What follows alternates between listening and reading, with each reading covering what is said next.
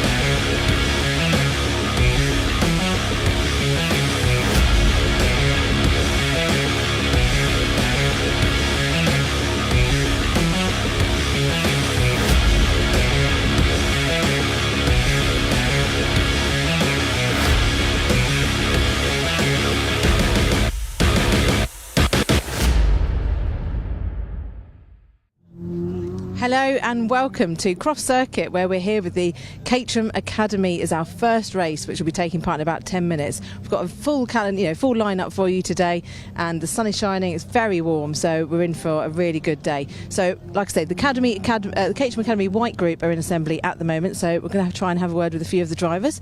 So we'll start with, we've already spoken to Monty a little bit. Let's go to Robert Cohen.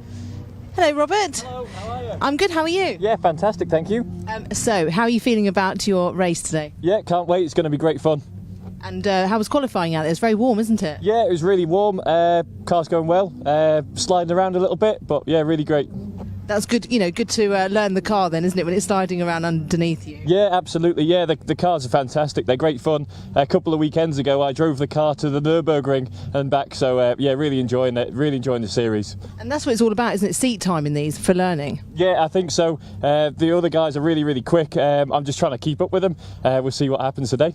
It's a journey of learning, isn't it? Absolutely, yeah, really good fun. Excellent. Well, I wish you all the best for the race. Thank you. Thank you. Right, let's move along to Neville Sykes. This is a lovely green. Hello, Neville. Are we all right to have a quick word? If we must. Lovely blue car. How are you feeling about your race? I'm not too sure. As long as I can stay on a track, I'll be very happy and get to the end. So yeah, apprehensive. It's natural, I think, isn't it? And how are you finding Croft Circuit? Oh, it's a lovely track. Yeah, slightly harder than I expected, but yeah, it's good. Nice run-off areas. Oh, that's good. We need that. And so, how comes what made you do the Caterham Academy? I was thinking I might be bored this year, so I was looking for something to do. So, oh, that's a good excuse, isn't it? Yeah. So yeah, hopefully for many years to come. Excellent. Hopefully, see you through the Caterham ladder then. Yeah, we'll try and see where we can get to next year as well. Well, thank you very much. Wish you all the best for the race. Let's see, there was this cream car down here. I'm going to go and have a word with him. He's got his helmet off, so he's taking in the sunshine. There's John, our snappy racer photographer. This is Andrew McKee. Hello, Andrew. Hello. Would you mind having a quick chat with a live stream? Just admiring your nice design on your car. What was the inspiration behind that? It was basically a guitar that I had painted by a local artist, and she took a bit off that. So the front is a bit of the guitar. So that's very good. It's like a flying guitar, a flying V. Flying V, very good. And so, what made you sign up to the Caterham Academy? I've always liked cars. I've thought I'd learn how to drive properly. So that's why I joined up. Excellent. And how was qualifying? Pretty slow. I didn't get much chance to practice just because of the weather was wet, so I was a bit, struggling today. But yeah, sunshine, so it's yeah. It's going to be a good race. Yeah, looking forward. Yeah. Excellent. Well, thank you very much. Thank you. Right, I shall hand back to you guys in the comms box, and we'll come back for some more interviews shortly. Fantastic, thank you very much, Sam, and hello and welcome everybody here to a beautiful and sun-drenched Croft Circuit for the BARC Caterham Motorsports Weekend featuring Z Cars and Scottish Mini Cooper Cup. My name is Paul Jeffrey, and I'm delighted to welcome alongside me a man who knows all about the world of Caterhams, Mr. Chris Hutchinson. Chris, hello. Hello and welcome everybody to the Croft, and a very sunny Croft it is too. It's a glorious sight out our window. We've got plenty of Caterham action for you all weekend. You can see on your screens right now that we're going to be starting with the Adrian Flux Insurance Caterham Academy White Group. They've got their 20-minute race first up. Then we're going to have a little bit of a break until we have the Motul Caterham 7 310R Championship. They've won the first of their 3 races they'll have this weekend. We'll go through each of those championships and talk you through them as they arrive throughout the day, but you can see on your screen plenty of action, and we're in for a great time with all the fantastic views out of that commentary box. But equally, what an exciting proposition. We've got 5 steps of the Caterham Motorsport ladder with us today, so plenty of wall-to-wall racing. Yeah, absolutely. It is a fantastic day here in North Yorkshire. Unusual for this time of year, it has to be said. The sun is shining, and the fields, as Chris mentioned, are absolutely stacked with driving talent. We've got so many cars here this weekend, and I implore you all, if you're just planning to pop in and watch a quick race, stay for the entirety of today, because the times have been fast in practice, Chris. The drivers are building their experience. The Caterham Academy, of course, very much a case of rookie drivers that will be coming up next, and You're a man that's raced these cars for many a year. Can you tell our viewers at home a little bit about what it takes to drive a Caterham car and what we can expect for the duration of today? Yeah, so we're going to be starting with the Caterham Academy. Like we said, I did this in 2013, so quite a few years ago now. But it's a real induction of fire. It's an amateur championship, so you cannot have held a race license before entering the Caterham Academy. And Caterham will sell you the race car, and throw in with that a whole season's worth of racing. It's a brilliant introduction. It's an even playing field. Everyone's got exactly the same machinery, and it's literally learn how to drive a Caterham. These things are lightweight. They weigh about as much as a Mini, just over half a ton. And you really do learn. There's no traction control. There's no electronics on these cars. Your right foot is doing all the work to control the car, and they do slide around. They're deliberately designed to be, especially in the academy, they teach car control at that level. They've already done a sprint event so far, so that was just them against the clock. They've had their first ever circuit race. They did that at Cadwell Park a few weeks back, and this is going to be their second ever race that we're going to be witnessing today for those drivers. And a fantastic that is to witness that and be a part of it, and all their family here obviously watching and cheering on the banks as well. Yeah, absolutely. And as you say, it's a great driving experience in a Caterham. Then we're going to throw into the mix a technical circuit that is easy to overtake on, relatively speaking, and 25 cars on the grid for good measure. Today is going to be a lot about staying out of trouble for these drivers, isn't it? And trying to build some experience, learn what it's like in race conditions, in these weather conditions, and just don't get wrapped up in unnecessary dramas, which could be a fatal final word. Yeah, absolutely. They're like I say, they've only done this once before, and it's a learning experience, and it's designed for that. So we build that into the program, and it's fantastic that 26 drivers on this grid, I think, and then there's another grid. We have it's so popular is the Caterham Academy. We cannot fit them all onto one grid, so we actually have two parallel championships. You'll see on your screen that the green group are going to be out on track about 4:30 this afternoon. So we've got this all to go again a little bit later. But yeah, 20-minute race for them. 20 minutes doesn't sound like very much, but when you're out on track, it's exhausting. This track has got a lot of character to it, and it's got some really fast elements, and they're going to be going through some of these corners at over 100 miles an hour, and that's the eye-opener, especially with you racing side by side. So yeah, it's always exciting time for all the drivers in the paddock who have been through the academy, gone up through the upgrade package that we have as part of this Caterham Motorsport ladder, and seeing how they react. And oftentimes you'll get the drivers watching on the banks because it's brilliant. Yeah, it introduces fantastic racing. As you say, it's a great way to go motor racing if you're looking to make your journey into the world of car racing. And as you say, there's a ladder as well, so you can step up and go through the different classes until you get to the very top of the tree, which we'll be looking at a little bit later on, so we'll get onto that one in a little while. But I think it's worth bearing in mind as well, Chris, for anybody who's sort of new to the world of Caterham watching today, just how lively these cars are as well. I mean, we can see, as you alluded to, the view that we have in the commentary box. It's kind of overlooking the back of the start-finish straight, but we look behind us and we can see all the way through the complex and into the hairpin as well. These cars are very light on the heels. There's a lot of control needed from the drivers to balance a car around the lap here. Even though it's a beginner championship, the car is it's actually a road legal car, so you can actually drive this, and many of the drivers do drive on the roads. They're fully, got all their MOTs and everything they need for that. And yeah, even though they are a road legal car, they weigh half a ton. They've got 125 horsepower under them. They are lively machines, and if you go on a track day in them, you're going to beat some serious machinery out there. They do need to learn how to control them. This is going to be they're really trying to learn how do you drive a car fast. People have been on track days maybe and felt what that feels like, but it's never quite the same as when you actually get racing and the time and clocks all start, and it's really against it. And yeah, they'll be feeling the adrenaline and the buzz, and we can see them. They've been released out of their assembly area, so where Sam was talking to them a little bit earlier, and they'll be coming around to this grid, and then they'll get a green flag lap. And again, it's another opportunity to try and settle the nerves ahead of that lights, and when the lights go out, we go racing. Yeah, so everybody at home, do not go anywhere, do not adjust your sets, don't go for a cup of tea and to get a few biscuits, because we are about to go green flag racing, and this has got all the hallmarks of being a very dramatic start to what should be an outstanding weekend of Caterham Motorsports, of course, with Z Cars and Scottish Mini Cooper Cup thrown into the mix as well for a little bit of variety.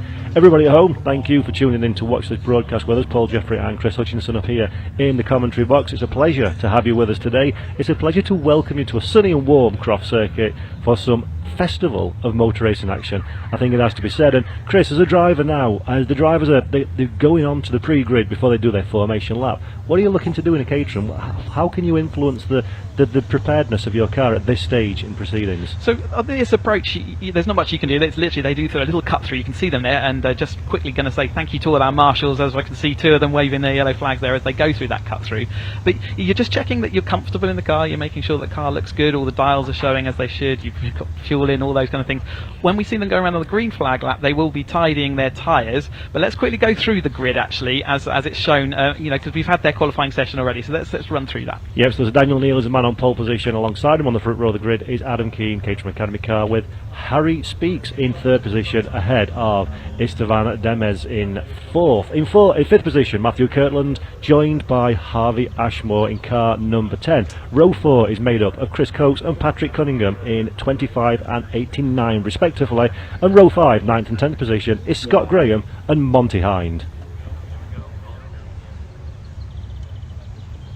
So these are our top 10 drivers. Then moving on to 11th position, Robert Cohen, car number 34 ahead of Gutseth Jusey in number 30. Norman Jeeves is car number 77 ahead of row 7, ahead of Neville Sykes. Row number 8, Dean Pollan, car number 40, lines up alongside Graham Handy. And row 9, Lee James and David Jarvis. Row number 10, 19th and 20th position on the grid is Joel Mayer Potts, with Ballet Nijar in the number 52. 20th position on this 26 car grid, stacked full of talent here you see in the Adrian Flux Insurance Caterham Academy Y. Row number 11, Darren Pinder from Andrew McKee, and the final driver lining up in car number 20 is Chris Tuck with a 1 minute 42.62 in qualification. So, like we said, they've already had 2 events out there leading up to this point in their racing career. They were at the sprint event at Kerbera, and it was Esteban Demez that actually took the fastest time for the white group, and he's taken that full 25 points. And he comes in tied with Adam Keane. So it's Esteban Demez and Adam Keane who are tied at the top of the championship coming into this 3rd event.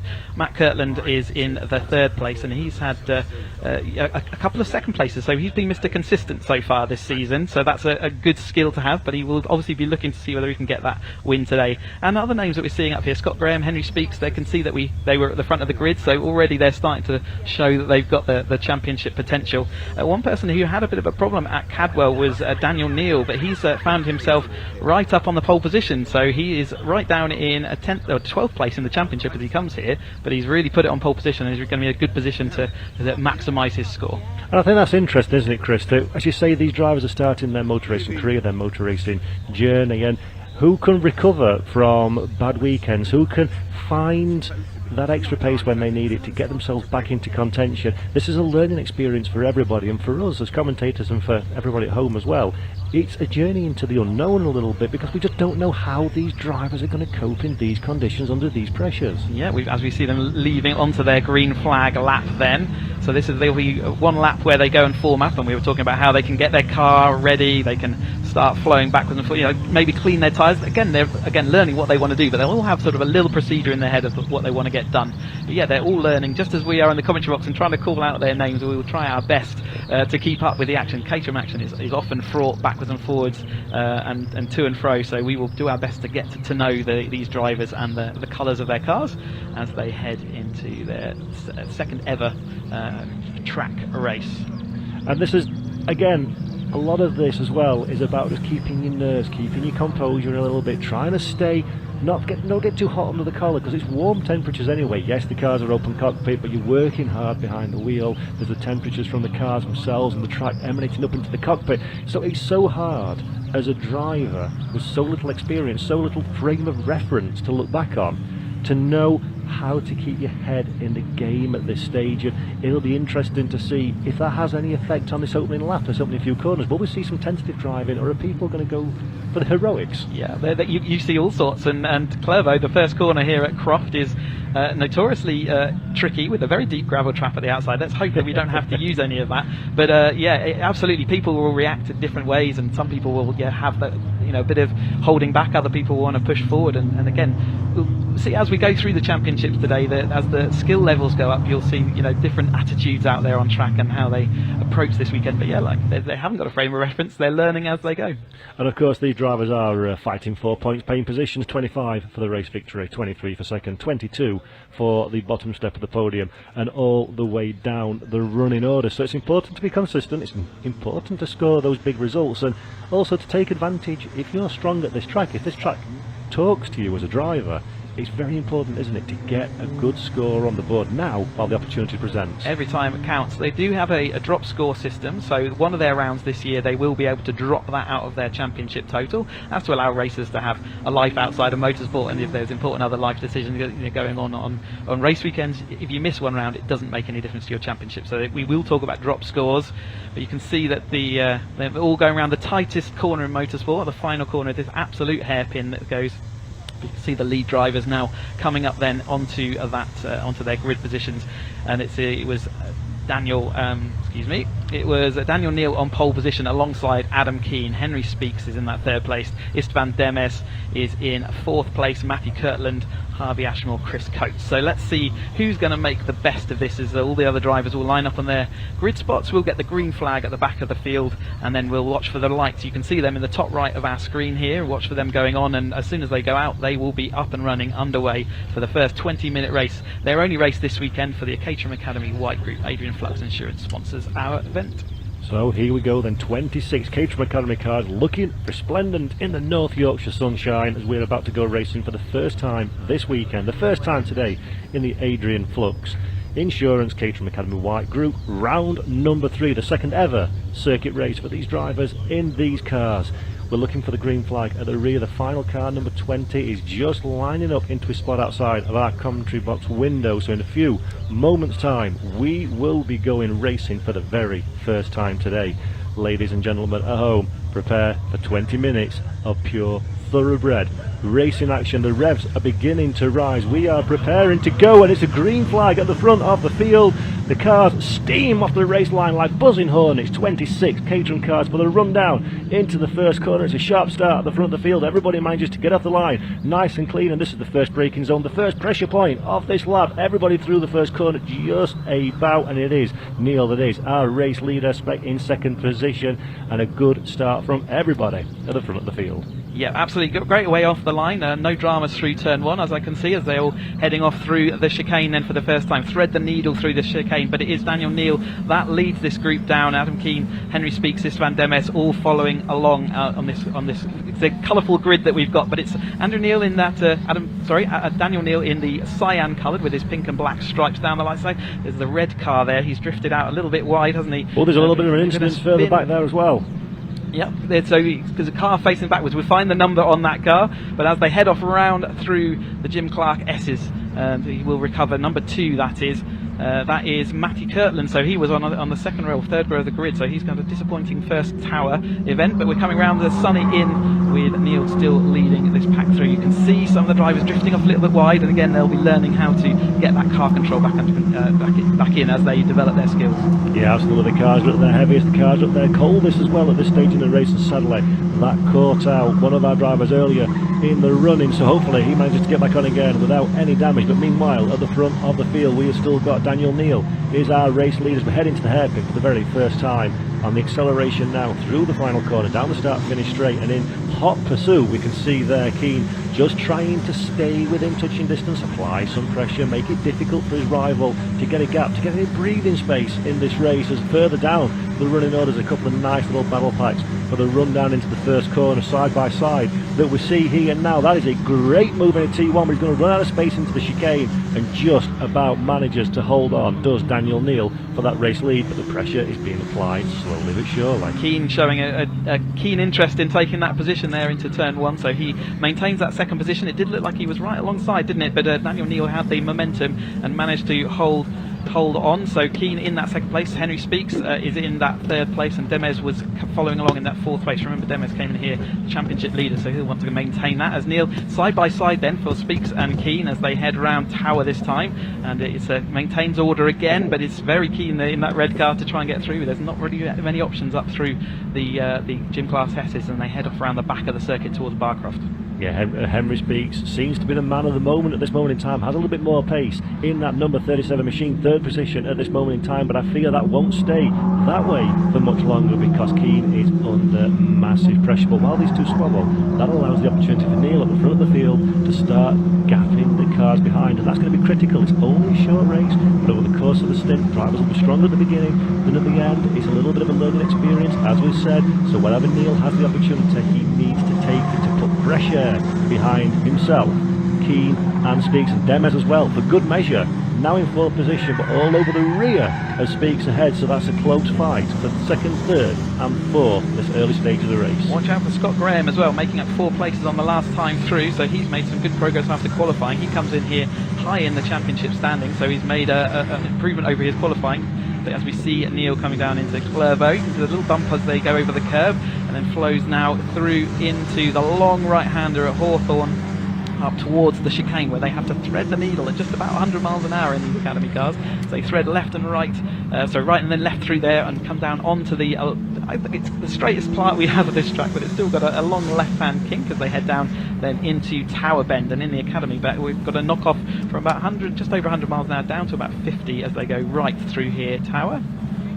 And then they'll head up towards the absolutely flat-out Jim Clark S's where they flick left and then right, and then they'll come back into our view as we head out towards Barcroft. So as you see them disappearing through the left of the Jim Clark S's, again absolutely flat out for the Academy through this section, and it will continue to be on that until we get to the Sunny Inn section, which is coming up. Here is the entry to Sunny Inn. You can see it's a left-hander, again quite bumpy out there, carrying that about 50 miles an hour through Sunny Inn, increasing that up to about 75 miles an hour by the time they get to Sunny Out. And then they're going to come to the most twisty and complicated part of this track, which is, we call it the complex. And it's the final element of this track and the last overtaking opportunity when we come to the tail end of this race. You can see the leaders coming through here, so Neil leading us through up to the hairpin, the slowest corner in motorsport, tight to the left-hander. We're about 25 miles an hour, and I tell you what, that feels slow when you're in that racing car, but there we go. That is Neil taking us on a full lap of that course, and it's still this front 4 who lead this Caterham Academy white group. So it's Neil, followed by Keane, then Speaks, and then Demes. Yeah, they've kind of maintained those positions for this lap.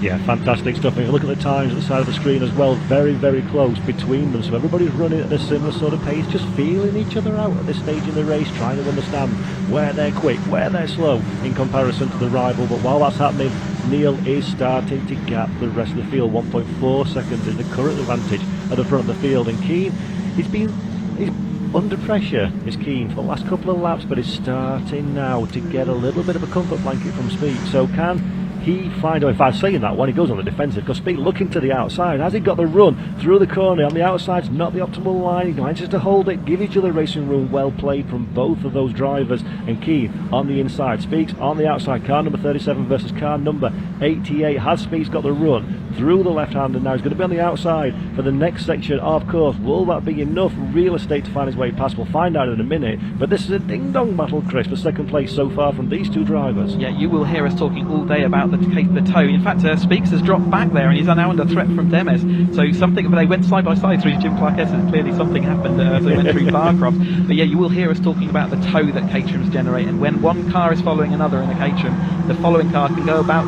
5 to 7 miles an hour quicker. It's significant. We've got a spin there for, is that Speaks that's gone off, and he was having a problem before. I wonder whether that is our was the second place driver, so watch out for him if he falls down the chiming order. Neil's still out front. It does look like Keane is now separated and Demes is third, so I think that was Speaks, our third place last time over the line, spinning out in the complex.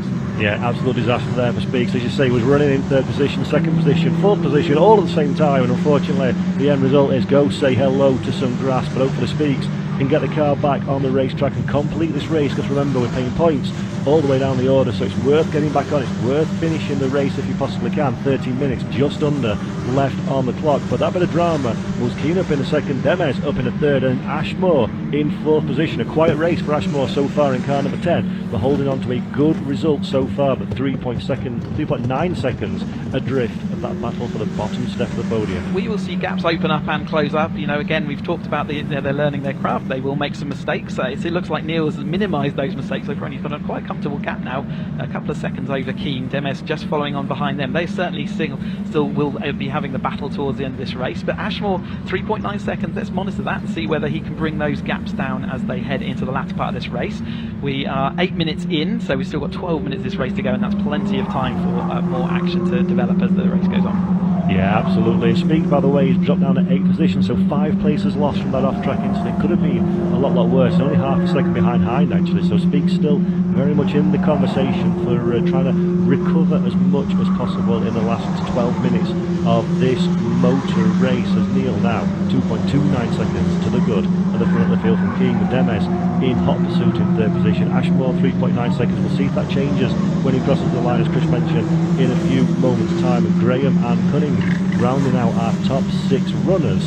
So we've had a few drivers that are winners and losers in the opening portion of this race, and we said about at the top of the show, Chris, stay out of trouble is the key. I don't think they've listened. Yeah, absolutely. And you can see the gaps developing in this academy race, and later on we will not have that comfort zone. They will be running nose to tail all the way through this championship season, but Neil is showing that he's got this generally under control right now. But that's the psychology of being out in front and being calm and collected. Is actually, you'll start hearing noises, you're wondering if it's easy to lose concentration. Like I said, 20 minutes doesn't sound very long, but it absolutely is as they approach this halfway mark of the race.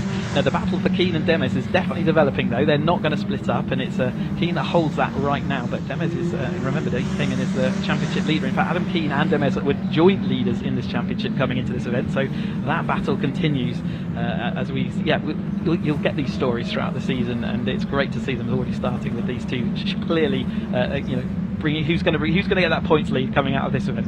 And that's an interesting dynamic, actually, because as you say, there's a point of the championship to think about as well as track position. And Demes looked a little bit detached from the race, from the fight at the front of the field at the start, but the drama for Speaks, that's kind of brought Demes back into the conversation. And now you can see from the body language of car number 55, he's hungry to find a way past Keane in front of him, because yes, track position, yes, further step up the podium, but also it's the championship as well. And we've got to remember, it's only a short championship. We're Alton Park next, then Thruxton, then Snetterton, then Donington Park in September. So every opportunity you've got to score points over your rivals, you need to take that opportunity. And while these two squabble, they've got breathing space to Ashmore behind. So this, for Demes, is absolutely perfect to give him an opportunity to fight forward. Yeah, absolutely. A little bit further back, we saw a bit of an issue for Kirtland, who we spoke about earlier on. He came in here looking good on the grid, but he had an issue and he's lost a couple more places. So there's action all the way throughout, but Speaks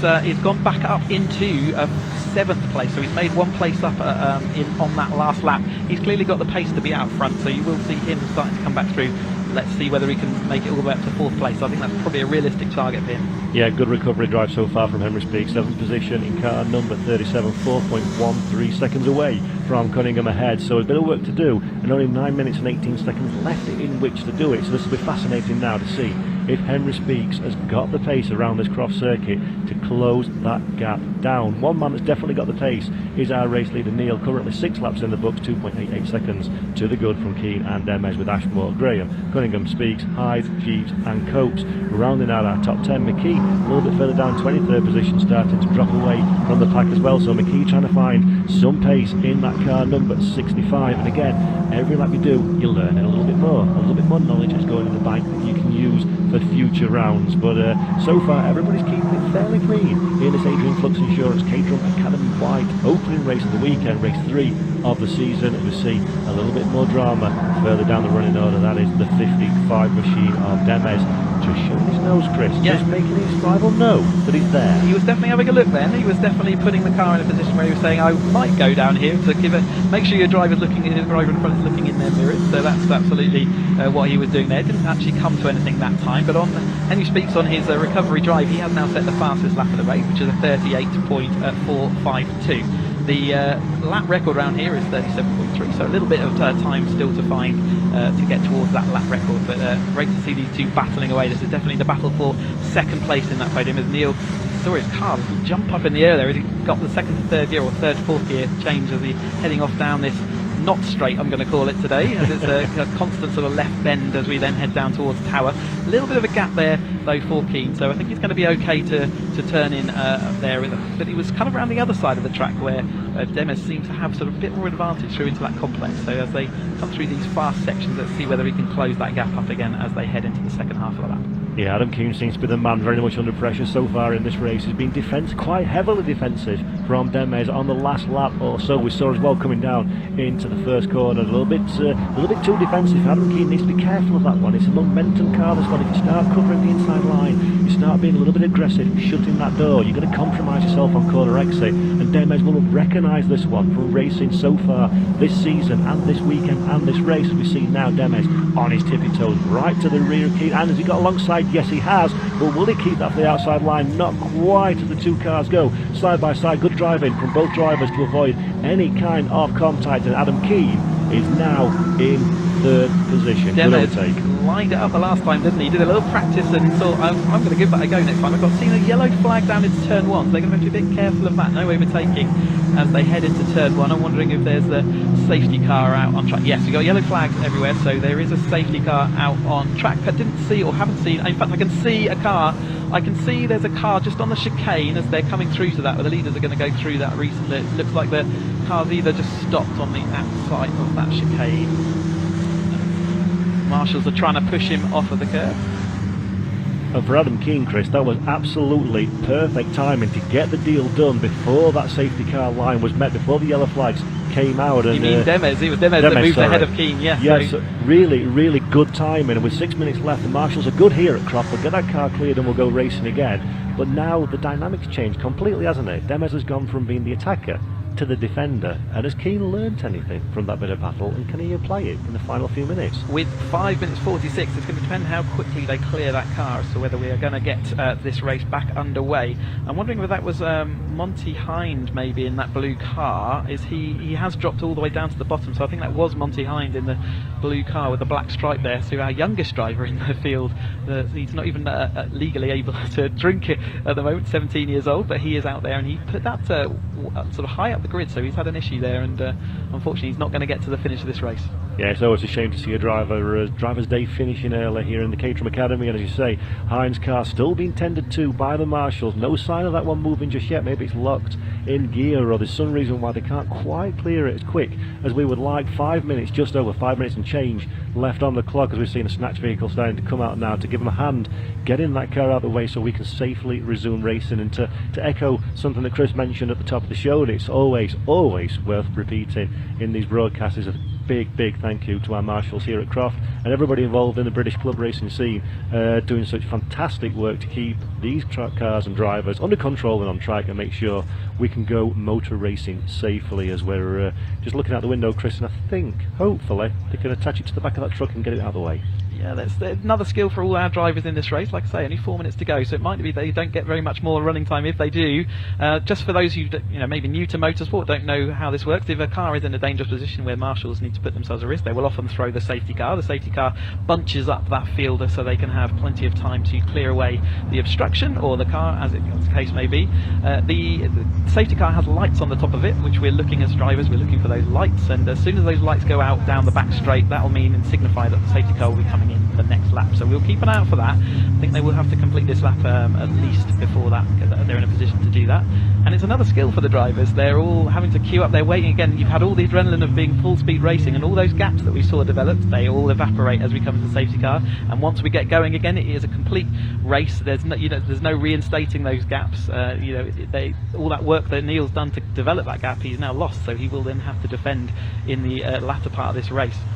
And that is an exceptional point there, Chris. You say it's another skill that these drivers need to learn. They've not been exposed to this kind of situation before, and you well know at home when the pressure's on, when you're doing something, then you have to take a break and come back to it again. It becomes all the more difficult to get yourself back in the right frame of mind. Looking out the commentary box window now, the car is going behind the barrier, so the safety car takes our drivers over the start-finish line.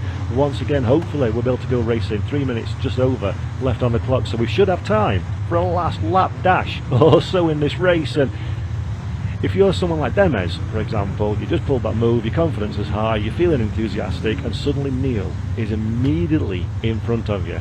You fancy your chances for a win here, don't you? Yeah, if you want to be thirsty for that win, for sure, and if there's an opportunity, he will take it. There's an element of, you want to protect what you've got as well, because don't forget, not only is he going to be able to attack forward, but that Keane, who's just lost out to the position to him, is going to be looking to see if he can recover. But we've got Ashmore now. We remember he was trying to fight back over a 4-second gap, and he's going to be able to put himself right back in the battle with Graham, who had that fantastic opening where he made up 4 places. Speaks already made his way up to 6, so he's made up another couple of places since we saw him drop down the field, and he's clearly a fast car in 6th place, so he's going to be in reach. But we're only going to probably have 1 lap by the time they get this underway, so let's keep an eye whether that safety car light goes out, because it's about now that it would go out. I can't see it flashing on top, so I think they will look at the top of that. Doesn't look like it's flashing, so they will be getting underway, and it will be now up to Neil to become that safety car, and he can basically pace this car, the cars all the way around to the start finish line in whatever speed he would like to do before he then chooses his moment and off he'll go. And this is an absolute gift for Henry Speaks. We saw him so competitive in the early stage of the race. Little mistake, went off onto the grass, dropped him down at 8th position. He's made his way up to 7th on circuit, 6th position in fact now under the safety car, but all of that gap, all of the time lost has gone away. So if you're Henry Speaks, this is a great opportunity to try and come back and recover from that earlier mistake. So yeah, it's Neil, Demes, Keane, Ashmore, Graham, Speaks, Cunning, and we've got Jeeves, Coates and Ducey who make up that top 10, and behind them we've got Nijar, Pollan, Cowan, Kirtland, James, Myers, Potter and Pinder down there in 17th. So all the way through this now is going to be battles. I think they're going to have, we've got a minute left as it's going to come into their last lap. This will be the final lap of their race.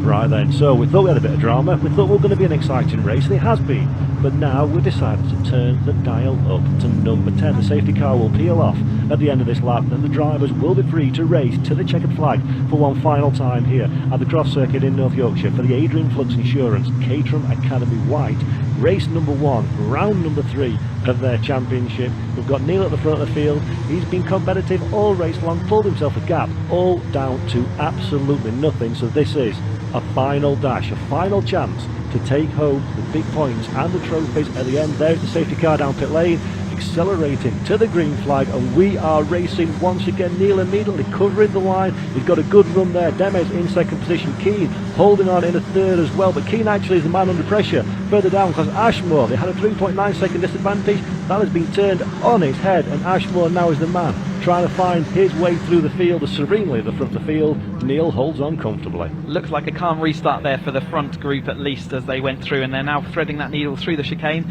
out onto, you can see the green flags flying to signify the end of the safety car. A little bit wide there for our 5th place driver there. I think that was Speaks, so yes, he made up another space in that opening lap. Job 1 was to not overtake before the start line. They actually did, and as we see there, Neil still holding on over the number 55 of Demes. 3rd is Keane still. He's got Ashmore right in contention now as they head off through the Jim Clark S's and out to the back of the circuit. And it is Speaks, I think, behind him in 5th. It's fantastic stuff for Henry Speaks, trying to make his way through the field as much as possible in these final couple of miles of racing here in the first race of the weekend here at the Caterham Motorsports, featuring Z-Cars and Scottish Mini Cooper Cup. Neil currently on the lead, and there we go. Speaks, as we speak about him, he's running a little bit wide. In fact, that's car number 10, that's Ashmore. So Avi Ashmore having a little bit of drama, but managing to keep it on the grey stuff, just about in 4th position. Graham tracking behind, trying to find an opportunity, and Speaks holding on as well, all in the same squabble for that bottom step of the podium. Yeah, here they come round to the final corner then, final lap of this race, and it is Neil who's going to lead them into this hairpin. Any movement from the cars behind doesn't look like it. Looks like Demes is going to take that 2nd place, so Neil taking the win here for his 2nd ever road race, and off he goes into that win. 25 points for him. Demes in 2nd, and it's going to be Keane over the line. 3rd, Ashwell holds on to that 4th. Speaks makes it all the way back up to 5th with Graham in 6th. Jeeves, Cunning, Coates coming across the line as quick as you can say them, with Juicy in that top 10. So really solid really solid for these the drivers throughout that top 10. Yeah, a great opening race of the weekend and a beautiful victory. Dealt with absolutely everything he possibly could, and Daniel Neal from Potter's Bar takes the race victory in car number 28. Demes, a great overtake in the end. All the pressure paid off right towards the end. Just managed to get the overtake done before the safety car came out and consolidated and wrapped up the job in second position. So great stuff at the front of the field, and Coates, of course, our bottom step of the podium in third. So well, we had a bit of drama, we had a bit of overtaking, we had a bit of contact, we had a mistake as well. Everything you can expect from a Caterham Academy race, Chris. Absolutely, and yeah, like I said, 20 minutes is like you can pack a lot of action into that, and Daniel Neal would be very pleased to see those points haul. He came 5th place in the opening sprint event, but he had an issue at Cadwell Park, which meant that he only scored a single point. He did get fastest lap, so he's clearly got that pace, and maybe that score will become his drop score as the season develops, so he's going to be right up there in the championship now as well.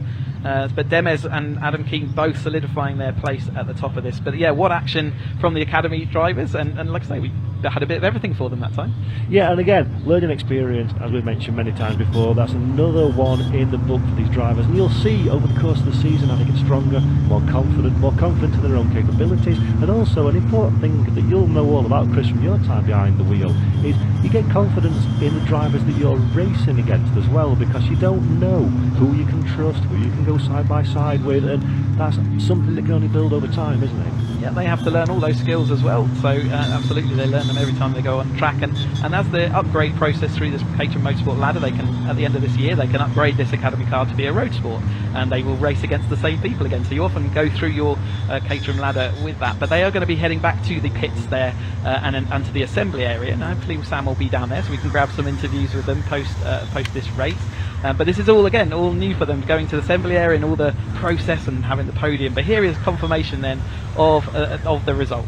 Yep, so Daniel Neal is your race winner after 11 laps of racing from Esteban Demes in second place. Adam Keane, a monster fight with Demes, came out second best in the end to finish third in the bottom step of the podium.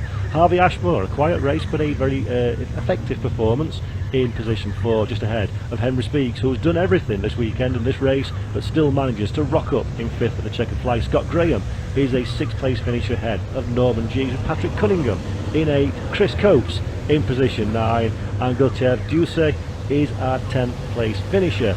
Balin Nijar in 11th place finishes just ahead of Matthew Kirtland, with Robert Cohen and Dean Pollan 13th and 14th across the line. By the way, Speaks has the fastest lap of the race as well at 1 minute 38.45, just to strengthen that very, very strong performance from this race. And it sounds like Sam is down in the Parc Fermé, so she's hopefully going to be able to get some talking to some of our drivers. So we'll hand over down to Sam. Yes, thank you, Chris. I am with all 3 of them. So first of all, I'm going to come down to Dan. I'll just wait for him to get his helmet off. Yes, please. There he is. That was fun. Well done. Congratulations. First place. Yeah, all went by in a bit of a blur. Obviously, a safety car there. Yeah, that kind of put. You had a lovely lead until that point, didn't you? Yeah, no, I think I pulled up a bit of a lead. I think Esteban and Adam were having a great battle behind, and they were holding each other up. So I took advantage. And then sort of safety car. So, oh no. Yeah, just about managed to restart, although I fluffed the gear change, but just about managed to stay in first on the first corner, so not bad. Better than last time out, so that's all good. Excellent. Well, it's progress, isn't it? Yeah, absolutely. Excellent. Well, congratulations. I'll move on to Istvan now in second place.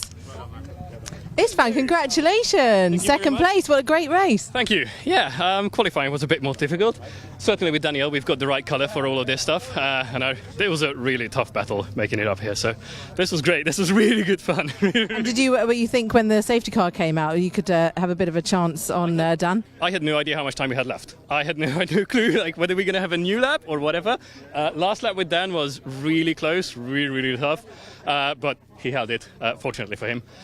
So yeah, it was a great race. Shout out to Adam and everyone, because this was a great battle with all of them. So yeah, it was amazing. Excellent. Well, thank you very much. Congratulations. I'll move round to Adam now. Sorry, Adam, quick chat. Congratulations on third place. How was the race for you? Amazing. Dan is so quick. couldn't get anywhere near him. Absolutely incredible. And then Istvan was just behind me for the whole thing, and then one little mistake and he was gone. So I'm very happy with third. Yeah, that's what I deserved. Definitely after that battle, yeah. Yeah, for real. No, it was amazing, amazing, amazing. Yeah. Excellent. Congratulations. Well done. Right, there you go. You've heard from our top three, and I'll hand back to Paul and Chris. Thank you. Thank you very much indeed, Sam. Great to hear from the drivers as soon as they get out of the cars after the completion of the first race of the weekend, the first race of this broadcast here today at the Croft Circuit. And we've got a little bit of a break coming up now before our racing action resumes. You can see it on your screen there. The Adrian Flux Insurance Caterham Academy White is the race that you've just watched, and we're back again at 14:50 for the Motul Caterham 7 310R Championship. And Chris, 310Rs often produce very exciting racing, sir. Fourth step of the Caterham Motorsport ladder, and very experienced drivers, a really massive field to get our teeth into. I would say if you've joined us on the broadcast before, although we have a timetable here, that's the scheduled time, they often run ahead, so don't go too far away from your screen. Make sure you can keep it in earshot, as we'll give you some nice content to sit through this gap, and we'll be back, I'd say about half an hour's time before we get the racing back under action. So we look forward to bringing that, the 7-3-10R Championship. Fantastic stuff. So everybody, don't go anywhere, and we'll be back with some more racing action very, very soon indeed. From myself, Paul Jeffrey, and from my colleague in the comms box, Mr. Chris Hutchinson. We'll see you all very, very soon.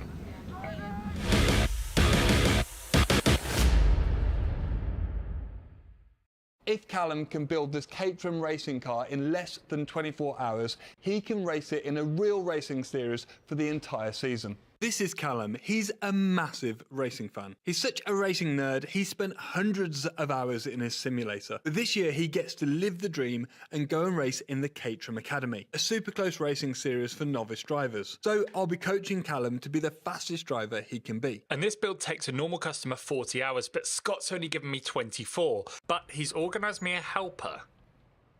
I'm your help. I thought I was getting Richard. Richard said he was busy, but it's fine.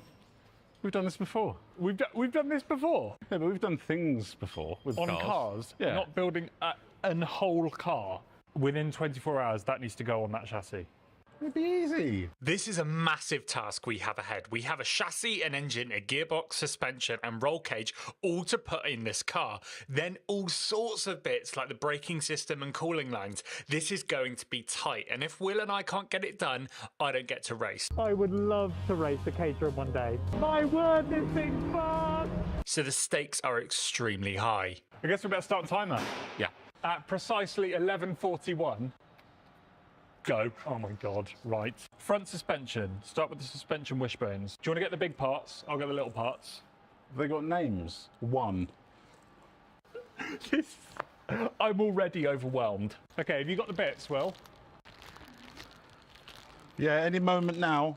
This is the biggest Lego set ever. Can't get it. Will. Hello. I can't get it. Do you need me? I think I do. What are we doing?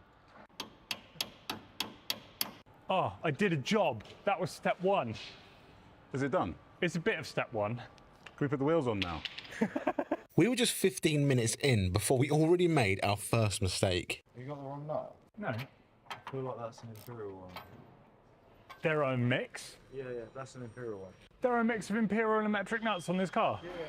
Welcome to the 21st century. Okay, what I've learned is I should probably read the instruction manual. I can already feel this not going well. Hello, boys. It's really hard already. Is that IKEA furniture? Also, there is a mix of Imperial and metric bolts in there. Oh yeah, like all race cars. Oh really? Is that normal? It is very normal. I thought the world was metric now. Well, we've got 3 wishbones on-ish. You need to get used to this. Changing wishbones. Oh really? Really? Scott is convinced I'm going to crash a lot. Oh, no! I'm going deep, I've gone deep, I've gone deep, I've gone deep. I have crashed. I'm worried. There's evidence to suggest. There is evidence now. We are on page 9 of 10. 186. You're trusting Will to do the outside wishbones, the ones that are the most heavily heavily loaded up. That's going Loaded to go up. through my brain. Will built this car. The thing that steers. That's going to cost you at least 3 seconds a lap. Driving it like Will built it. Yeah. There's bolts pinging off. Scott left us alone, and Will and I were really starting to work as a team. Will, like an ape, push past the click. There was no click. I must be too That's strong. how you use it. Just to explain what happened, Will was tightening and tightening and tightening, and we were thinking, this is quite a lot of load for 50 Newton meters. It turns out he clicked it and just carried on going past. Did you hear the click? No, but I wasn't doing it. Right, if you're not careful, I'm going to leave things unbolted. So this Caterham needs to be built perfectly, as I'm going to be racing it in the Academy Championship, which is meant to be the perfect way to get into motorsport. And there's 2 grids of 25 cars, and the racing is incredibly close. But one bolt not torqued properly, and the crash could be enormous. Everyone on the grid, including Callum, has never held a race licence before, so everyone is learning at the same time. And as much as I don't like complimenting Callum, he is pretty quick in iRacing, down to the hundreds of hours of racing he's done. So we'll get to see how that helps him when he's racing a real car. So let me tell you about this car. It's got a 1.6 litre Ford Sigma engine with 125 horsepower. And while that doesn't sound like much, this car weighs just over 500 kilos. So they are very capable race cars. And because they aren't the most aerodynamic cars, the slipstream is enormous, meaning the racing is super close. But what's really cool is that they're road legal, so I get to drive it on the road and even to the races. Have you used the wrong bolts in something? Oh no, don't. This one's incorrect, which is the one we've just been doing up. Undo the work we've just done. We were a whole hour into the build, and it felt like we were getting absolutely nowhere. We're on step 2. We're going slow at the moment. I tell you what. Should we speed things up? Oh, yes. Right, neck it. Steering rack goes in next, so that's exciting. I've been told don't put it on upside down. That is roughly where it goes. Oh, you've got a rack. Nice rack. Nice rack. Great rack. Lovely rack. Finally, we were getting close to finishing off the front suspension. This is the first big bit going on.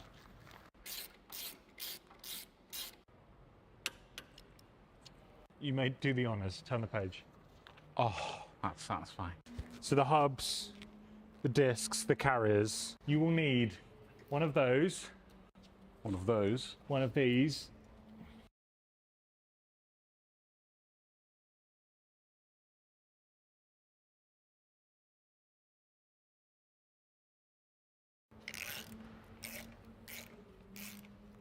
Right, should we do the other side much quicker? Yeah, basically done. Whip the engine in. We knew we were slow, but we were about to find out exactly how far behind we really were. How many hours Okay. have you been on it? We're almost 3. Almost 3. We're behind. Oh, yeah. Right, so we've just been told that we're probably about an hour and a half down from where we should be, so we really need to start getting moving now. So we're going to put the headlights in, and then hopefully that's the front end finished, and then we really need to get a move on.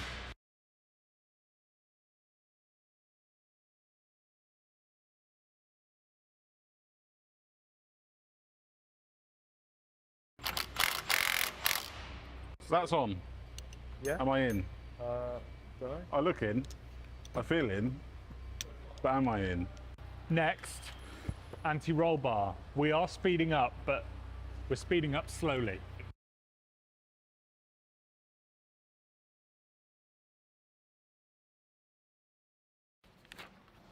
Here we go, brake lines. I feel like this is going to be complicated. That goes through there. That goes on there. This goes on here.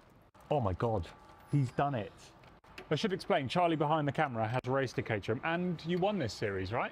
Yeah, I won the Academy in 2021. There you go. So he knows what's going on and we don't. It's slow progress. We're definitely falling behind. We need to speed up. So I think the next strategy is going to be divide and conquer. To begin with, we were working better together, but I think now we need to split up and fly through it. Will, do you remember those extra fat nuts? It's radiator time. I'm hopefully just going to slot this straight on. Oh my God, Will, I did a thing. Is it on? Will is still doing the brakes.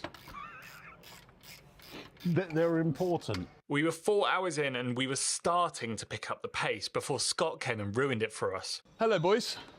Hello. Why is there a mechanic in your engine bay? It's quite difficult when you haven't ever done anything like this before. The only thing I've ever built is a racing lawnmower. The only thing he's ever built is a Tamiya RC car, and it only turns left. Right, so I'm going to make a rule because I don't think that you should be having a third person help you. But to get you out of a sticky situation, you can have 3 20-minute sessions with a mechanic. Should we show you what we've done? I don't care. You haven't done very much. Yeah, we're like at least 6 pages on by now. Brakes are in. We've got things. The thing is, we can't. I would move on to the next step, but that is the next step. Engine. Get ready to put the engine in. By the time you next come down, that hole will be filled. Annoyingly, I had to use one of our 20-minute tokens straight away. How?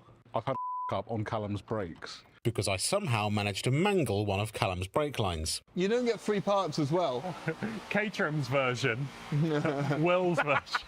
Seeing as they're quite important, I got one of the Caterham guys to fix it for me. Scott's new rules had left us a little bit deflated, so I got the big tools out. We began putting the prop shaft in, which we thought would be really easy. You just sort of pop it through the tunnel there. But it's got a bit wedged in. Apparently I need to persuade it. There you go. How she blows. Slide in the prop shaft, not absolutely smashing the prop shaft. We're just putting the diff in, but apparently this is a big job. Go on then. Don't worry, I'm all right. Well, you're not there yet. Go on then. More. I can't believe you've done this. I can't believe you've done this. There you go. He's done it. Ah, lovely. I'm still good on energy now. I feel like I'm sort of on the edge, but it's fine. Because it looks like there's progress. Our pile of parts was starting to look smaller, but we still had some huge bits left to go in. Not a lot going on here. I thought the engine was going to be in the next time I came down. Apparently it's best to do the rear end first and then put the engine in. You're looking very calm considering how much is riding on this, Callum. No, I'm just...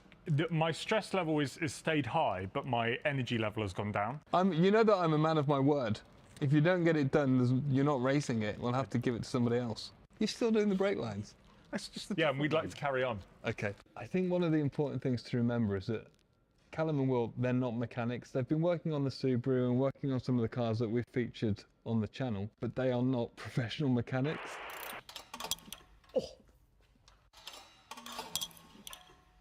But one of the things about the Caterham Academy is that you can actually build the car yourself, but the amount of time that Caterham recommend you do that in is double what these guys have got. I'm going home now, it's 5 o'clock. I'm going to give the guys a call in the morning and see how they're getting on. Drive shaft is going in. Things are happening. Most important in news, though, is Nando's has been ordered. Yes, it's imminent. So we're suddenly full of energy. Go on, spline in. Go on. Ah.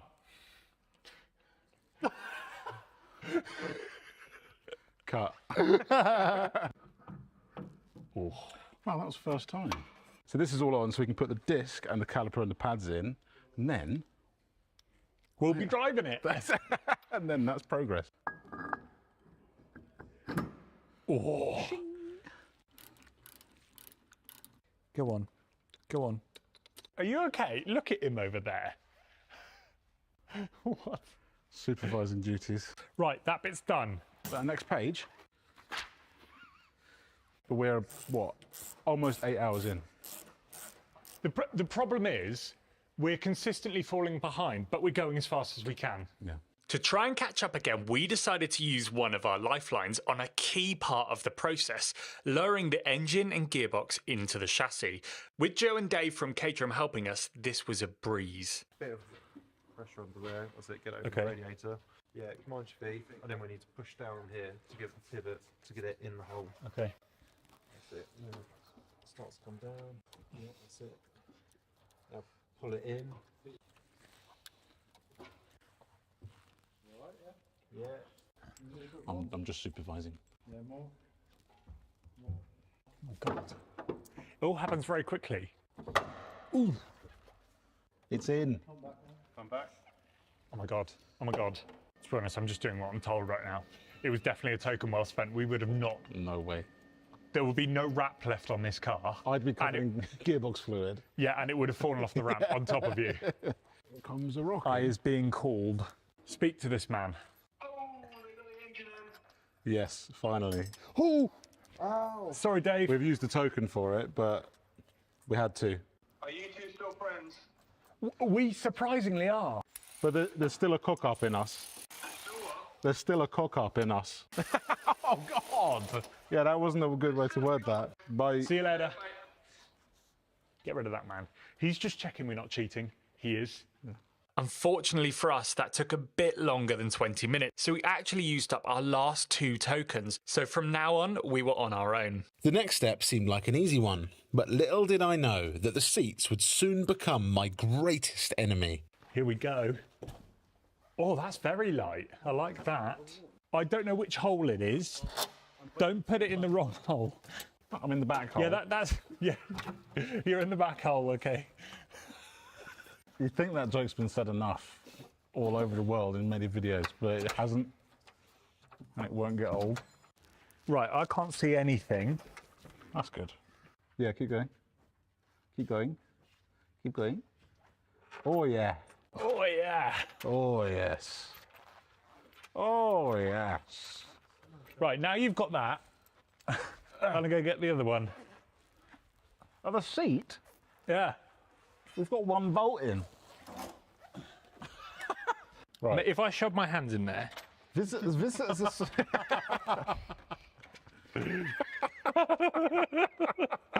If I shove both hands in there... Never ever say that to me when I'm laying on the floor. We've got 3 of the seat bolts in, and the 4th one wants to cross thread. While Will was working on the seats, I moved on to the next step, the steering. But I had one immediate issue. Will. Hello. Bad news. What's bad news? Unless we want the car to steer, we need to take the bolts out. For the seat? For the steering column. I will 100% off myself if we have to do that. Oh, well, go and do that. Will has just managed to do the seat bolts I said would, well, I said were being an issue. He's just done it. And now we've realised that the steering column has to go... Look, let me show you. Can't you just take a picture of your seat? It won't fit because of the seat. We're just going to have to do it. We're going to have to do it. Take the seat out. Right, I'm going to get under the car. If you could just keep lowering it until you hear a crunch. How far, Will? No. It was just a joke.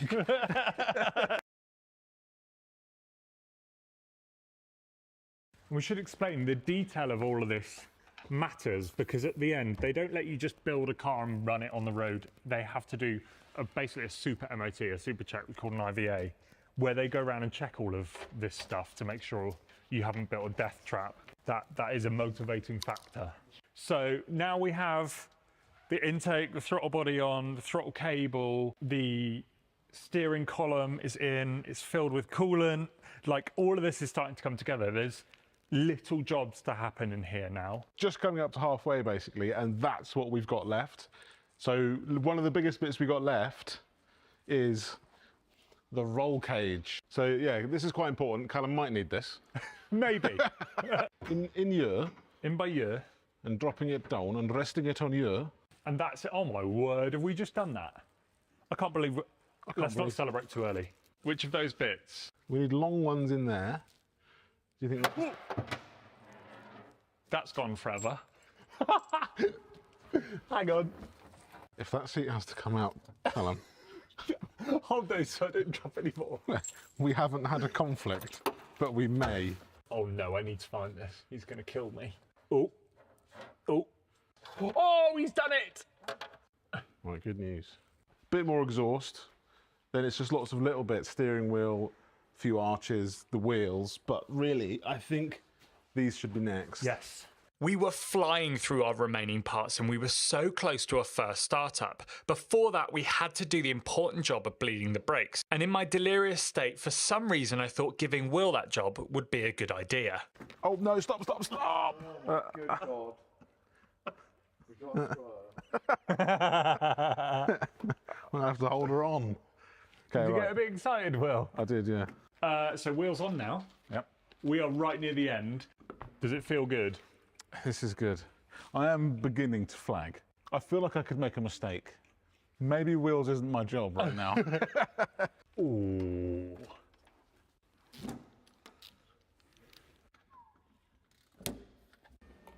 Oh. First time it's ever had fuel in. That's a good feeling. This was it. This was the big moment we'd stayed up until the early hours of the morning for, and it meant success in our challenge. Countless coffees, Red Bulls and a Nando's had pushed us to this point, the first startup. We have 8 hours remaining and we're starting it. Yeah, we'll build another one. That on. Then it's a red button, right? Does it need clutch? Ah, key. Hang on.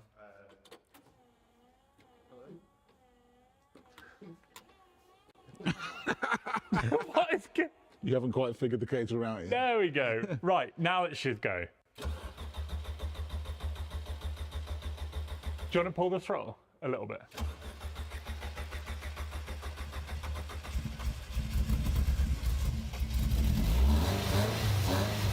Yeah, come on. It's not knocking. No. Oh my God, it's a car. We built this. It's very early in the morning. Yeah. So I don't quite know how to react to it. No. I'm a bit too delirious to say anything. Let me speak for delirious, exhausted Callum. It's an absolute dream to be going racing this year against 49 other novice drivers, channeling my inner Scott Mansell and hopefully battling for some good results. I'm going to be taking you along the journey with me through videos on our channel and posts on Instagram too, so make sure to follow us. Look at that. I think I want to stand back and see it. Oh my God. That is cool. That is so really, cool. Really cool. There are still stuff to do. We still need to set it up. Should we leave that till tomorrow? We can sleep now. We can sleep now. Yeah. Hell. Blimey. Yes, the car started, but we still needed to see if it would move under its own steam. So we decided to get a few hours of sleep and then come back in the morning to give it a test drive. 2 hours 43 still on the clock. This still counts. Right, here we go. Yes! Come on! Oh, I love these cars. They feel so cool. Even cooler when you built it. So this now needs to go for its super MOT to check over everything okay, so I hope it is. Don't forget, I'm going to be racing it all year, making loads of content on it. I've got Scott as a driver coach, you as an occasional helper. If you want to check out when we put F1 tyres on a Caterham, click that video down there. See you in the next one. Here I am on the grid for my first ever real life race. Lights on, lights off. Here we go. Barry to my right gets an incredible start from P2, car number 79.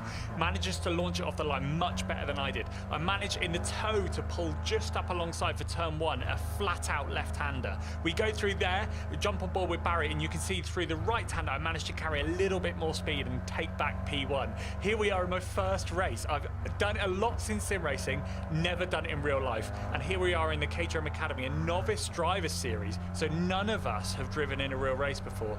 You can see now the slipstream down the back straight from these Caterhams is absolutely ridiculous.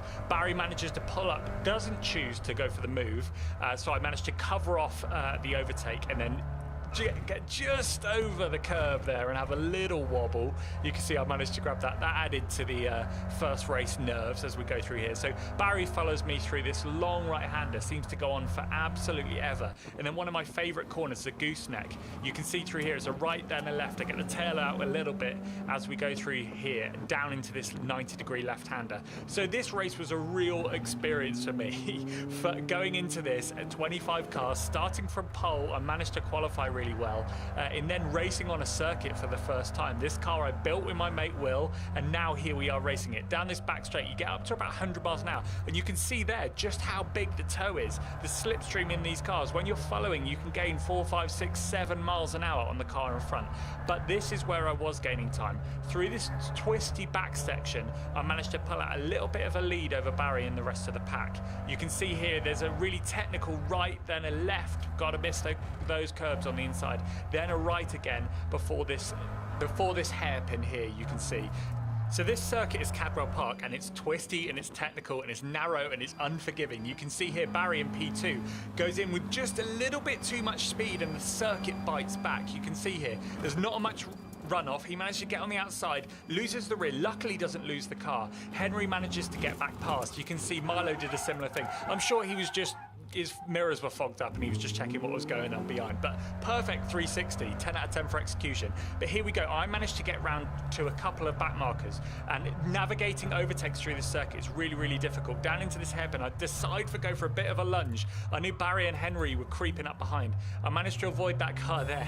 Nearly got it a bit wrong. On the horn to let him know I'm coming by and that I was there. You can see Barry navigating the traffic as well. It was something that was a really, really difficult thing to do. Look at this one here. So this car here, Adrian manages to spin it and I have to pick a side and just avoid it. You can see Henry here behind me has to avoid me. So he loses the rear at the top there, spins over slightly, and I have to choose a side. Luckily I choose right. Henry had to jump over the curb, illegally overtakes me because he's gone on the grass, but then gives me the position back, fair racing.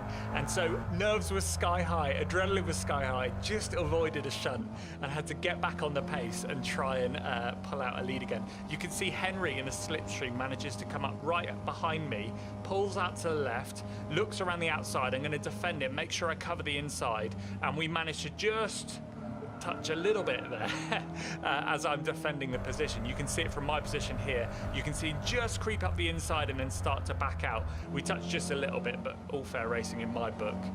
You can then see the front three are super close together. So Barry, Henry and myself, we're all battling it through here on lap 9 of the race. Only 3 more laps to go. And so we were following each other. It was a really, really tight battle. From my perspective, it didn't look like a ridiculous race, but I had these two in my mirror the whole time. So as we come through this technical hairpin, it was so difficult to get right. I was managing to get a good run, but I knew down that back straight, that was their overtaking opportunity. But here, Henry actually misses a shift from second to third, which means Barry manages to overtake him. And this shows just how close this race was. Look, Barry makes a small mistake and just comes out of this corner a little bit slow, which means Nick behind gets the slipstream and comes through. You can see Barry knows it's not worth fighting. He waves him through. I think they're trying to keep up with the lead here. So Barry slots in behind his mate Nick. But if we look here, you can see Nick just makes a small mistake, goes in with a bit too much speed, loses the rear, runs over the grass, which means he comes out with not enough speed, and Barry gets him back here, you can see. So the racing is super close in this series, even in race 1 when none of us have raced before. Again, this corner comes back to bite. Is one of the most difficult on the track and one of the most important to get around down the straight. Barry comes in a little bit too hot, jumps over the grass, loses a bit of control, and Nick has to narrowly avoid him, just going through that gap he had there. Super close. But I was completely oblivious to this, just seeing it going on in my mirrors, managing to stay focused. I was really, really worried about making the smallest mistake because I knew those 3 would be straight past me. Here we are coming into the second to last corner. I come past Jack, who is a back marker, and come through the final corner, and you can see how much it means.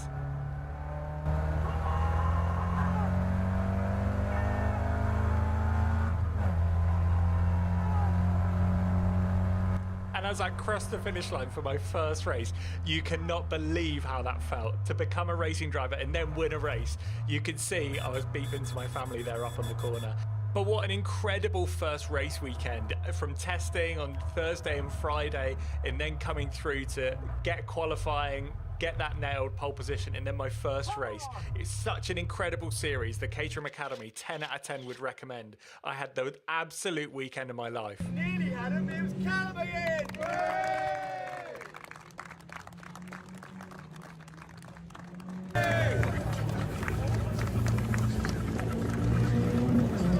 So make sure to drop a follow for race 2, which is next month at Croft. Follow for more of my journey through the Caterham Academy.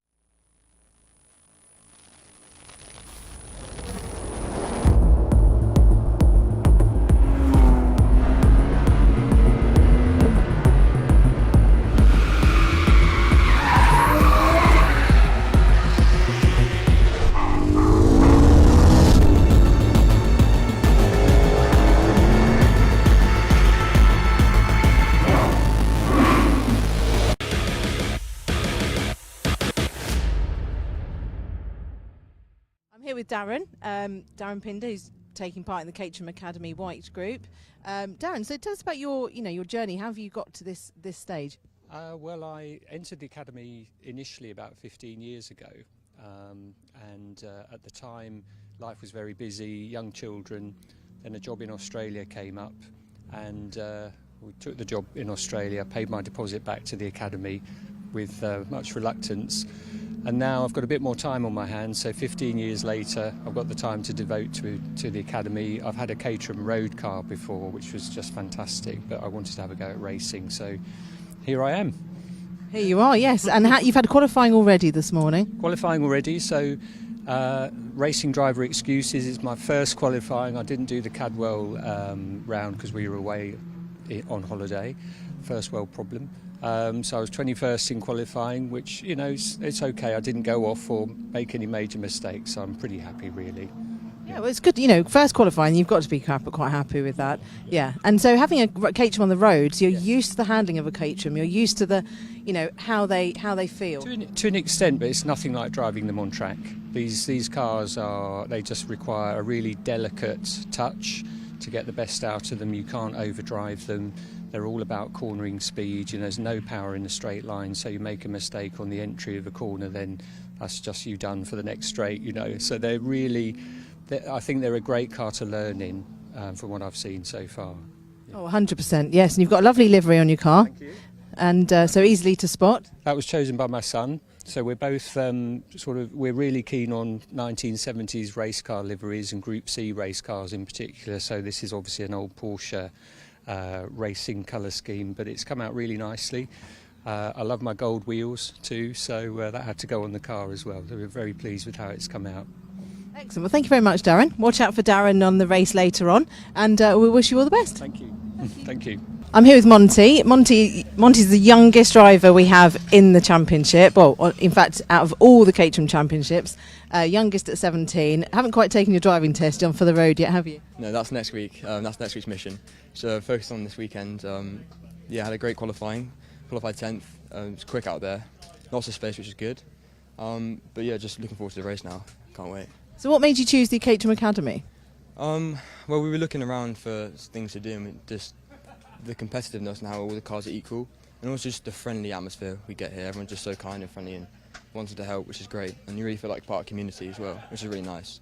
Yeah. It is. That's what everyone loves about the Caterham Academy, the family atmosphere. Everyone can help, you all help each other, and you gain some great friends through doing it. So what's your goal after the Academy? Road sport, I think. Carry on in the Caterham ladder, which is great. Keep the car, which is amazing, and just work our way up, see where it goes. Just take it year by year, really. Yeah. Excellent. Well, thank you very much for talking to us. Wish you all the best for the race. Yeah, cheers. Thank you. And this is, again, a lot of this as well is about just keeping your nerves, keeping your composure a little bit, trying to stay, not get too hot under the collar, because it's warm temperatures anyway. Yes, the cars are open cockpit, but you're working hard behind the wheel. There's the temperatures from the cars themselves and the track emanating up into the cockpit. So it's so hard as a driver with so little experience, so little frame of reference to look back on, to know how to keep your head in the game at this stage. And it'll be interesting to see if that has any effect on this opening lap, this opening few corners. Will we see some tentative driving, or are people going to go for the heroics? Yeah, you see all sorts, and Clervo, the first corner here at Croft, is notoriously tricky with a very deep gravel trap at the outside. Let's hope that we don't have to use any of that. But absolutely, people will react in different ways, and some people will have that a bit of holding back. Other people will want to push forward, and again, we'll see as we go through the championships today that as the skill levels go up, you'll see different attitudes out there on track and how they approach this weekend. But they haven't got a frame of reference. They're learning as they go. And of course, these drivers are fighting for points, paying positions. 25 for the race victory, 23 for second, 22 for the bottom step of the podium, and all the way down the running order. So it's important to be consistent. It's important to score those big results, and also to take advantage if you're strong at this track. If this track talks to you as a driver, it's very important, isn't it, to get a good score on the board now while the opportunity presents. Every time it counts. They do have a drop score system, so one of their rounds this year they will be able to drop that out of their championship total. That's to allow racers to have a life outside of motorsport, and if there's important other life decisions going on race weekends, if you miss one round, it doesn't make any difference to your championship. So we will talk about drop scores, but you can see that they're all going around the tightest corner in motorsport, the final corner, this absolute hairpin that goes see the lead drivers now coming up then onto onto their grid positions, and it was Daniel, it was Daniel Neal on pole position alongside Adam Keane. Henry Speaks is in that third place. Istvan Demes is in fourth place. Matthew Kirtland, Harvey Ashmore, Chris Coates. So let's see who's going to make the best of this as all the other drivers will line up on their grid spots. We'll get the green flag at the back of the field, and then we'll watch for the lights. You can see them in the top right of our screen here. Watch for them going on, and as soon as they go out, they will be up and running underway for the first 20-minute race. Their only race this weekend for the Caterham Academy White Group. Adrian Flux Insurance sponsors our event. So here we go then, 26 Caterham Academy cars looking resplendent in the North Yorkshire sunshine as we're about to go racing for the first time this weekend, the first time today in the Adrian Flux Insurance Caterham Academy White Group, round number 3, the second ever circuit race for these drivers in these cars. We're looking for the green flag at the rear. The final car, number 20, is just lining up into a spot outside of our commentary box window. So in a few moments' time, we will be going racing for the very first time today. Ladies and gentlemen at home, prepare for 20 minutes of pure thoroughbred racing action. The revs are beginning to rise. We are preparing to go, and it's a green flag at the front of the field.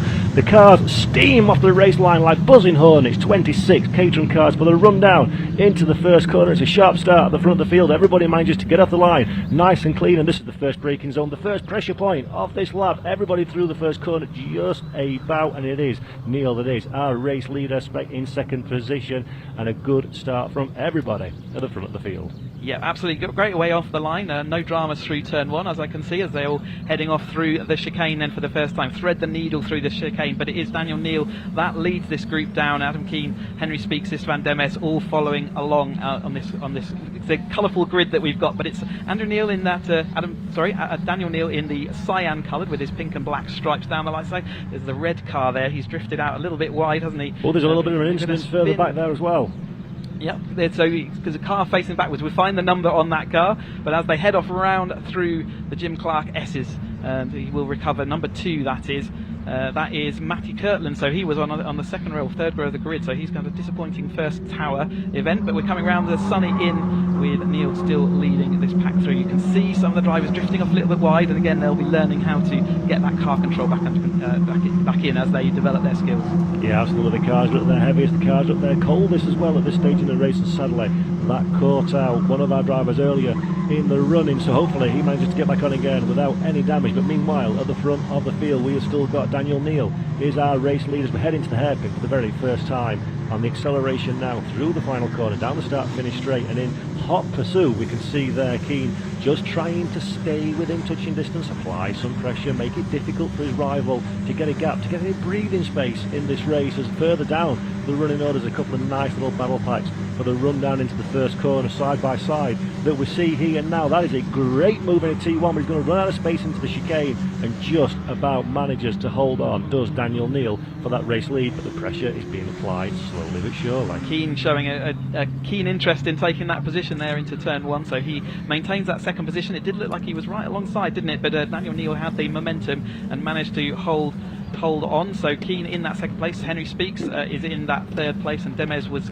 following along in that fourth place. Remember, Demes came in here championship leader, so he'll want to maintain that. As Neil side by side then for Speaks and Keane as they head round Tower this time, and it maintains order again, but it's very keen in that red car to try and get through. There's not really many options up through the Jim Class Hesses, and they head off around the back of the circuit towards Barcroft. Yeah, Henry Speaks seems to be the man of the moment at this moment in time, has a little bit more pace in that number 37 machine, third position at this moment in time, but I fear that won't stay that way for much longer because Keane is under massive pressure. But while these two squabble, that allows the opportunity for Neil at the front of the field to start gapping the cars behind, and that's going to be critical. It's only a short race, but over the course of the stint, drivers will be stronger at the beginning than at the end. It's a little bit of a learning experience, as we said, so whenever Neil has the opportunity, he needs to take it to put pressure behind himself, Keane and Speaks, and Demes as well, for good measure. Now in fourth position, but all over the rear as Speaks ahead, so that's a close fight for second, third and fourth this early stage of the race. Watch out for Scott Graham as well, making up 4 places on the last time through, so he's made some good progress after qualifying. He comes in here high in the championship standing, so he's made an improvement over his qualifying. But as we see Neil coming down into Clervaux, you can see the little bump as they go over the curb, and then flows now through into the long right-hander at Hawthorne. up towards the chicane where they have to thread the needle at just about 100 miles an hour in these Academy cars. So they thread left and right, so right and then left through there and come down onto the, I think it's the straightest part we have of this track, but it's still got a long left-hand kink as they head down then into Tower Bend. And in the Academy we've got a knock-off from about 100, just over 100 miles an hour down to about 50 as they go right through here, Tower. And then they'll head up towards the absolutely flat-out Jim Clark S's where they flick left and then right, and then they'll come back into our view as we head out towards Barcroft. So as you see them disappearing through the left of the Jim Clark S's, again absolutely flat out for the Academy through this section, and it will continue to be on that until we get to the Sunny Inn section, which is coming up. Here is the entry to Sunny Inn. You can see it's a left-hander, again quite bumpy out there, carrying that about 50 miles an hour through Sunny Inn, increasing that up to about 75 miles an hour by the time they get to Sunny Out. And then they're going to come to the most twisty and complicated part of this track, which is, we call it the complex. And it's the final element of this track and the last overtaking opportunity when we come to the tail end of this race. You can see the leaders coming through here, so Neil leading us through up to the hairpin, the slowest corner in motorsport, tight to the left-hander. We're about 25 miles an hour, and I tell you what, that feels slow when you're in that racing car, but there we go. That is Neil taking us on a full lap of that course, and it's still this front four who lead this Caterham Academy white group. So it's Neil, followed by Keane, then Speaks, and then Demes.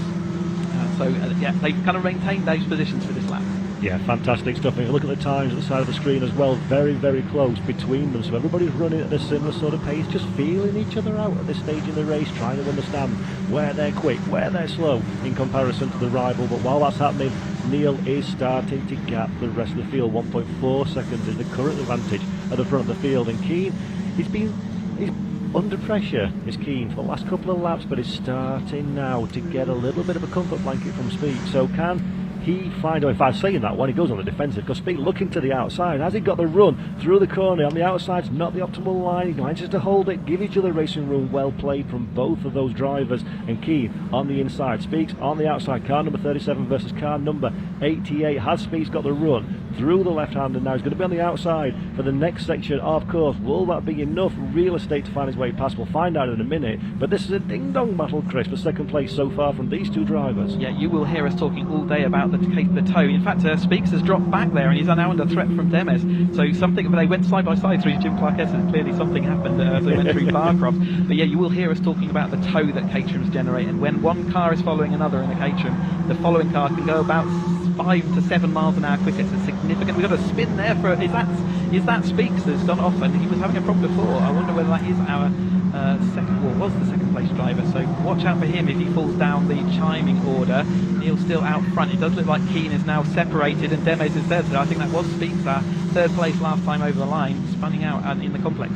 Yeah, absolute disaster there for Speaks. As you say, he was running in third position, second position, fourth position, all at the same time, and unfortunately the end result is go say hello to some grass. But hopefully Speaks can get the car back on the racetrack and complete this race, because remember, we're paying points all the way down the order, so it's worth getting back on. It's worth finishing the race if you possibly can. 13 minutes just under left on the clock. But that bit of drama was Keane up in the second, Demes up in the third, and Ashmore in fourth position. A quiet race for Ashmore so far in car number 10, but holding on to a good result so far, but 3.9 seconds adrift of that battle for the bottom step of the podium. We will see gaps open up and close up. You know, again, we've talked about they're learning their craft. They will make some mistakes. It looks like Neil has minimised those mistakes over, and he's got a quite comfortable gap now, a couple of seconds over Keane. Demes just following on behind them. They certainly still will be having the battle towards the end of this race, but Ashmore 3.9 seconds. Let's monitor that and see whether he can bring those gaps down as they head into the latter part of this race.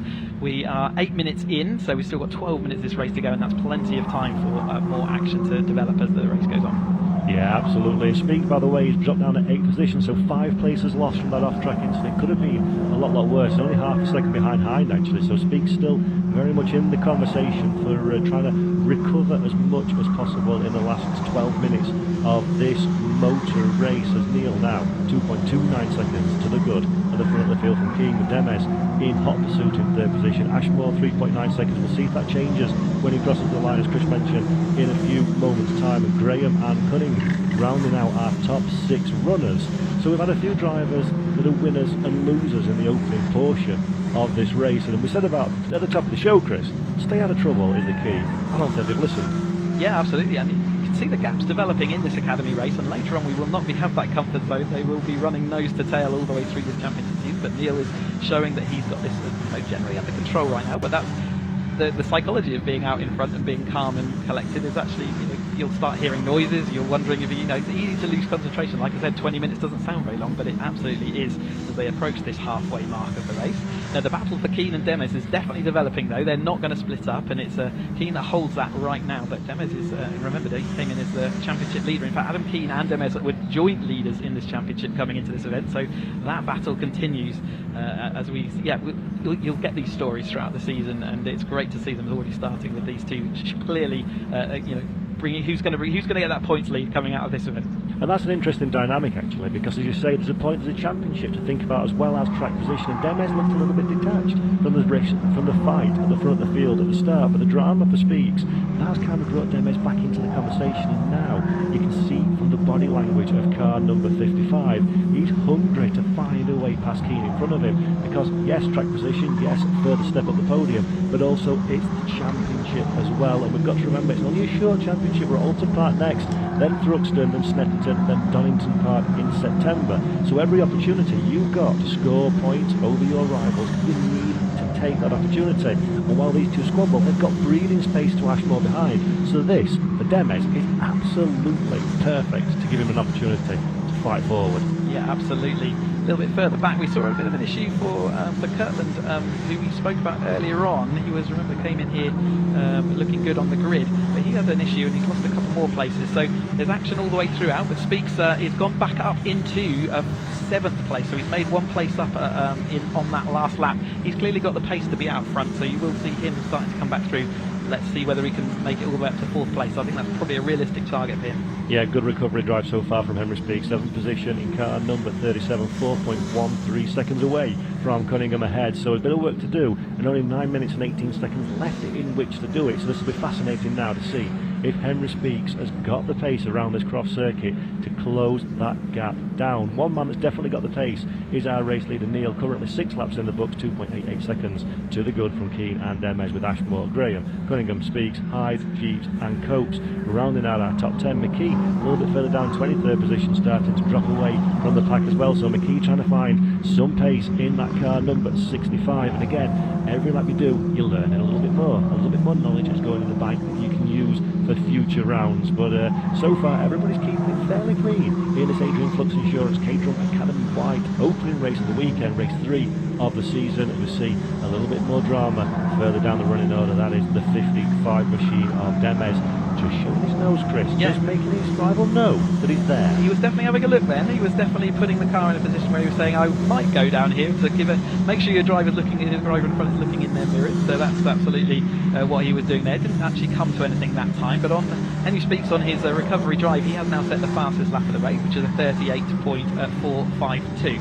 The lap record around here is 37.3, so a little bit of time still to find to get towards that lap record, but great to see these two battling away. This is definitely the battle for 2nd place in that podium, as Neil saw his car jump up in the air there as he got the 2nd to 3rd gear, or 3rd to 4th gear change as he's heading off down this not straight, I'm going to call it today, as it's a constant sort of left bend as we then head down towards Tower.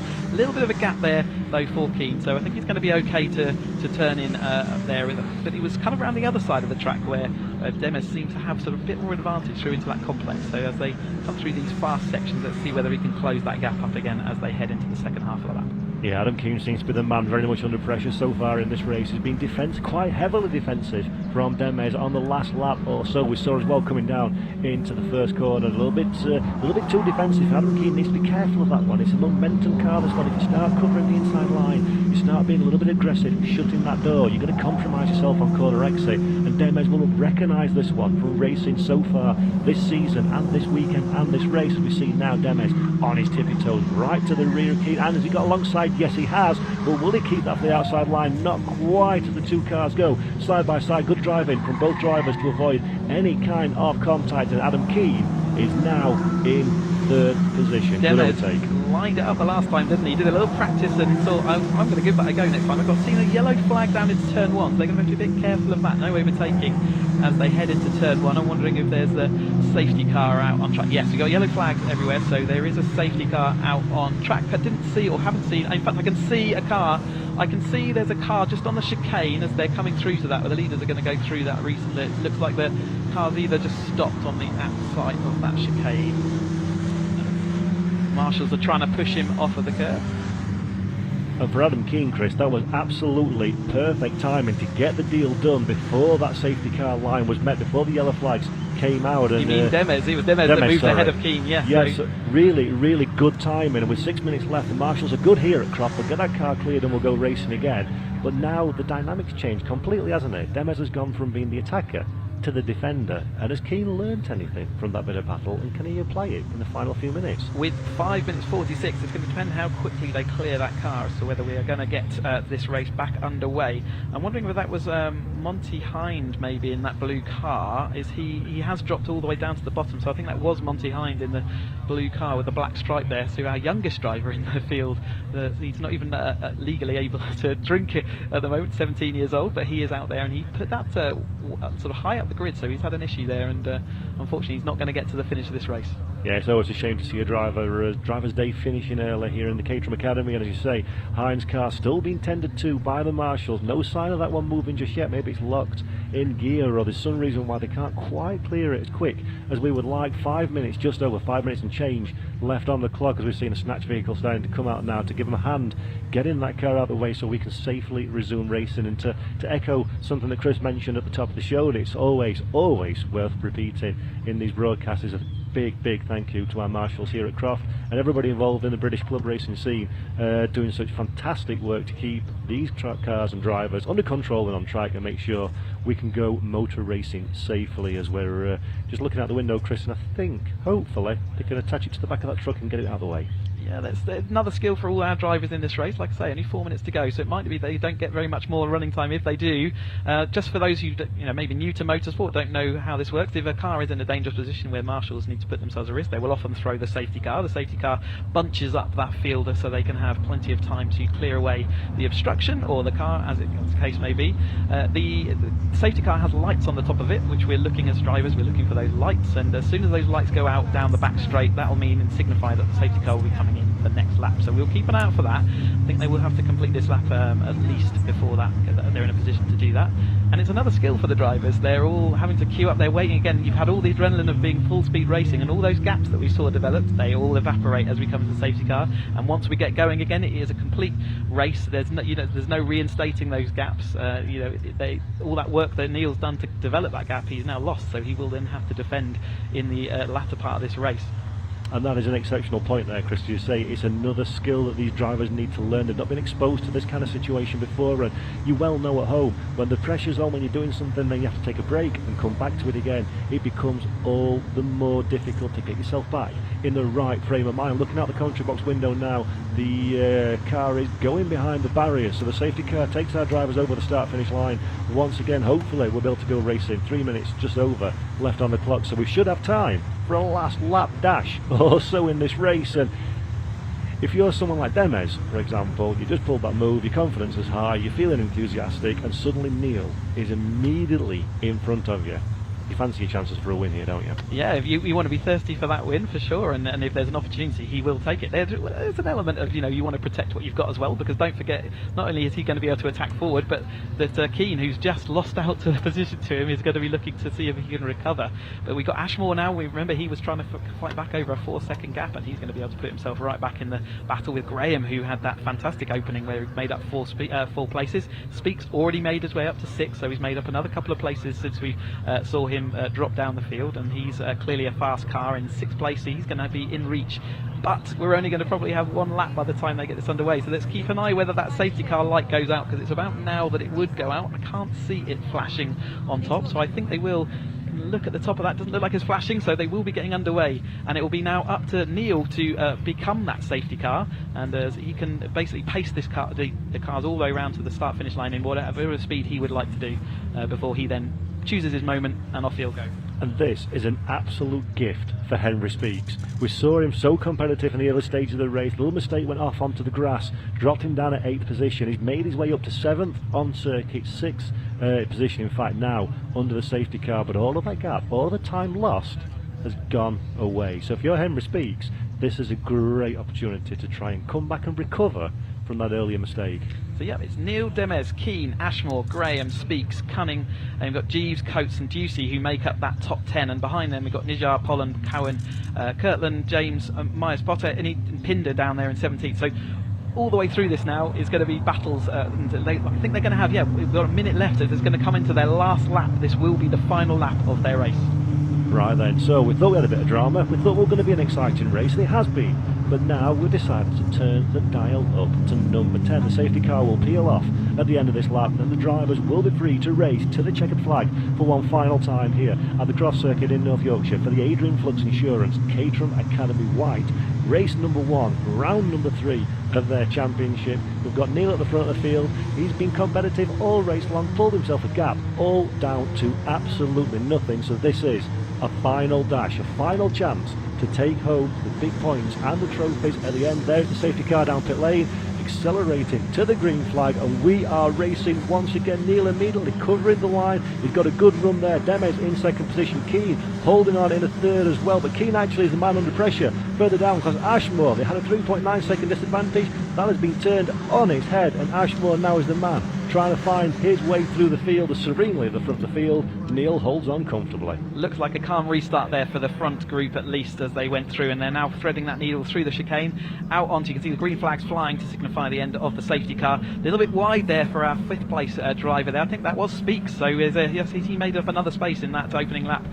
Job 1 was to not overtake before the start line. They actually did, and as we see there, Neil still holding on over the number 55 of Demez. Third is Keane still. He's got Ashmore right in contention now as they head off through the Jim Clark S's and out to the back of the circuit. And it is Speaks, I think, behind him in 5th. It's fantastic stuff for Henry Speaks, trying to make his way through the field as much as possible in these final couple of miles of racing here in the first race of the weekend here at the Caterham Motorsports, featuring Z-Cars and Scottish Mini Cooper Cup. Neil colouring on the lead, and there we go, Speaks as we speak about him. He's running a little bit wide. In fact, that's car number 10, that's Ashmore. So Ashmore having a little bit of drama but managing to keep it on. The grey stuff just about in 4th position. Graham tracking behind, trying to find an opportunity, and Speaks holding on as well, all in the same squabble for that bottom step of the podium. Yeah, here they come round to the final corner then, final lap of this race, and it is Neil who's going to lead them into this hairpin. Any movement from the cars behind doesn't look like it. Looks like Demez is going to take that 2nd place, so Neil taking the win here for his 2nd ever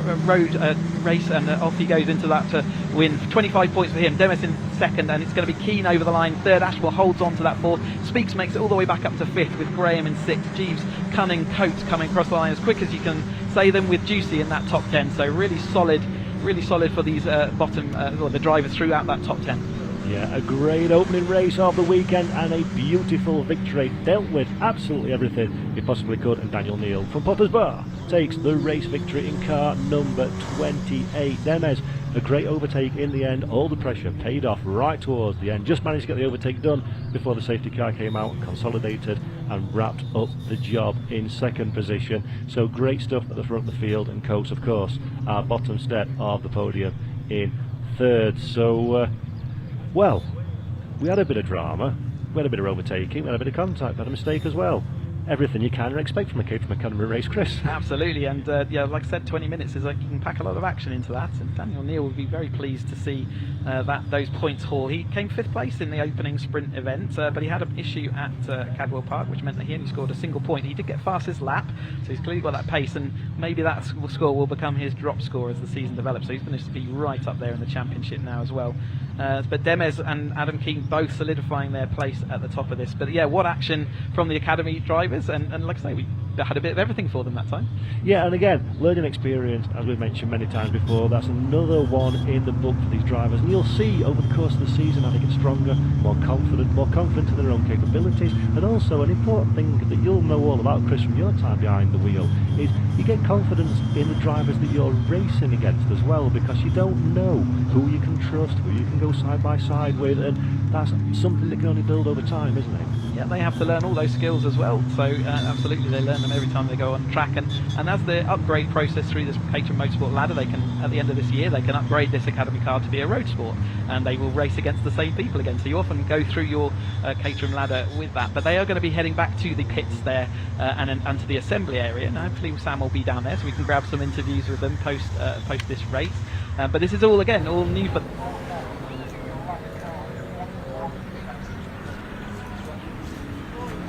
Hello everybody and a very warm welcome back here to the Croft Circuit in North Yorkshire as we are preparing for the Z cars and the production GTI qualification session. My name is Paul Jeffrey and once again alongside me for the rest of today I have Chris Hutchinson. Chris, qualification time, some nice cars and an Audi TT as well for good measure. It's going to be a good one. Absolutely, and yeah, they'll have been out testing these, over the last maybe 1 to 2 days, but now is the time that it counts. This is where all your testing has to come to fruition to see how the drivers get on. Yeah, absolutely. So this is a championship that is of course for the Volkswagen Golf GTI and of course the Z cars. See, double field here. So the Z cars, the BMW Z4 3 litres are the main car in this championship. The Golf GTIs supported, and of course we've got a guest driver today, which is Chris Jackson in the Audi TT. So it'll be interesting to see how the TT fares against the fabled Volkswagen Golf. And of course, the very powerful 3 litre BMW Z4s. Cars are starting to form around the grid now, so everybody's done their out lap and the beginning of qualification is starting, and we've seen some good times in practice, Chris, so this one hopefully should be quite a tight grid as the session progresses. We've got absolutely glorious weather here. There's hardly a breath of wind. We've got the blue skies and just nice fluffy white clouds for these drivers, so heat's going to be their only problem. Tyres can get angry when they get too hot, so I wonder whether they're going to have to cool them off in between sessions, but they've only got 15 minutes to go and set that lap, and that's not many to get under the board, so they really do need to get going. I can see the drivers sort of spreading themselves out across the track as they're getting ready to set their times. Yeah, so there's 17 cars on the entry list for this event. As we say, it's a multi-class championship, so the Z car, the BMW Z cars will be a little bit quicker than the production GTI Golfs that you're seeing on your screen now. So as Chris says quite rightly, it's all going to be about track position, trying to keep a little bit of clean air between yourself and the cars in front in order to set the time that will form the grid for our race a little bit later on this afternoon. At the moment, Sawyer is the only driver that has set a time on the board, but that's not really a representative lap time. So as they start crossing the line, we'll start calling out who is running at the quickest, but expect the BMW to be the more competitive of the cars in overall lap time terms. Interesting to see whether tow has an effect. We've been watching some Caterham action before, and tow is so important to their form of racing, and even in their qualifying session they look to follow close. But it looks like everyone on this grid likes to be spread out, and that obviously means that you don't get caught out in someone else's issue out on track. Yeah, and that's a very good point, Chris, because this championship is made up of a mix of seasoned, experienced drivers and, of course, rookies as well that are new to the world of motor racing. There's no requirement as such. It's not a feeder series, it's a championship all onto itself. So we have got a mix of drivers here. We've got a driver that's a double champion in the Z-Car series. We've got drivers that are brand new to the championship for the first time out. So again, it's going to be very interesting to see where the pace spread is amongst the field and how focused people are on grid position versus the race later on, because we know that overtaking is very possible here at Croft. Yeah, keep an eye out for the back of the cars out there, because they will have the novice cross if this is early in their racing career. You don't get rid of that novice cross until you've had 6 signatures on your licence, so 6 complete races out on track, and there's a few novice crosses going around there, but see the start finish rate of this Croft Circuit. You can see how nice the weather and the environment around here, nice and green, ready to welcome these drivers.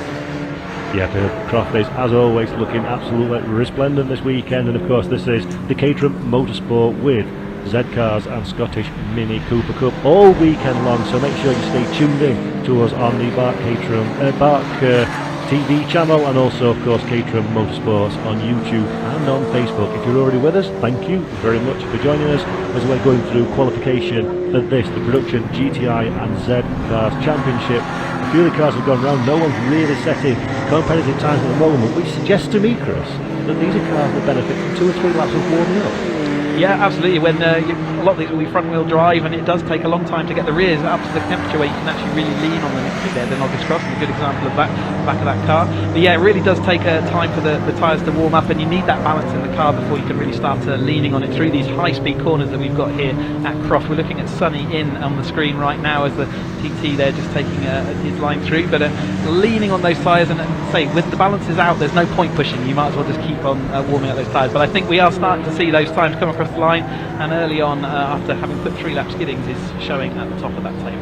Yeah, Giddings, of course, as we mentioned earlier in the show, is the reigning double champion in the Z-Cars Championship. Won it first time out in 2021, and once again last season in 2022 he's driving the 3-litre BMW Z4, one of the later generations of the BMW cars. So Giddings immediately showing much the same pace that we've seen last time around, and just behind him is Verco in the Volkswagen Golf. So a differential of 0.6 of a second between BMW and Volkswagen at this moment in time. Dance is the second fastest of the BMWs, 4th in the overall timing screens at this moment in time, with 2.1 seconds away from the provisional pole. But as we said earlier, it's very much a case of positioning yourself ready for a hot lap towards the end of the session, so expect these times to tumble very quickly indeed. Yeah, we're definitely not seeing anything truly representative yet, and you can see a busy gaggle of cars that we're following around on circuit, and they'll be tripping each other up. They're just trying to work their own order out before they can they look to the later laps. But it does look like it's all starting to build, but it's got to build quickly for them, because we're already down to 8 minutes left, and that's not too many laps when you're doing 1 minute sort of 37, 38 second laps. 42, 43 for the sort of Volkswagen Golf near to the rear. Yep, absolutely. So car 119 that we're looking at on screen there, that is Danny Jones in the Production GTI classification, the black Volkswagen Golf Mark V, a very, very popular car in the world of national and international motor racing. Going strong after all these years. 25 years ago, in fact, was the original Mark II Golf, one of the most popular club racing cars, and the 2015 was the time when the Mark V was brought into the championship and continues a strong and very successful pedigree in motorsport for the German Mark. But these are the top cars in the field. This is the BMW Z4. As I say, these are 3-litre cars that are racing here today, but of course the class is also open to 1.9s and to the 2.2 litre. But sadly, Chris, we don't have any of those with us today and this weekend. Giddings using every last bit of the track there. He's been superseded on pole position, but then that's up Z4. He was absolutely using every inch of the track available to him. He then threaded through the chicane and heading now down into Tower. You can see him coming out of Tower here. Again, using every last bit of that little curve. Remember, track limits apply in qualification as well as they do in the races, so the marshals will be keeping an eye to make sure they stay within the track limits, and he heads off around through the S's. Yeah, but you're absolutely right. It's so difficult. There's not that many cars on the field, but it very much seems to be that everyone's racing in a little bit of a gaggling qualifying, which potentially could be problematic if the car at the front of the field makes a mistake. With so many rookies in the field, it is always worth following your more experienced rivals just to understand the circuit. There's limited track time in this championship, so every lap you do, every corner you do, every learning that you can take from the session will be powerful for your race prospects later on this afternoon. See these cars line us down. I also saw some jockeying for position there, so it does suggest that the toe is important. You can see here a car that's letting everyone go through again, so they kind of know that following another car is important. And also we spoke about the temperature of tyres and the temperature ambient we've got here. They might have to control that temperature to actually get that ultimate lap time. We may see cars put a full lap in, have a cool down lap, and then go for it again. Yep, absolutely. So 6 minutes 15 seconds left on the clock. It is Giddings that is our fastest driver in the BMW Z4, 1 minute 36.708 for Co. Currently in second place in the Volkswagen Golf, 137.341. Dance is the second fastest of the BMW, third overall. He moves up from fourth into third position, 8.5 tenths even of a second away from the ultimate pace. And Colborne is fourth position, second in the Volkswagen classification at this moment in time with a 39.165 from 16 cars circulated now down track. And Marsh in the VW Golf car number 33, he's just leaving pit lane to begin his qualification session. Verco doing really well there then to put that GTI car into that second place ahead of other Z4s going around, but it's looking quite even out there, isn't it, as far as the gaps that we've got going through, especially the midfield. There's lots of places to be gained by just gaining a tenth or two here or there, and this technical track offers those opportunities, so those drivers will minimise those areas to maximise their position. And it's also worth bearing in mind that when we come to do the race, this is a multi-class event, so the race start will be staggered between the two classifications. So the Golf will set off a little later than the BMWs, so you're not going to have too much of a differential in pace when we get the green flag and begin racing. But that's a problem for later on this afternoon, because qualification is still very much in the throw of it at this moment in time, and we've seen that Giddings is still on track. His last lap was his fastest. Can he go quicker again? Fastest in sector 2, so he comes through the final sector now. Can Giddings put the pole position out of reach of his rivals? Well, he's got about 2, maybe 3 maximum more opportunities. If you do cross the line in qualification, you will get to complete that lap as long as you cross before the checkered flag is shown. So yeah, not too many more opportunities to go, but he is still, like you say, up there, 5/10. So Dance has actually moved forward into that second place. You see he's moved Verco now down into that third place. So Dance coming forward in his BMW Z4 as well. Yeah, good effort from Dance to get the car into second position on the grid, second in the BMW class. The next fastest of the BMW drivers, he's not a BMW, he's an Audi. Confusion? Yes, but that's car number 888 of Jackson, the Audi TT, the guest driver for this weekend. Currently in 10th position. Apparently Jackson's had plenty of time around this Croft Circuit, so knows his way around the track, but he needs to convert that into overall lap time. And while I was looking on the screen, Jackson drops down to 11th position. In fact, Abbott moves up into 9th in the VW. Yeah, great effort from Abbott there. He's moved up 5 places on that lap through, so he is 5 places higher now, moving everyone behind him. So Neil Jackson all being moved backwards slightly. Dance moved up that last position. Colborne also making some moves up to 4th place on that grid. So it is the 2 BMW Z4s out front at the moment, and they've got about 6/10 over the Verco in that first GTI. He's heading by a couple of seconds gap there over to Colborne, so 1.5 seconds he's got the benefit. So he's doing, he's really pushed his car out in front of the Mark 5 Golf. Yeah, a couple of good start performances so far from these drivers. We've only got 3 minutes and change left on the clock, so still a couple of opportunities to move forward. I'm seeing a few green times on the board, but no purples at this moment in time. So a couple of the VW drivers, Hill and Sayer, in 6th and 7th position, are on quick laps, but not quite enough to move them up to the running order. With 2 minutes 55 left on the clock, 1, possibly 2 laps left for the majority of this field. Marsh, who joined qualification later than everybody else, is still in 16th position in car number 33, having yet to set a representative lap time, but we will be seeing that in a few moments' time. He's in the final sector now. So can Marsh lift himself away from the bottom of the field? Yes, he can. 15th position. Just moves himself ahead of Jones, who's currently at the rear of the field. Sayer moved up a position on that last time through. Like I say, 2 minutes 30, so if you're crossing the line now, you can still just about get 2 more laps in, but you're running out of time for everybody else as they're coming through with their laps. Giddings still holding firm at front. Dance is in that second place. Then we've got the first Volkswagen, Verco in third. Colburn comes in fourth at the moment, ahead of Hans and then Sayer. Yeah, there's a big gap in, you can see there, between third all the way down into the lower reaches of the top 10. So there's time to find for Colborne and the likes of Hans and Sayer as well, and Hill in the VWs need some lap time to find if they want to get themselves into contention in the same postcode as Verco, currently the fastest of the GTI runners, holding on the 3rd position and only 6/10 of a second away from our double champion and current provisional pole sitter Giddings on the front of the field. A little bit further down the order we see a green for Sayer in 6th place, so he's in his second sector at the moment at 40.7, 2.9 for Sayer. Can he make that anything, any improvement as he crosses the line? We'll find out in a few moments' time if he can convert that into a faster time. And there we go, no he doesn't, he stays in 6th position. And exactly what we expected to see, Chris. This is a pretty tight pack in the middle. Yeah, absolutely. I mean, again, if you can make up a half second to a second in the mid-pack, you can move right from the sort of 13th place up to that 3rd place. So real everything to play for. We were just watching Colburn, Verco, as he was going through and doing a good job. I think that is him in that turquoise car. See whether he can make any more progress, but his progress will be in, to the lead of his championship. But yeah, the midfield with Hill, if he can just make up those few tenths, he can move himself up from that midfield 7th place. Yeah, absolutely. So we're looking at Ed Giddings now. This is our provisional pole sitter at this moment in time. Double champion, as we say, in the BMW. In fact, we've gone away now from Giddings. There we go. Back onto the BMW again as he's on a push lap. So purple is Dance in sector 1. So Giddings needs to get his skates on a little bit now. Otherwise, he might be under a bit of pressure at the front of the field. Yeah, so he's got half a second gap at the moment. But yeah, like you say, with a 29.4, that is the fastest we've seen through that first sector.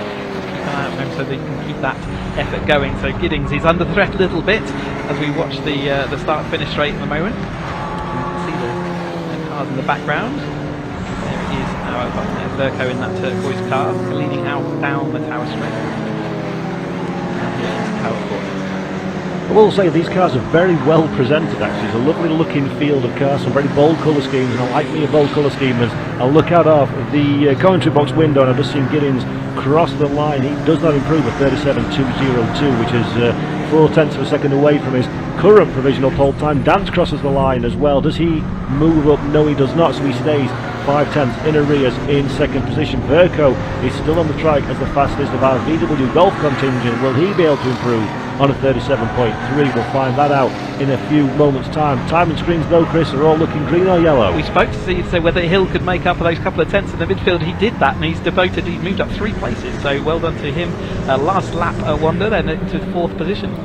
Yep, good time there from Simon Hill. A 4th position overall, second in the VW Golf class. He's crossed the line now, so his day is done. Verco still out on the racetrack, but his second sector is way off the pace, so he's coming down into pit lane, no doubt, and the end of his day. Anybody else looking through the timing screen to see if they're on an improvement? We see Wood in the BMW Z4 down in 13th position, so time to find for Wood. Relatively competitive in the second sector, but maybe not quite enough to pull the trigger on a position improvement. Jackson crosses the line in the Audi TT as well, 12 overall in the sole TT in this qualification session for the Z Cars Championship and the production GTI series.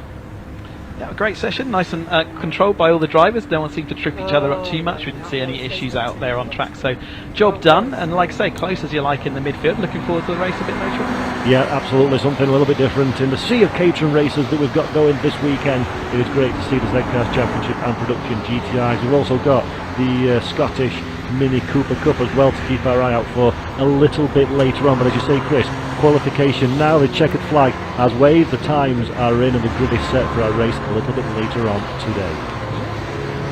I think we can sort of get the qualifying session done. We've got one more qualifying session to go before we then get back into the racing again, and that's for the Caterham Road Sports. So they're going to have their opportunities. They've been waiting all day patiently to get their qualification session underway, and in fact they're not racing today. They're the only Caterham Championship that has both. Well, they have both their races tomorrow.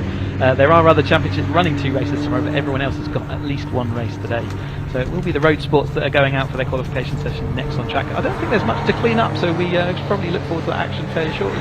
Yeah, absolutely. I think it's we need to give credit where credit's due to the Z Cars and Production TK Couplings GTI Championship drivers for being a very clean session there, very fast session, no real dramas out on the racetrack. So as you say, not a great deal to clean up. We'll bring the cars back down in the pit lane. They're just coming through the final hairpin now and entering pit entry. So once they're out of the way, the marshals have assessed the conditions, recognised the fact the circuit is safe to continue.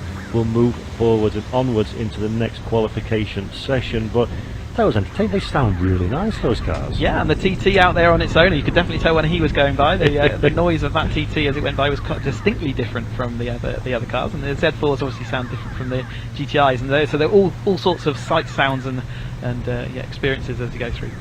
Yeah, it's going to be a good race tomorrow, later on today, so very much one to look forward to. But we're going to turn our attention now to the next session that we've got out on the racetrack, and that will be the Vertex Caterham Road Sport Championship qualification, which is a short 20-minute session to set the grid for, as Chris said, the races tomorrow afternoon. And again, we see this in Caterham competition throughout the world in any class that you look at, Chris, but this one's going to be another very, very closely fought fight session, isn't it? Absolutely. So this is the Caterham Road Sports. It's the second step of the Caterham Motorsport ladder. You can see the timetable that we've been following. You can see the next race is due on at 2:50ish, but I think we're running ahead at least by a quarter of an hour, if not more, for the 310R. So this is a qualification session for the Road Sports. Second step of the ladder, they would have been Academy last year, so they were part of the 2 separate Academy grids that we run, and then we combine them all together. They upgrade their car very slightly, and they effectively strap new tyres on it, and that gives them about an extra 2 seconds of lap time for them as they move into this Road Sport season. We combine, I can see them coming out onto track, so they're actually starting their session. They combine the 2 grids into one, so it's the first time they'll be racing some of these other the drivers in the grid, and we get to see who out of the 2 Academy groups can upgrade best and take their step up. The car dynamics with the new tyre is a significant change in how the car behaves, and a lot of drivers suddenly come alive when they put these tyres on. We run for the Academy a dedicated Academy tyre, but this one is a sort of more, it's still a road tyre, but it's more race focused. These cars maintain their road legal status, so you'll still see lights, you'll see number plates on all these cars, you'll see they've got a windscreen wipers, all those things. You can drive these on the road, and many of our drivers do, but yeah, these are starting to get that little bit more race experience under their belts, and we'll see that as they go through. Ben Timmons comes in as a championship leader, ahead of Lionel Tolmarsh. And we said that, like I said, drivers come alive on these new tyres, and Lionel Tolmarsh sort of has been progressing all the way through his academy season now to get into the road sport, and he took his first win last time out, and everyone was particularly pleased for him to see that progressing. He's in second place in that championship. McEwing is another driver we should keep an eye out for on timing screens, but we'll also see some closer times than I think we saw in the academy race earlier on, because these drivers have a little bit more experience, and therefore some of those mistakes that we see and some of the lines they've got more nailed in, and they've been here 2 days testing, so they've got plenty of experience now on this Croft track, which will be the first time they have raced on this track. So Chris, as a driver, talk to me a little bit about the experience of driving these cars. So as we say, these are an upgraded Caterham Academy cars, some new tyres, a few little bits here and there, but from a driver's point of view, obviously new tyres will more than likely give you more grip, but how does the dynamic of the car change? What do you have to bring to the table in something like this that maybe you didn't need to rely on back in Caterham Academy days? The Academy car is designed to, the tyre that it runs on is designed to have several layers of grip in it. It has its sort of its first layer, which it gives up, and essentially you can slide and balance the car really nicely in the Academy car. These tyres become a little bit more, they've got more grip on offer, but it does mean that the sort of the edge of adhesion is slightly more sharp. So when we talk about being on the edge of adhesion, if you go over it, then it will start sliding around a little bit too much, and it will slow your lap time down. So as a driver, you're looking just to sort of maximise that balance of the car.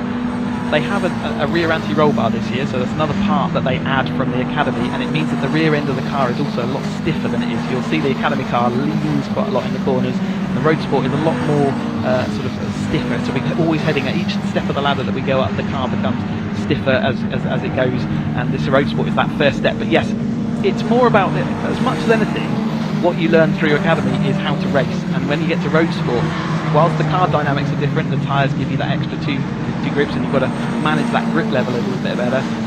It's actually the racing that you see. They have 2 races per race weekend rather than just the single one, so their experience goes quite high. We've got a red flag out on track, so it does mean that there's probably a car stopped somewhere. I can't see it out my window right now, but we will keep an eye out. But there are red flags, so they will be returned to the pit lane. The timer will stop for this qualifying session, so they're 5 minutes or so into this session. There is the number 70. Is that Simon Sabin? I think it is, in the 70 car, so that's not a good start for his qualification session. I spoke to him briefly this morning, and he was looking forward to the session out there on track, but yeah, not the way he would have wanted that start. I can't see any particular issues on the car, so maybe just had a mechanical or something. Well, it's interesting, Chris, because as you were saying, explaining a little bit more about the championship and the cars, and you were talking about the racecraft in particular, it was interesting to me to see that during this qualification session we got a lot of gaggles of cars together, squabbling for position, trying to find track position, but also the all-important slipstream that you spoke about in the previous session as well. It's worth 7, maybe 10 miles an hour if the wind's in the right direction. There's not much wind here today, so probably let's say 5 to 7 miles an hour. And that is a significant chunk of your qualification time. So no matter how good your lap is, if you haven't had a toe in it, it could well be, oh yeah, it looks like you might well have clipped one of the tyre stacks. It looks like the tyre retaining. So you'd know about that one if you clipped, so that's quite a hit. As the marshal says, thanks so much to all our marshals again, but normally that is over by the chicane, but I can't actually see where that would have been. So I think it's out of Clervaux, maybe into turn 2 that he's clipped that. Yeah, and they are heavy. They normally you'd lose a wheel, so he did very well to not have that happen to him. They're having to roll it quite significant proportion or different back to get it into its correct position. But yeah, no matter how good your lap is, if someone's got a mediocre lap and got a toe, it's part of the skill of a Caterham driver is to work out how do you manage that, manage that situation. And there's also the danger element there as well, that you want the toe from the car in front, but if the car in front makes a mistake or it's not ultimately as quick as you are, there's the balancing act, isn't there, of the 7/10 plus or minus that you may gain versus what you're losing in the corners. And these are momentum cars. It's very important to keep the minimum speeds up as well, and that's the kind of thing, that's not a skill per se, that's something that you learn over time, isn't it? You learn, and you learn your drivers that are around you, so you're constantly identifying who is it in front of me, are they likely to make a mistake? If they are, how much further behind do I need to be so that I can still catch up with them without having to overtake? Because of course, if you catch up too quickly and you have to make an overtake, then that will impact your lap more than it would have done the gain that you've made, so you also have to have a good distance from that car in front. And is it right to say that these drivers don't have pit-to-car communication, so it's not like you can have an explanation direction from an engineer or a spotter or something like that, saying the guy in front's on a fast or a slow lap, etc. It's all down to you in the cockpit, isn't it? Yeah, you have to make your mind up, and you know, in the higher championships where you have team support, they might be able to give you a pit board to tell you some information, but they certainly have no two-way communication with the drivers at all. Not allowed in this club motorsport arena. So it's up to you to be aware of the cars around you, aware of roughly how your session feels and what the laps felt like. But like I say, knowing the drivers around you and sort of working with that it's a skill to learn, and it's something that you build up. And as the higher steps of the ladder, where they've already done their qualifying sessions this morning, but you can be sure that they are fully monitoring who's ahead of them and also who's behind, because you don't want to give your competitors a nice tow to give them the advantage.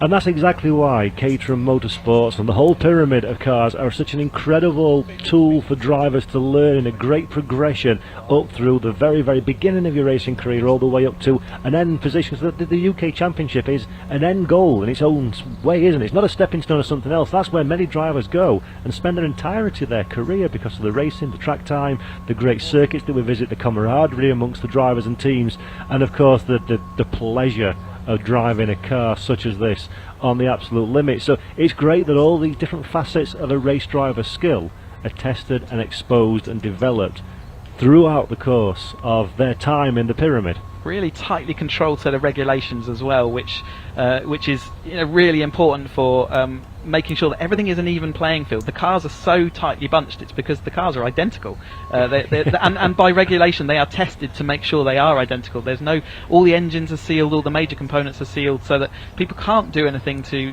have an advantage in their car. It is all down to the driver, it's all down to the skill, and that's it's exciting for drivers that actually it does all come down to managing, knowing that knowledge of what do I do in qualifying, what do I do in the race, can really benefit you.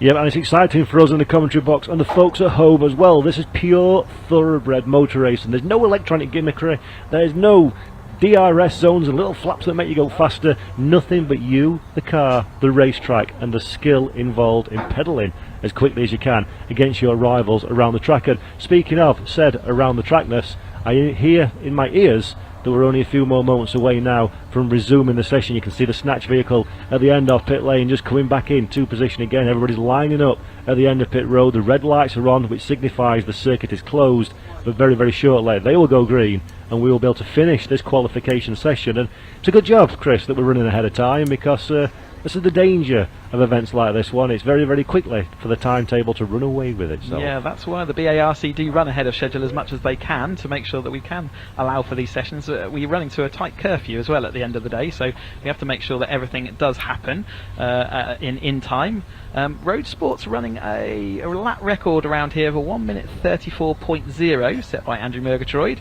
and at the moment the only lap time that we got was from Ryan Wilby, 1:36, so plenty of time to be found out there. Conditions, like I say, quite hot to set ultimate lap times. You generally want a little bit cooler to make sure that the engines have got nice cold air and the tyres aren't angry. But let's keep an eye out on that 1:34.076 and see whether anyone can get close to it. Lap records can only be set in the race, but you can see the cars are now back on track, and it looks like Sol Rogers leading them around through the chicane for the first time. So we stopped the clocks at 16 minutes and 29 seconds remaining. The red flag was a pause in proceedings. We're now back again exactly the same timing that we ran on before, so the drivers aren't losing any time on circuit for this qualification session. It's a 20-minute qualification session, of course, and this will set the grid for the race a little later on the weekend. So if you had a momentary pause, they've not really learnt anything, have they, from that first session? They've not been out there long enough, so there's nothing they can take away into this second portion, so to speak. What they have done is had a lap around the track, which gives them a nice indication of how the overall grip levels have changed since they were out in testing. Yesterday was a bit drizzly and mizzly, so this is the first time it's been a sort of bone dry track everywhere, so they will still be learning. Some of them won't have got a full session out yesterday for whatever reason, one reason or another, so there will be some still learning that track, and every lap then is absolutely vital. See them all flowing through the Sunny Inn complex here with 15 minutes to go.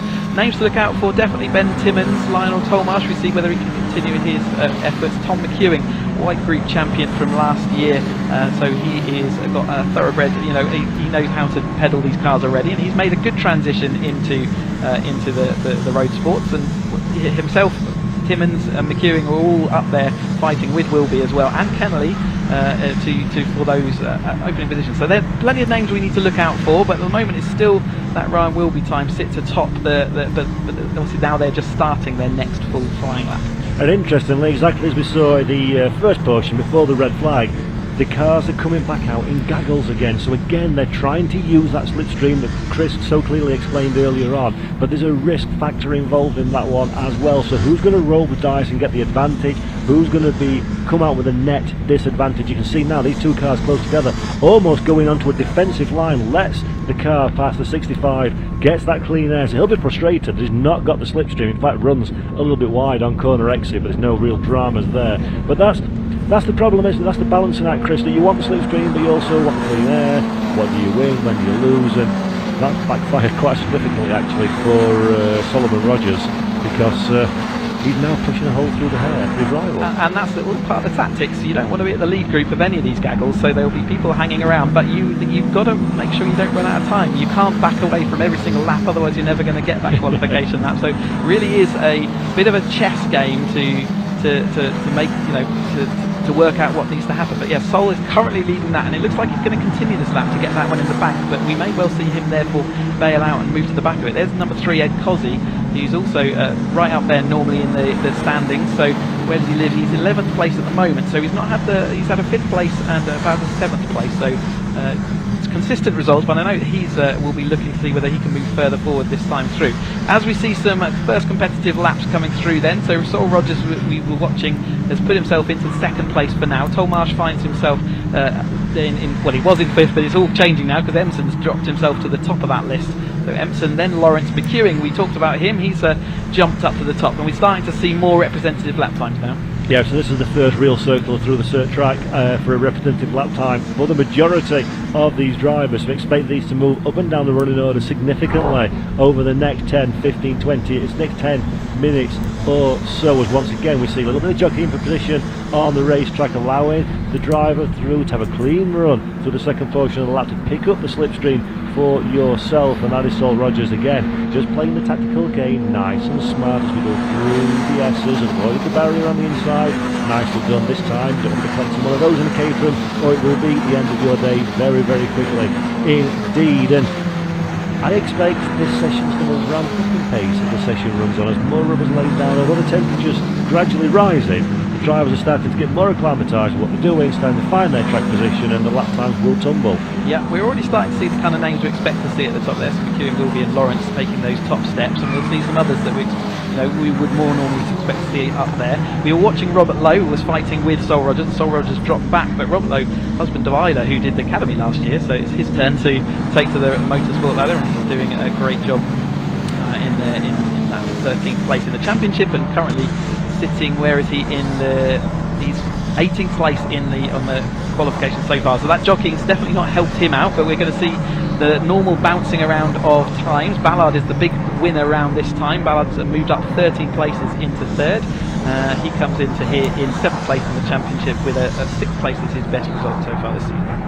Good lap time there from Zach Lower as well, moved up 9 positions into 6th overall in car number 33, so Lower, good improvement there, 1.225 seconds away from the provisional pole position. We've got 2 seconds covering the top 12 drivers, but again, expect that to condense significantly as the session wraps up to its conclusion, as everybody's now starting to get their eye in, setting good laps. And Chris, on this one, is this car, are these tyres good to do multiple quick laps, or do you need to do a fast and a slow? How does that work? Absolutely, push from the start and don't stop until the checker flag's shown. They will take the 20 minutes and they will go with it. They can get tired and angry, but you've just got to maximise the number of laps to maximise your chances of laps. There's no reason to back away from the lap other than to get into the tow, and we've seen that down the straights. Last time we were looking at the straight, plenty of cars were sort of dropping to the right hand side and pulling out of the stream, just letting the cars go through. Cozzi was left out front and with no tow, but he looked like he was going to continue that battle. He's finding himself down in 13th, so he's still got a lot of improvement to do to find his pace back to where we're expecting, but you can see that they're all running absolutely line astern. Looks like a race, doesn't it? But remember, this is qualifying, this is not a race, and there's Robert Lowe again, taking around the tightest corner in UK motorsport, taking about 27 miles an hour probably in these road sports.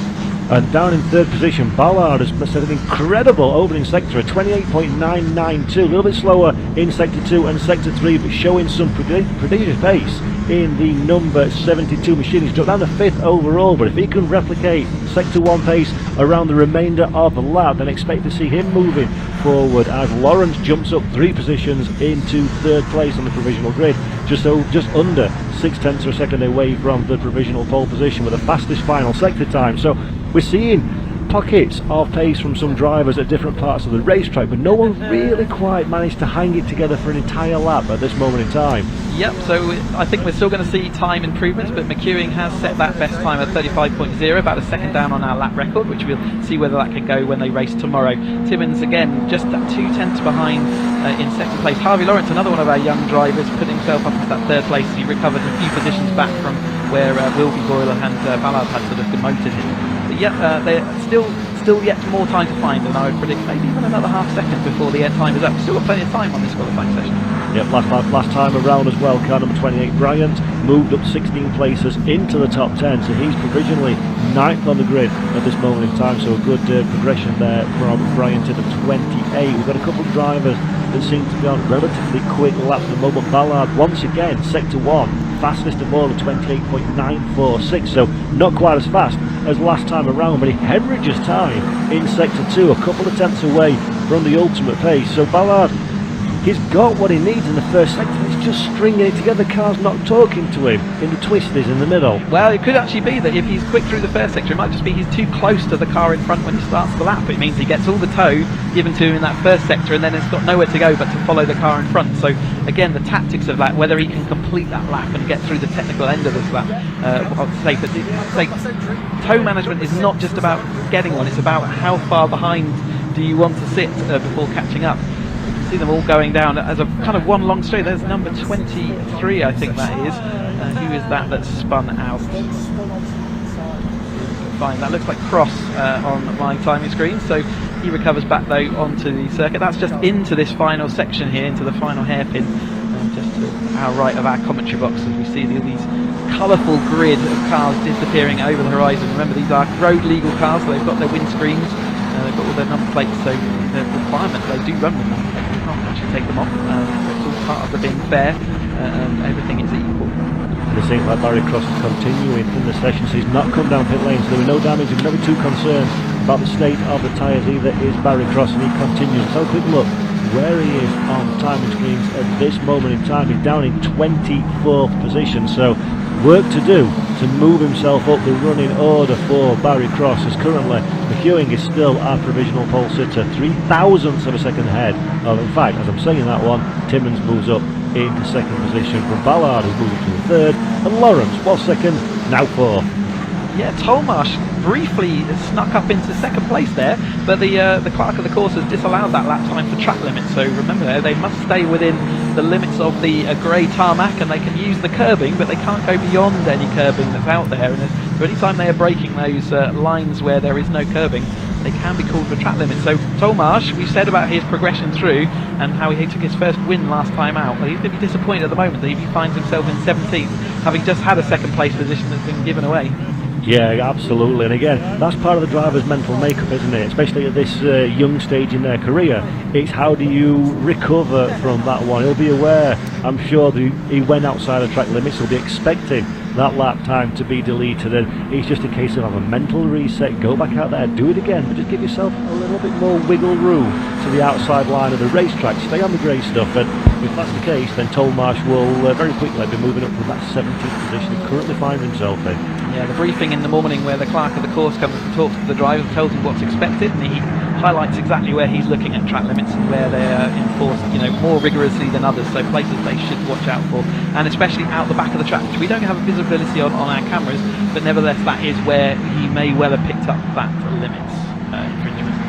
Yep, so we've got 5 minutes, 40 seconds left on the clock. We've still got McEwing is the man on provisional pole position from Timmins, Boyle, Lawrence, Ballard, and in 6th place is Little John. For half a tenth of a second cover our top 6 drivers. We've seen the lap time starting to tumble now as we've got 2 drivers very close in proximity to each other as they cross the timing beam. That is car number 65, that is Sol Rogers, that we've seen a lot of in this session so far, but he's currently down in 7th place. Rogers not quite fast enough to improve his overall lap. In fact, he does improve his lap time, but not his track position. 1 minute 35.499, 480 tenths of a second away from what is currently our provisional pole sitter McEwen at the front of the field. The big winner that time through though was Cozzy. He's moved himself up into 4th place, so I think he was up 16 places from where he was before. Oh, nice. So that's a nice jump for him. Like I said, he does expect to be up near the front of that grid, very competitive racer, and he will be happy at the moment with that 4th place. As we're watching Ben Timmins in the purple machine there going out into the back part of this track. Here are the BARC S's, they sweep left and right over, and they'll take the next right of Barcroft and then into Sunny. But Ben Timmins in that purple machine, expect to see him in that race, and currently sitting in 2nd place on our grid. The bright green machine of McEwen is our current pole position sitter. He hasn't improved his time for a little while now, and you would expect to see some improvement. So whether he's trying to position himself or whether he's kind of happy with that lap, he's certainly putting in that pole position at the moment. But I'd say with only 99 thousandths of a second back to Timmins, he'll want to see it move forward a little bit. Yeah, I think McEwen last time around 38.721, so a good 2 or 3 seconds away from what has been his fastest lap of the session so far. So no doubt a little bit of a case of trying to negotiate your way around it, because lap time disallowed the track limits that we're seeing on that time in screen. Got a red flag being shown as well. Something down at the end of the track and turn 1. I can't see that car. I can see a car facing me in the gravel down at turn 1, so he's just a little bit of a over exuberant in turn 1, and there's a deep gravel trap there, really easy to get beached. And with only 3 minutes 50, who knows whether in fact they're showing the checkered flag to the drivers in the pit lane, so that will be qualification session over for the road sports. So we can call that. There is a car. Is that Tom McEwen in the green machine in turn 1? Has he met the barrier? That will be a disaster for his championship if he's got a problem. They have got all night to fix it. Caterham will look after. You can see the black marks leading to the scene of the accident. Caterham will look after all these road sport cars and get them back out on track. But it seems like it might be Tom McEwen in the green car, turn 1. I can see the digger going to rescue him out of turn 1. And that's a shame for McEwen, because as you say, set the fastest time very early in the session, struggled to really replicate that kind of pace. The last time he crossed the line was a 36.8, so 1.8 seconds away from his ultimate quickest time, and then of course exit stage left into the gravel. And for Cozzy, a real shame as well there, the time disallowed, so down to 18th position he will start. No right to reply with the checkered flag having been waved, so he can't go again and set a quicker time, so real disappointment there for Edward Cozzy. But the flip side of that one is exciting for us, because then we've got a very, very fast driver very far down the field who will be looking to make his way up through the running order over the course of the 2 races tomorrow. But with the checkered flag waved, that is the end of our qualification session, and McEwen is the man that ends the day by a hair's breadth in pole position ahead of Timmins, with Boyle in 3rd and Lawrence qualifying and crossing the line 4th position. And we've got 6/10 of a second covering the top 9 drivers. Yeah, well, typical Caterham action, we would say there. Great for them all. A couple of sort of red flags in this session, so not as tidy as the GTIs we saw earlier, but it looks like Tom McEwen's car's being cleared, so we will have to switch our focus again. McEwen and Timmins and Boyle setting that pace, but we're getting back to racing now. So the next out on track will be I believe it's the 310R Championship. So that is the 4th step of the ladder. Remember, the road sport session that we just watched is qualifying that we've just seen for the 2nd step of the motorsport ladder. So these another 2 years at least experience, but a lot of the drivers stay in the 310R Championships for multiple years, or even come back to it after having done other championships. So these are big grids of very experienced drivers, and we're back to racing action. Absolutely, and again, that's a beautiful thing, isn't it, about the world of Caterham racing. You can make the progression if that's how you wish to go, or if, with the exception of the Caterham Academy, where it's a once in and out, you can go back and drive any different class of car, whatever suits you, suits your budget, suits your driving style, suits your whole way of going motor racing. And you can see on your screens now, this is our provisional timetable for the weekend, and the next race will be the Motul Caterham 7 310R Championship. It's saying 14:50 on the timing screen, but we are a little bit ahead of schedule, so that will be happening much sooner than that one. So don't go anywhere if you're watching at home, because we will be going racing for the 2nd time today. And as we've said, the Caterham 7 310R Championship is an incredibly competitive series, so expect this one to be a thrill a minute.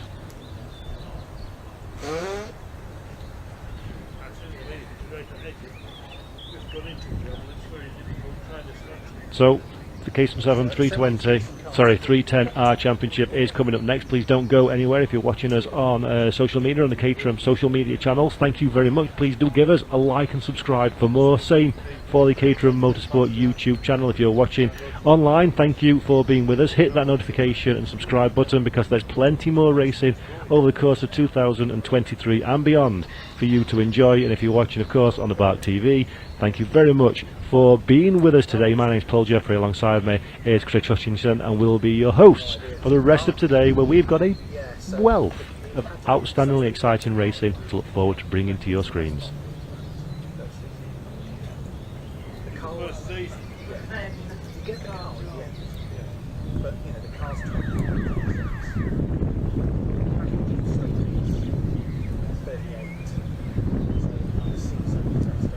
We've got an interview with Taylor O'Flanagan, which we lined up from earlier on, so let's bring that to you now.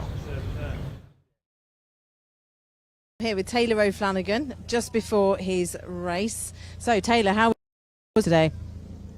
Not the best, a little bit further down than we like to be, but we've got a good few races throughout the weekend to make up. So yeah, just try and get off the line around turn 1 and then onwards to the front of the grid, hopefully. Fingers crossed. So you've been up here testing for a few days, but the weather's been quite different to what it is today, isn't it? Yeah, it's the hottest it's been today. We've had quite good weather, a little bit of rain, but generally pretty good. But it's very hot today, so it'll be interesting to see how the tyres fare. Be trying to look after them as much as possible. Yes, and your usual competitor has put it on pole, doesn't he? You can do it, Taylor. You can get up there. Yeah, I'll be coming after him. We'll be looking out for you coming through the field. Brilliant. Thank you very much. Wish you all the best for the race. Thank you. Right, I'm just going to move round to Alan. Alan's just getting his kit on. Actually, I'll let him get his helmet on and everything. But while I'm waiting, I might just have a quick word with Jack Sales, who's qualified 6th today. How was qualifying out there for you, Jack? Yeah, it was good. I kind of I'm saving my new tyres for a bit later in the weekend, so I thought I'd give old rubber a go. So managed to not completely mess it up and whatnot. So yeah, it was good. It's good. Still a lovely big grid as well, isn't it? So you're in 6th place, so you hopefully won't get caught up in anything. Fingers crossed. That's the hope. That's the hope. Brilliant. Thank you, Jack. There we go. I think Alan's not quite ready yet, so we'll have a word with Harry Cook, who is just a little bit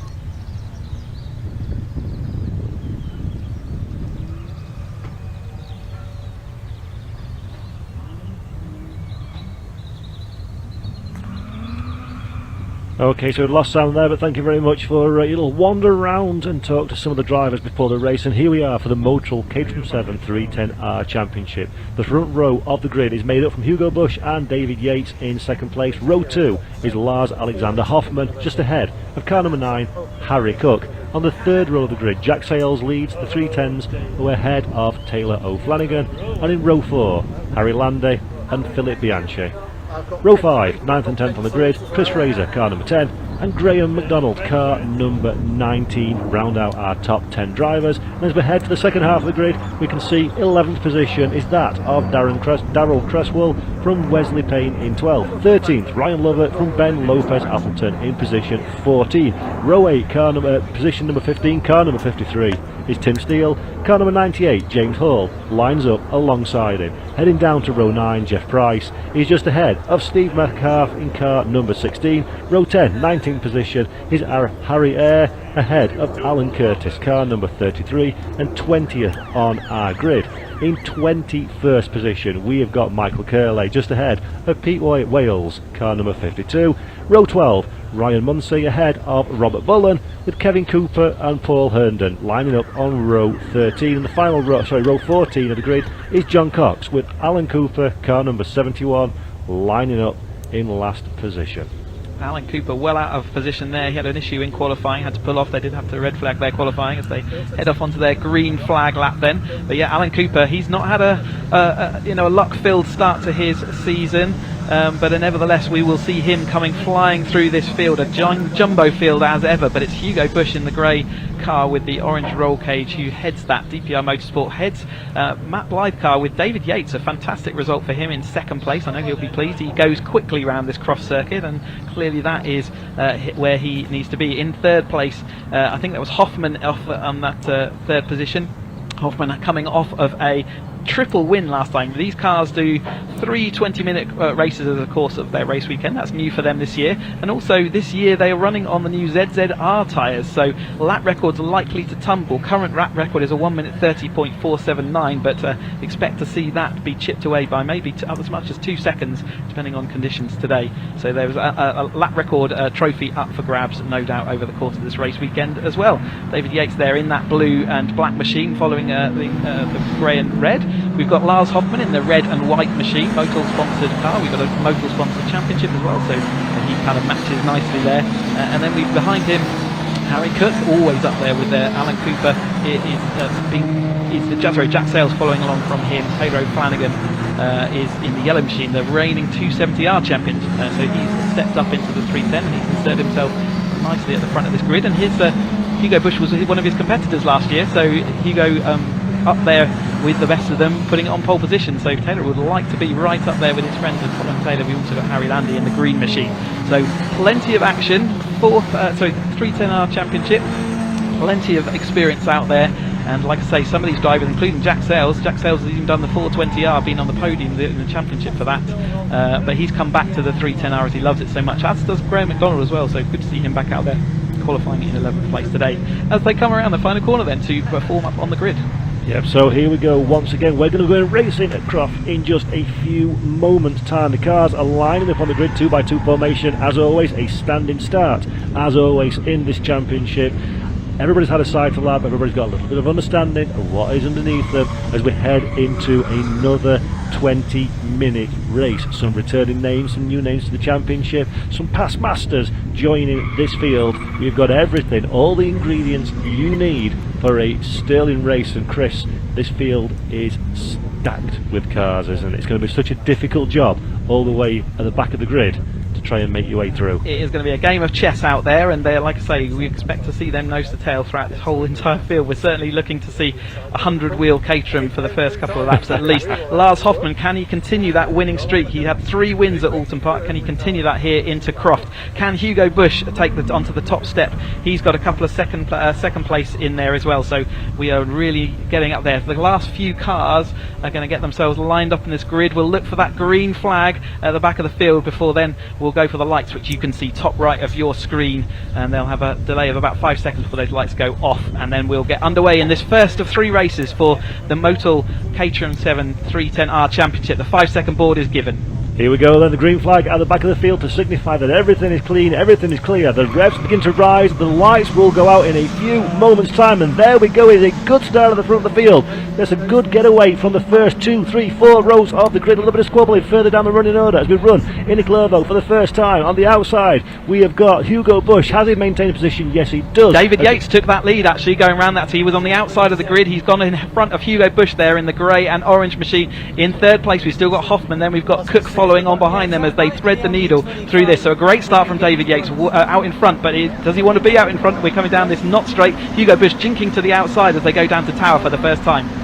Yep, good spot there. Did not notice that was Yates there. Now he's on the defensive as Bush looks to the outside. Was there enough room to get past? No, there is not. Slots back in again, looks to the inside, tries to get the tyre to turn through the corner. Meanwhile, a little bit further down the running order, the 2 cars side by side as we run into the chicane. They're going to have to form back into single formations. Everybody's desperate for that slipstream. Everybody's desperate for a little bit of a draft from the car in front, trying to find space, jockeying for position. We've got 1, 2, 3, 4, 5, 6, 100,000 cars all line astern as we head down into the second part of the lap. So it's Hugo Bush in the lead over David Yates in that second place, so they have reversed the positions. Hoffman follows on really closely, then Taylor O'Flanagan making up good positions in that yellow machine off the line. Following him we've also got Jack Sales, who's lost out a little bit in that early, he made some early positions but he's dropped back again and it's Harry Cook in the middle of them, but there is Hugo Bush in the number 22 DPR car. Following him is David Yates in the blue machine, Hoffman in that red machine as they head round tightest corner in British Motorsport, 30 mile an hour probably in these 310R machines as they look to complete their first lap, and it's going to be Hugo Bush then over the line to set that opening lap, and he started on pole position and maintains it as they flow on through into the turn 1 and Clervaux. Yeah, good start there for Bo Flanagan as well. Moved up 2 positions into 4th currently on the racetrack at this moment in time as they cross the line for the very first time. McDonald as well, another mover and shaker into 7th place, 3 positions to the good over the course of this first lap as everybody's starting now to settle down into their rhythm a little bit. And as we said at the top of this broadcast, they are all nose to tail from back to front of this grid. One small mistake, one slightly off track moment as we see somebody running a little bit deep there. Can't quite see the number on the car, but at the rear of the field we've got somebody grass tracking. One small mistake though, Chris, and you're going to be losing not 1 but 5 places. Yeah, they've got a bit of a battle to be had about not falling out the train, so we'll call this the train of cars. If you actually get shuffled out of the order or pushed to the side, you risk losing multiple places as other cars then look to benefit from you being pushed out. So it really is a game of working out where do you balance that speed. Do you want to be aggressive and risk being moved out of that chain of cars, or do you want to just sit and let this race develop a little bit? You can see there's no real gaps appearing just yet as this field. There's that one gap there. It looks like maybe Ryan Lovett there has just got a bit of gap to make up as they head into the complex then, and this tight end to the lap. When you're running nose to tail again, it's so tempting to dive up the inside, but really they need to be cautious. Jack Sales is looking to make a move on Harry Cook there up the inside of that, and looked like he was going to make that happen. And Hugo Bush though does serenely take that lap 2, still ahead of David Yates and Hoffman out front. Yeah, Yates now sees an opportunity, gets a slipstream from a long start finish straight down into the chicane at the first corner. Will Yates have enough of an overlap? Yes, he does. Looks to the inside, doesn't quite find enough room to run, and that's Bush just about holding on to the race lead. Yates in the blue car in 2nd position. Looks very, very similar colour scheme on our screen, so apologies for my slight confusion there as they ran down in Clervaux, but it's just about still as you were at the front of the field. As the light streams into this commentary box from these fabulous conditions we've got here at Croft, it is quite tricky sometimes to see what cars are coming at you. You can see this whole field. There's still a little few gaps right at the rear now as we saw some grass tracking, and that's going to happen, but the front of that field still Bush holding on. Actually, he's done a very good job to hold on for at least a couple of laps as they head off round the Jim Clark S's, and looking now to go into the Barcroft end of the lap. There's Jeff Price just going through our screen as the exit is Ryan Lovett moving on through. Alan Cooper making some good progress up then from his side right at the back of that grid. He's made another couple of places last time, and I think when I saw him there he was even further forward. But David Yates now leads, so the last time we saw them it was Hugo Bush. It's David Yates leading Hoffman, and then Bush is now pushed down to 3rd place, so it's all changed. O'Flanagan looking around the outside of Hugo Bush there to go into the complex, and he's going to make a move up, so Hugo Bush is going to have lost 3 places on that last lap. And it's just like a NASCAR race, isn't it? Once you get out of the little pack, you find yourself hung out to dry, and that's exactly what has happened to Bush there. He found himself outside of that little battle pack and has dropped all the way down to 4th. He'll not be too concerned at this stage. There's 15 minutes left in the race, and he knows he's got the pace of the car. Immediately, he's on the charge now, trying to find a way past O'Flanagan as our 2 race leaders look side by side, but not quite enough of an overlap in the braking zone. O'Flanagan has held on to position as well in 4th place, so Bush can't quite find his way past just yet. But this is exactly what we've come to expect from Caterham Racing. Swapping positions. If you don't make the move, if you're not committed to the move first time, you're very likely to start eking your way backwards in the pack as a stream of cars are hungry for your track position. As once again at the front of the field we've got another charge for the race lead side by side, and there we go. That is job done for car number 70. Hoffman holds on to position just about. No, Flanagan now to the outside. We've got Flanagan on the grass, and it's thrown up all the dust there, so he's going the typical example of getting shoveled out the line and then losing out all that momentum. Jack Sales making most of that, moving up into 4th place. Lucky to only lose that single position. You could see that developing. He was on the edge of that car and he was sort of slightly offline, and it just pushed him into that dirt. Lucky that the wet weather we had yesterday has dried up, but Hoffman takes that lead. Remember, he's off that triple win from Alton Park. Yeah, great stuff from Hoffer at the front of the field. O'Flanagan loses 1 position but stays very firmly in the conversation of the fight of the cars around him as well, so nothing really too badly lost at this stage in the race. At the front of the field, still Yates in 2nd position. I believe there is car number 70 that we're looking at off Hoffman as our race leader. Yates still holding on to 2nd position. Bush now back up in the 3rd and fancying his chances of resuming that fight from a couple of laps ago. The only difference here, Chris, is Hoffman has decided to run away with things at the front and snuck in front of the the pair of them. That gap is going to be eaten up again by the time they get round to the end of the straight. The tow will be sufficient to pull him through and out as they all the field do go across. But Hoffman does cross the line that first phase ahead of Yates and Bush. Sails up into that fourth and looking good and defensive there. A little bit of a gap, like we said, back to Yates, but wait until the end of Tower and that will have evaporated. Jack Sails pulling along Hugo Bush. Taylor O'Flanagan has now found himself in that fifth with Harry Cook behind. Landy looking like he's fighting with, might have been, let's have a look where he was, probably Fraser, I think actually he was fighting with at that point. But yeah, Jack Sails is now into that third place, so he has demoted Hugo Bush out into that fourth place. Jack Sails making good progress, remember, in that Tian accountancy car. Very experienced racer that's come back to live in this 310R Championship, really enjoying it. The Hugo Bush is having a bit of a yo-yo race at the moment, isn't he? Make one, lose one, make one, lose one. Currently down into fourth position as Sails sneaks his way up to the bottom step of the podium. 12 minutes, 50 seconds left to run. There's still plenty of racing left to do as Hoffman continues serenely on at the front of the field. Yates now been looking to take the opportunity to start to close away that gap. Try and put a bit of fresh air between himself and the rest of the field, but look how close they are on the grid. Fresh air will be a thing of dreams, but not reality for Yates at this moment in time, as immediately he's under pressure into the hairpin, but manages to get the optimal line, gets the run off of the corner. But will the slipstream effect be big enough to allow the rest of the field to have a charge down into T1? Yates is clearly having to look in his mirror a little bit more than he's looking out front at the moment, and it's Sails who's looking to put the pressure on as they head into turn one. Hoffman's clearly got a really quick car because he is able to hold off the chasing pack at the moment, but Yates does defend off into turn one this time through. Jack Sails in that third place. We've seen him moving just step by step up through the order, and is he going to be in second place by the time we get to Tower? It's looking quite likely at the moment. The rest of this field really kind of clinging on to the speed that Hoffman's injected into the front of this field, and some little gaps now appearing. Cresswell just pulling a sort of a gap up behind him to love it, but it's Hoffman still in the lead of Yates. Jack Sails does stay in that third place. It's Hugo Bush, then Taylor O'Flanagan following on. They head into this absolutely flat out section through Jim Clark S's. And this is absolutely sensational to see. For somebody who's new into the world of Caterham like myself, it's incredibly difficult to remember the colour schemes while they're all swapping and changing positions, but this is pure motor racing, fighting for position, nothing asked, nothing given, and the fight at the front of the field has been fantastic, currently headed by Hoffman from Yates, Sails and Bush, and O'Flanagan just a little bit further behind, courtesy of that off-track incident that we saw a few laps ago, but still very much in the fight for these podium positions. Yeah, I think I saw Alan Cooper, we were watching and monitoring from the back of the field. He was up there, but I'm not sure whether his transponder's working, because I can't see him in the list right now, and certainly if it was him, he's made some significant progress.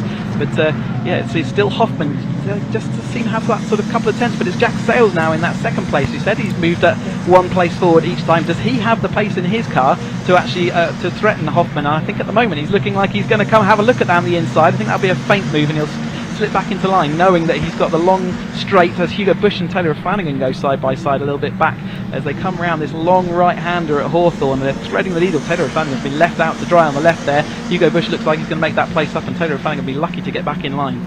Yeah, Hoffman looks like he's struggling a little bit for lap time now compared to the very start of the race, and Sails is the man that's leading the chasing pack behind, as we're seeing at the top end of the circuit. A couple of cars running side by side, but everybody gets through that section of corners, and there is the 35 of Sails saying, thank you very much, I will take that race lead. Hoffman demoted to second position. Yates thinking, this looks like an interesting fight, I'll buy into that one if the opportunity presents itself, but it does not. There are too many Caterhams on too small a piece of tarmac, so Hoffman holds on a second position, immediately trying to retaliate from Sails, but not quite close enough at this stage in the race. And Sails is now our new race leader, sideways through the corner, holding on to the car in spectacular fashion.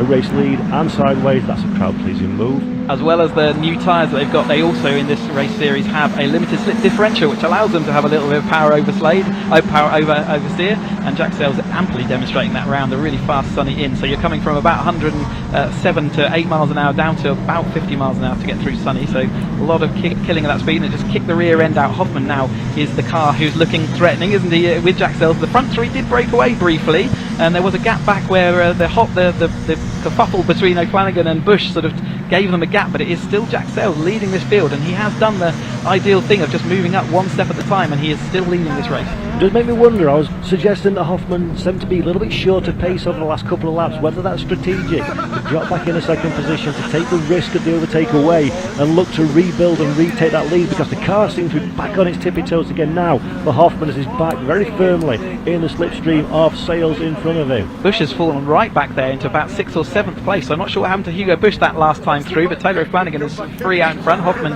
retakes the lead as they head into Tower. Yates in that 3rd place, but Taylor O'Flanagan's now in the yellow car alone, so whether they had a bit of a touch out through the chicane that time, but at the moment Bush is going to have all to do. I can see on my 13th place is where Alan Cooper came across the line last time, and from the back of the grid, that's no mean feat. Yeah, that's a sensational start to this race for Cooper. 8 minutes 15 seconds left on the clock.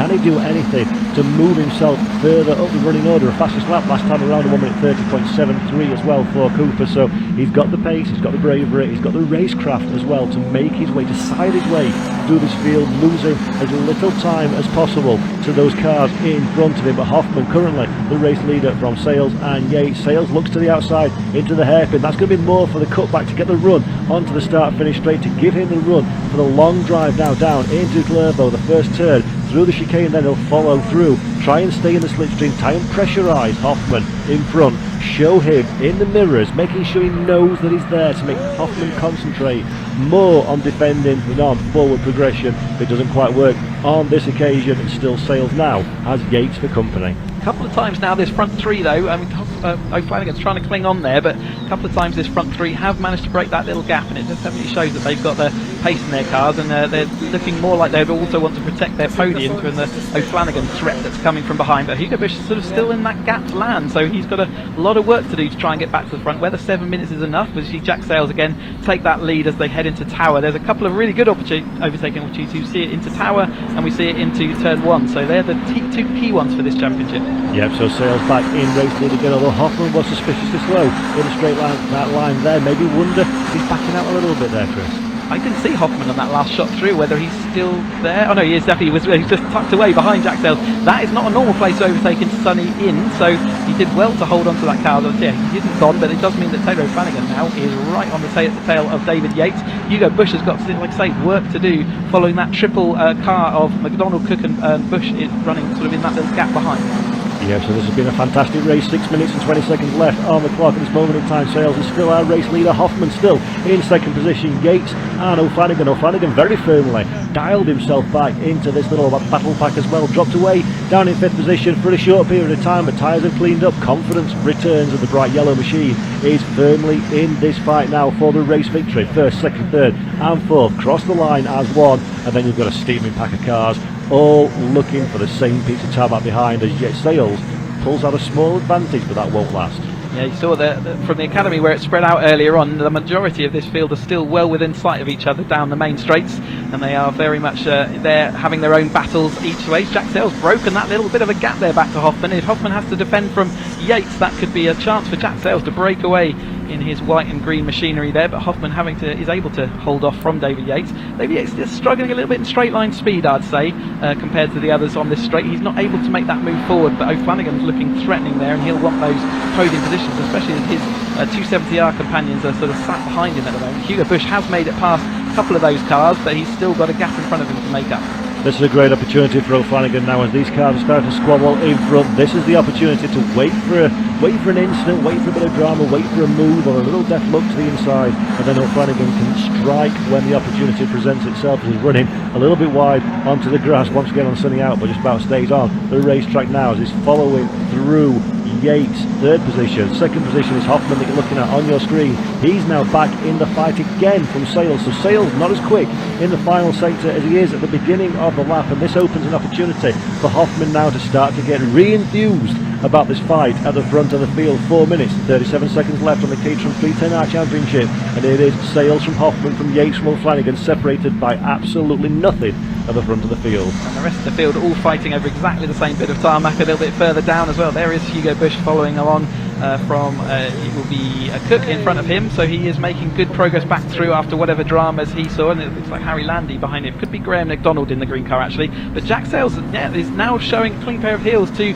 Hoffman, who is under threat from Yates again as they head down into Tower. Yates is seeing whether he can force it down the inside. He's late on the brakes, but he's not going to have enough to do it this time. Again, there's takes a lot of patience to back out of a move there, knowing that the dive bomb actually will cost you more than it's going to save you at this point. Taylor Flanagan still trying to cling on as they disappear out the back end of the track again. Yeah, clever bit of driving there from David Yates, as you say, recognise that the deal's not really going to be on at this stage in the race. It's better to drop back and live to fight another day. So clever from David Yates. He's still very firmly glued to the rear of Hoffman ahead, as you see. A little bit of a squirrely moment there from Yates, but gets it all under control. No harm, no foul. And there is O'Flanagan in the yellow Canary car behind again, just keeping a watching brief, not really involving himself in the fight.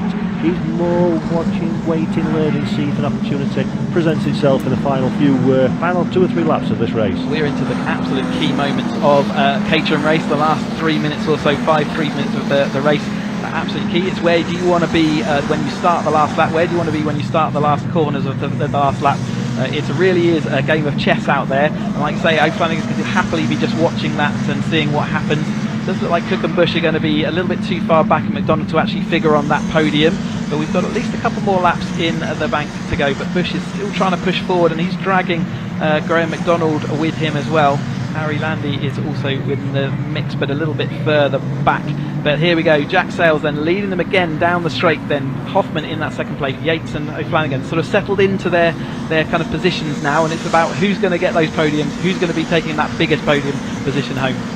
Yeah, exactly. It's all a mental game now. It's about applying pressure where you can, trying to force your rival into making a mistake, and Hoffman is the man that's very much in charge at this moment in time. Second position, applying all the pressure he can on Sales, gapping Yates a little. In fact, as I say, that O'Flanagan now starting to get very, very interested into the rear of Yates' car, to shut his nose to the inside on corner exit, got enough overlap, not quite, to get the deal done, and now Yates is very firmly under pressure from the bright yellow number 11 of O'Flanagan. It's a good run through the corner, firmly in the slipstream now. He'll be looking to fill the mirrors of the car ahead, trying to pressure Yates into a mistake, trying to pressure him into a little bit of late braking. Looks to the outside, does O'Flanagan, but the outside is not the optimal position to be at that stage of the racetrack. Can he hold on to get the inside into the hairpin? Yes, he can. Late on the brakes, get the car into the apex, runs it a little bit deep as well. That opens the door again for Yates to look on the comeback, and Yates now, I think, Chris, is going to get this one done on the run down into the first corner. Really tight whether they're going to get another lap out of this as well. The time normally runs out of 0. They're 1 minute 30 laps, so theoretically they've got another lap after this, but let's keep an eye out for the checkered flag in case they put it out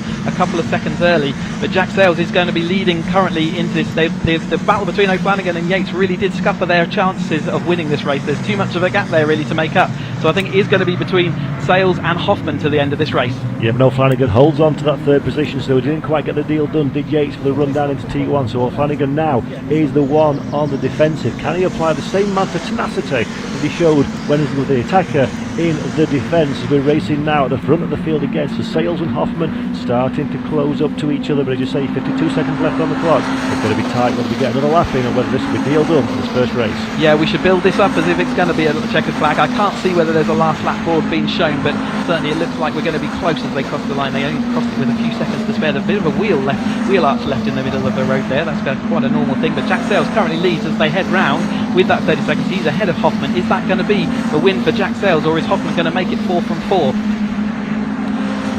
As we see Jack Sales there, Hoffman following on the little gap there, Ben back to Taylor O'Flanagan, and we've got David Yates behind them. Let's have a look to see whether this is the last lap. Yep, so Hoffman now into the chicane, trying to find a way past, not close enough to get alongside the front of Sales. Sales accelerating now off the final corner. He's gone to the inside wall to see if he receives a checkered flag, or if there's going to be one more to go as he crosses the line. There is a one final lap of this race, so Hoffman has one last opportunity to get the deal done. In second position, he drops back for the run into the first corner. He's going to try and get the slipstream as we run down the back straight to give himself one final opportunity, one last throw of the dice. So Flanagan behind as well, clinging onto that third position. Yates desperate to make inroads with the cars ahead. Jack Sales just set the fastest lap and a new lap record to boot in clean air out front. Clearly got a lot of speed there. We've got Harry Cook out onto the grass. Hugo Bush is therefore going to make that move up. Jack Sales would have been desperate to see that checkered flag the last time through, but at the moment he is showing a clean pair of heels to Hoffman, who's just clinging on there, but it looks like Jack Sales has absolutely got the bit between his teeth. Yeah, as soon as he got into the race lead, did Jack Sales, he immediately looked comfortable at the front of the pack. It opened up a little bit more of a freedom in his driving, a little bit smoother behind the wheel. The car looks nice and stable. Sales looks like he's born to lead one of these races, and at this moment in time he's doing the business at the front of the field, and Hoffman just doesn't have enough of an answer. We've still got those tight corners to go at the end here, and Hoffman's not out of the running. He's right there, but whether Sales has got the momentum at the moment, it looks like it's Sales. Remember, has raced in the 420R Championship and won the third place in that championship trophy. A really experienced racer, started with me back in 2013, and he looks like he's got enough of a gap. Is Hoffman going to try for a last dive up the inside? He does show his nose, but actually Sales has got that covered off, so it does look like it's going to be Sales across the line first. Yeah, very sensible driving there from Sales, not to defend, and there we go, accelerating for the final time. The checkered flag is about to wave, and there is a race victory for Sales, commanding at the front of the field. Lars Hoffman in second position. O'Flanagan in the bright yellow machine just holds on for the bottom step of the podium from Yates, and a very frustrated Bush is fifth position after a mighty fight up and down the running order, and Cook crosses the line in sixth place. And Chris, you told me off air that this is going to be a cracker. You know your stuff, don't you? You know, you weren't wrong. That was great. They never disappoint, the 310Rs. They're great, and much more racing like this to come all the way through the rest of this day.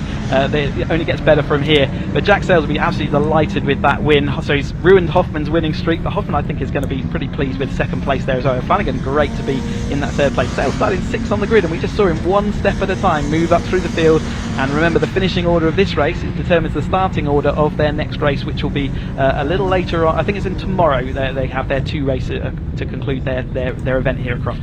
I must admit, I was very impressed by Jack Sales and the racing intelligence he showed.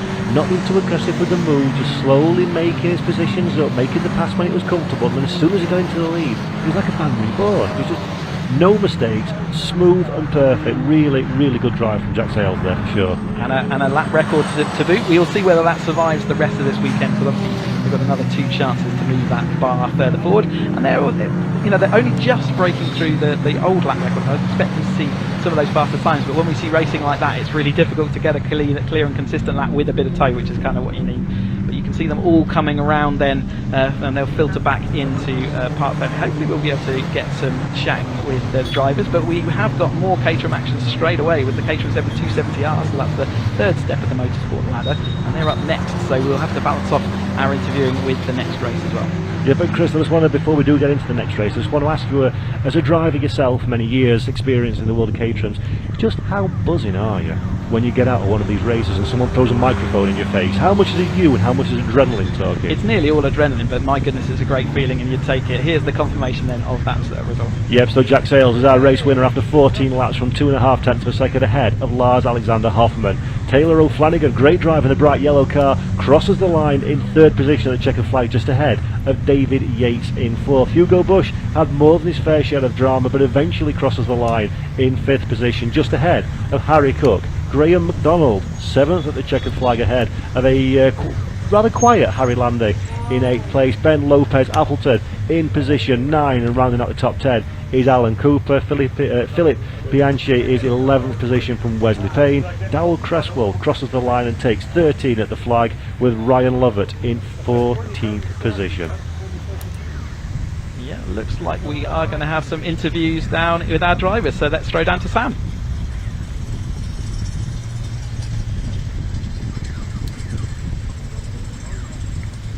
And what a great race that was. Absolutely fantastic. I'm just going to move in and speak to Jack Sales once he gets out of the car. Must be very hot in there. He's having some photos. Oh, Jack, fantastic. Saving those tyres was, for later, but you can go on old tyres easily, can't you? Yeah, I was quite surprised by that. Yeah, no, brilliant. Like, just had some good pace in the car, and it was actually quite relaxing being out front. Apart from, so my dad's had to stay home because my granddad's not very well, and he's never missed a race meeting, and I didn't do that catch up on the bonnet. And from lap 1, I saw the thing flapping around. I thought, oh no, the first race meeting that I've done without my dad, and I forgot to do something. Thankfully it stayed on. Well, your relaxing driving got you fastest lap and potentially a new lap record. Really? Oh wow. Double whammy, brilliant. Hi Dad and Grandad. Oh, well done, Jack. Right, move on to Lars next. Lars, congratulations on second place, third to second, so it's great. Obviously you were leading for quite a bit of that race. It was going really well, wasn't it? Yeah, actually leading. It's a good feeling. Yeah, see what happened in the next race. Definitely. Nice and hot out there for you. Yeah, absolutely. Thank you very much. Right, let's move on to Taylor. Taylor, nice to see you back on the podium. Well done. That was a great race, great battle, and you made your way through. Yeah. Had to try and turn on a little bit more in that race and just drive a bit more to the limit to get to the front. But now we're starting a good place tomorrow, and hopefully a couple more steps on the podium tomorrow. But yeah, Exactly. absolutely super happy with that. Excellent. Well done. Thank you very much. There we go. You've heard from our top three. Back to you, Chris and Paul.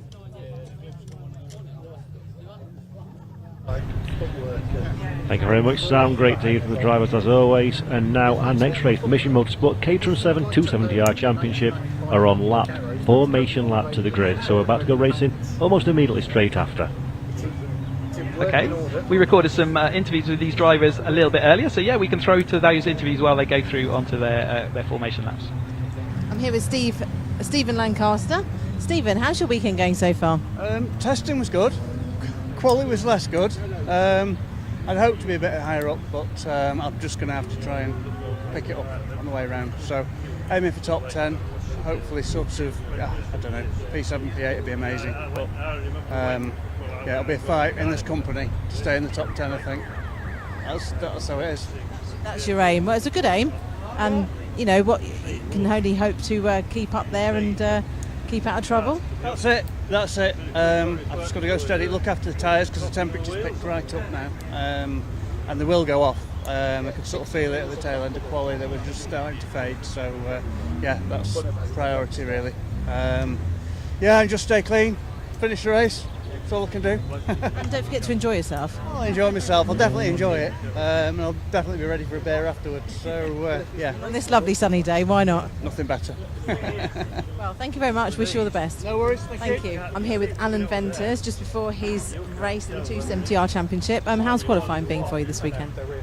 Yeah, it went okay. I made a bit of a mistake on my best lap at the hairpin, so I maybe would have been a couple of places up, but I'm still happy where I am. I haven't done that much racing in the last couple of years, so getting back into it, quite happy. Been sort of in top 10 there. Happy with that.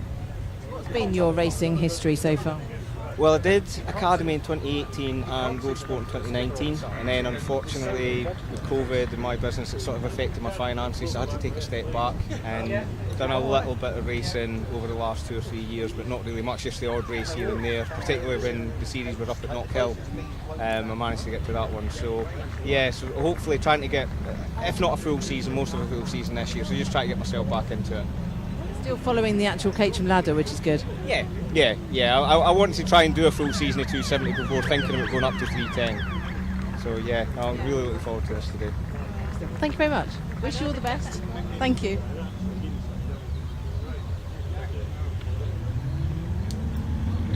Great to see here from the drivers before we go racing, and the Mission Motorsport Caterham 7 270R Championship begins. Its formation lap of the grid is headed by Charlie Lower on provisional pole position from Freddie Chiddicks in second place. The second row of the grid, Mark Kendall, is in third, just ahead of James Cook in position 4.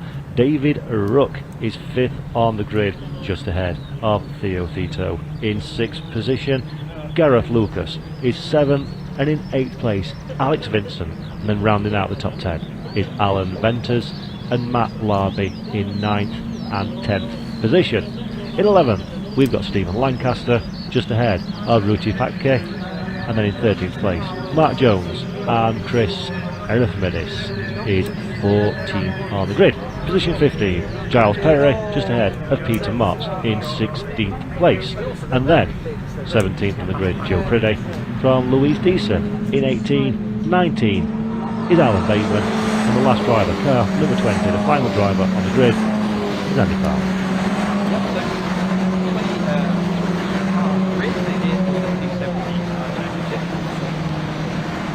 Excited to see how they go on. It's Charlie Lower, Freddie Chiddicks, Mark Kendall, James Cook. We saw those four absolutely no detail throughout the last race at Alton Park, throughout the whole race weekend. And are we going to see them back? They're joined by David Rook.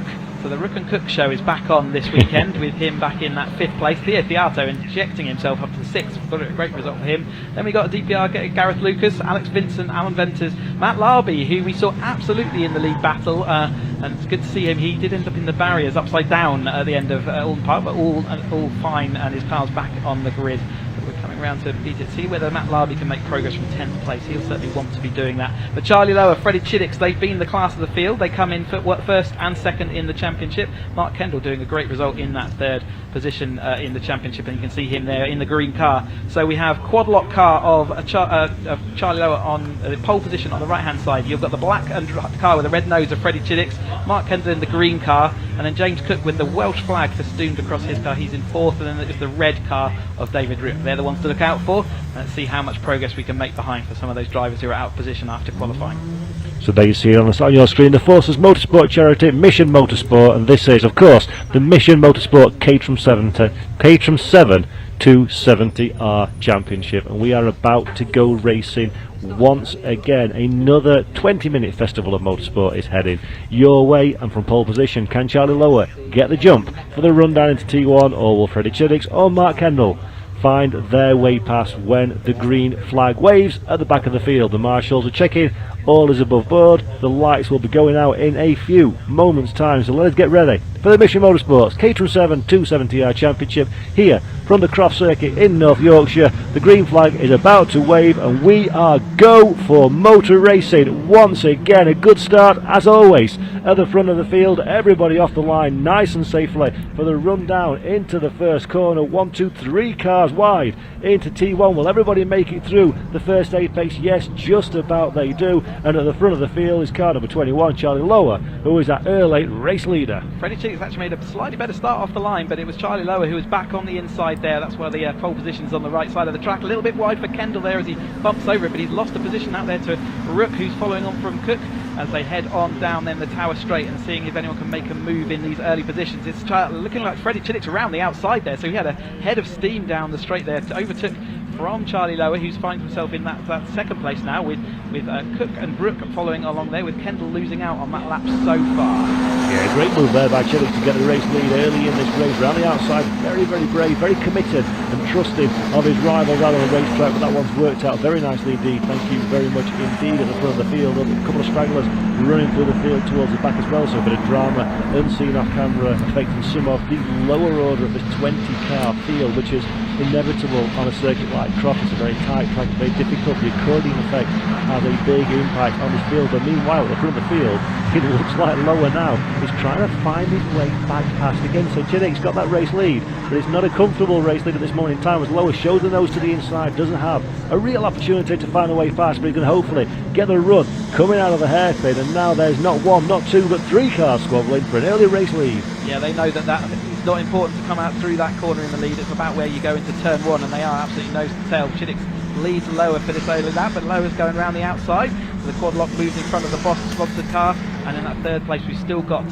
Cook over the line, with Rook following him in their normal order of things, and see whether Rook can actually get in front of Cook. And then certainly Alton Parker, you got the red car there, found himself a little bit further down the order and will want to move himself up. Kendall, though, struggling to keep up in these early stages and just following more behind them. We've got Gareth Lucas in the kind of lime and green and turquoise colour car, quite a standout car, and he's fighting alongside Thea Theato, who's new in for this weekend. He wasn't with us at Alton Park, but there goes Hugo Bush in the lead ahead of Charlie Lower, and it's Cook and Rook followed by Kendall. So plenty of changing at the front of the field, as we come to expect. Maybe that's not going to stay that way for much longer, as we see a bit of a battle pack forming now. 4 cars broke away in the chasing pack, so it's very close at the front of the field, very close in the middle of the pack, and then we've got 1 or 2, 3 cars just having inconvenienced themselves at the start of the race, just struggling to stay up with the rest of the field. Car number 66 is our race leader at this moment in time. It's Freddie Chiddicks at the front of the field from Lower and Cook behind. Well, it looks like he is making places up. Let's keep an eye out for whether the number 73 blue car with black trim, see whether he is going to make his way forward. He's a bit despondent after attempting to qualify. It's not where he wants to be after a great Alton Park, where he's jumped up from the academy last year straight up into the 270R, so he skipped out road sports entirely. He wanted to be with teams from Horse, and it is Charlie Lower though who's in front as we come across the line this time through, and he's got a little bit of a gap now over Chiddicks, who's having to defend heavily from Cook, who's right in his slipstream, and this front packer, there's a few little gaps appearing. They will all come back together again, but yeah, 0.76 of a second is no insignificant indicator, but it is Chiddicks who remains in that second place ahead of Cook and Rook and then Kendall. Yeah, so lower, that's the opportunity he needs now, isn't it, to try and bridge the gap a little bit, try and get himself a bit of fresh air between himself and Chiddick behind, as Cook, Rook and Kendall are all as one at this moment in time. Somebody running a little bit slow to the outside of the racetrack as well there. Didn't quite catch who that was on the screen, but we'll keep our eye for any big movers and shakers in the overall running order. Theato holding on to 6th position as well, so another position made for Theato, currently in 6th place, and the victim to that one was Lucas, who drops down into 10th position. Yeah, Theato doing some good racing early on in his orange sort of McCat sponsored car, but this is the lead with Chiddick's now back in front, so that little gap that was 0.76 of a second over the line has evaporated as they head down into Tower that time. That is Gareth Lucas following on behind Theato, and just behind them we've got Vincent as well, so Vincent doing a great job as they head into the complex then again for the third time. So this is going to be very much a case of swapping around at the front of the field from one lap, one corner even, some might say, to the next, but at this moment in time it is lower that is the man that holds the advantage. Car number 66 is Chiddick, that you see just behind, dropped a little bit further away than he's been on the previous lap, coming out of the hairpin, so not quite close enough to affect an overtake, as a snake of cars behind all weaving their way through. And I think Kendall is in an attacking position as well, coming down into the first corner. Will he have enough of an overlap to get alongside? No, I don't think he does at this stage, but that, Chris, is quite a tasty little gap for lower at the front of the field. It's not lower, it's higher than he needs. Though, yeah, he is got a little, like I say, he'll be a little bit comfortable going through these corners, just able to concentrate on his marks rather than have to completely drive in his mirrors. And these front two now have used that speed, and it is actually David Rook who's pushed into that third place, so he did make up a position over Cook that time through, but those squabbles that have caused that change of position have let these two get away, and these two have serious speed and they will know how to work together. They've been racing together for a number of years now, and regularly nose to tail, as we see them now swapping positions every time. They're used to each other, and they'll know that at this stage, with 14 minutes of the race to go, the more they can consolidate that gap, the better. And that's a big thing that you mentioned there, and we spoke about this earlier in the day. They know each other, they know the trust that they have in each other, what to expect from each other's behaviours, and more importantly, as you've just said there, they know that they're both wise enough to recognise this as an opportunity. Don't squabble, we've got 14 minutes to go, let's build the comfort blanket to the pack behind, and then we can go hammer and tongs. And that is something that you only get from experience, and that's the difference, isn't it? One of the differences, one of the many differences in this championship compared to the earlier races that we've seen today. These are altogether more rounded and experienced drivers. So this is the third step of the motorsport ladder. So with 310s we just watched, so one step above this again, that extra level of performance. But these guys have been racing now for at least 3 race seasons, and you can see this is an absolute squabble here. And it looks like the Gareth Lucas and sort of area of the car. So that's going to be Lancaster, Larby trying to make his way through, but still stuck in that 10th place. Theato in this group as well. So they're absolutely flying through. Now the lead two have got slightly ahead of them, but they are going to be battling for the final step of that podium. Kendall has lost out the most, and he's sort of now having to defend from Theato in the orange car, but is now Cook back ahead of Rook, so they have swapped once more. But all of that jinking and jiving is meaning that the lead two are still pulling away. And this is why, ladies and gents, we like motor racing, because these cars are all separated by absolutely nothing, as we see in the number 15 under pressure there. So that's a little bit of a move. We've got a spin both about Theato and Kendall have spun, and they're sideways on into Tower. That's not ideal, and that's going to cost them. I didn't see exactly what caused that, but they were sideways in Tower. That's not suboptimal, we'll call that. Yeah, I like suboptimal. That's one of my favourite terms as well. But good work from both of them to keep the car running, to get it back on the racetrack and avoid any need for safety cars or yellow flag intervention. So bit of drama there as we get sideways action as well for good measure. That is the 15 of James Cook, just holding the car on the absolute edge of adhesion is James Cook of Rook, just behind him, trying to use that as an opportunity to find a way past. Pressure is starting to mount now on Cook, and that's beginning to show a little bit in his driving, and this will encourage Rook, this will encourage him. He's got an opportunity now to step a bit further away, to put the pedal down and to get a bit of a gap from the 15 behind. We talked about track temperature, and now as you see the rear end of these cars start waggling around more, that is often a sign that the balance of the car is changing as the temperature of the tyres goes up. And we saw it in the 310R race a little bit earlier, and we're seeing it even more with this 270. Compared to the 310, they've got a slightly less power, but not by much. They don't have the limited slip diff as Lancaster there. It looks like he's up the inside of, let's see who he was fighting with, Patke, I think. That's Rog Patke, who had a horrible qualifying, testing where one of his wheels departed his car as the upright failed. but he's back in there. He's found himself fully into the 6th place at the moment, doing a great job, and he's also another driver that's come up from the academy. So what a way to go academy 1 year straight up into the 270s, and that's no mean feat. Yeah, absolutely. Bravery personified there. We're seeing once again David Rook having himself a ding-dong battle with car number 15 of James Cook, and they're swapping places. So this has basically been this is a little bit of a strategic game now, Chris, isn't it? If they swap in places, you think, oh great, let's get excited, it's an overtake. But actually, that's going to change again 4 or 5 corners down the line. This is lining yourself up, isn't it, for the last few minutes of the race, rather than necessarily being all about the here and now. It's more about looking a bit further forward down the road. You can see what the front two have done. They've worked together over the last number of laps, and they haven't been fighting. They've been swapping every now and again to leapfrog each other. That's the quickest way you can drive a Caterham, is a pair and then leapfrog each other. They've just been working together because they've got, they know the race doesn't start until the last 5 minutes, so at the moment they will work together, and it's up to Rook and Cook to see whether they want to work together, to see whether they can catch back up. There's a little bit of a gap there generated by Charlie Lowe. He fired it out the hairpin that time through, but at the moment they've got a decision to make. Do I want to fight all this race, or do I want to just sit down, calm down, let the tyres ease off, and there's Patke and Lancaster again side by side as they're going through into turn 1. But there he is, Charlie Lowe. Nice little comfortable gap there. I'd say if I was driving in Lowe's car, I'd be pretty happy to see that the fact they can open these gaps up pretty easily. Yeah, exactly. This is a really good performance from both of these front drivers, in particular Lowe in the race lead, having a very, very strong run so far as well. A bit further down the running order, we've got Lucas moving up 8th position at the expense of Larbe, so they're 7th and 8th place at this moment in time. So good driving further down the running order as well. So Lowe is our race leader from Chiddick, from Cook, from Rook, from Patke, from Lancaster, Lucas, Larbe, Jones and Vincent are the top 10, and they're separated pretty much by the same amount of gap it took me to say it, which is next to nothing. And there goes Larbe in 8th place, so he has made a couple of places up, but not the progress that maybe he'd want to. But it's good to see him running on all 4 wheels the right way up this time through. Yeah, Theato after that spin has ended up in 17th place on our timing screen, so not great for him, and it may be losing a few more places over and above, but we saw them both spinning down, and finding himself deep in the field in 17th. So not great for him after a great start, but Lowe still in the front, and it is Rook ahead of Cook, still in that battle for battle for third.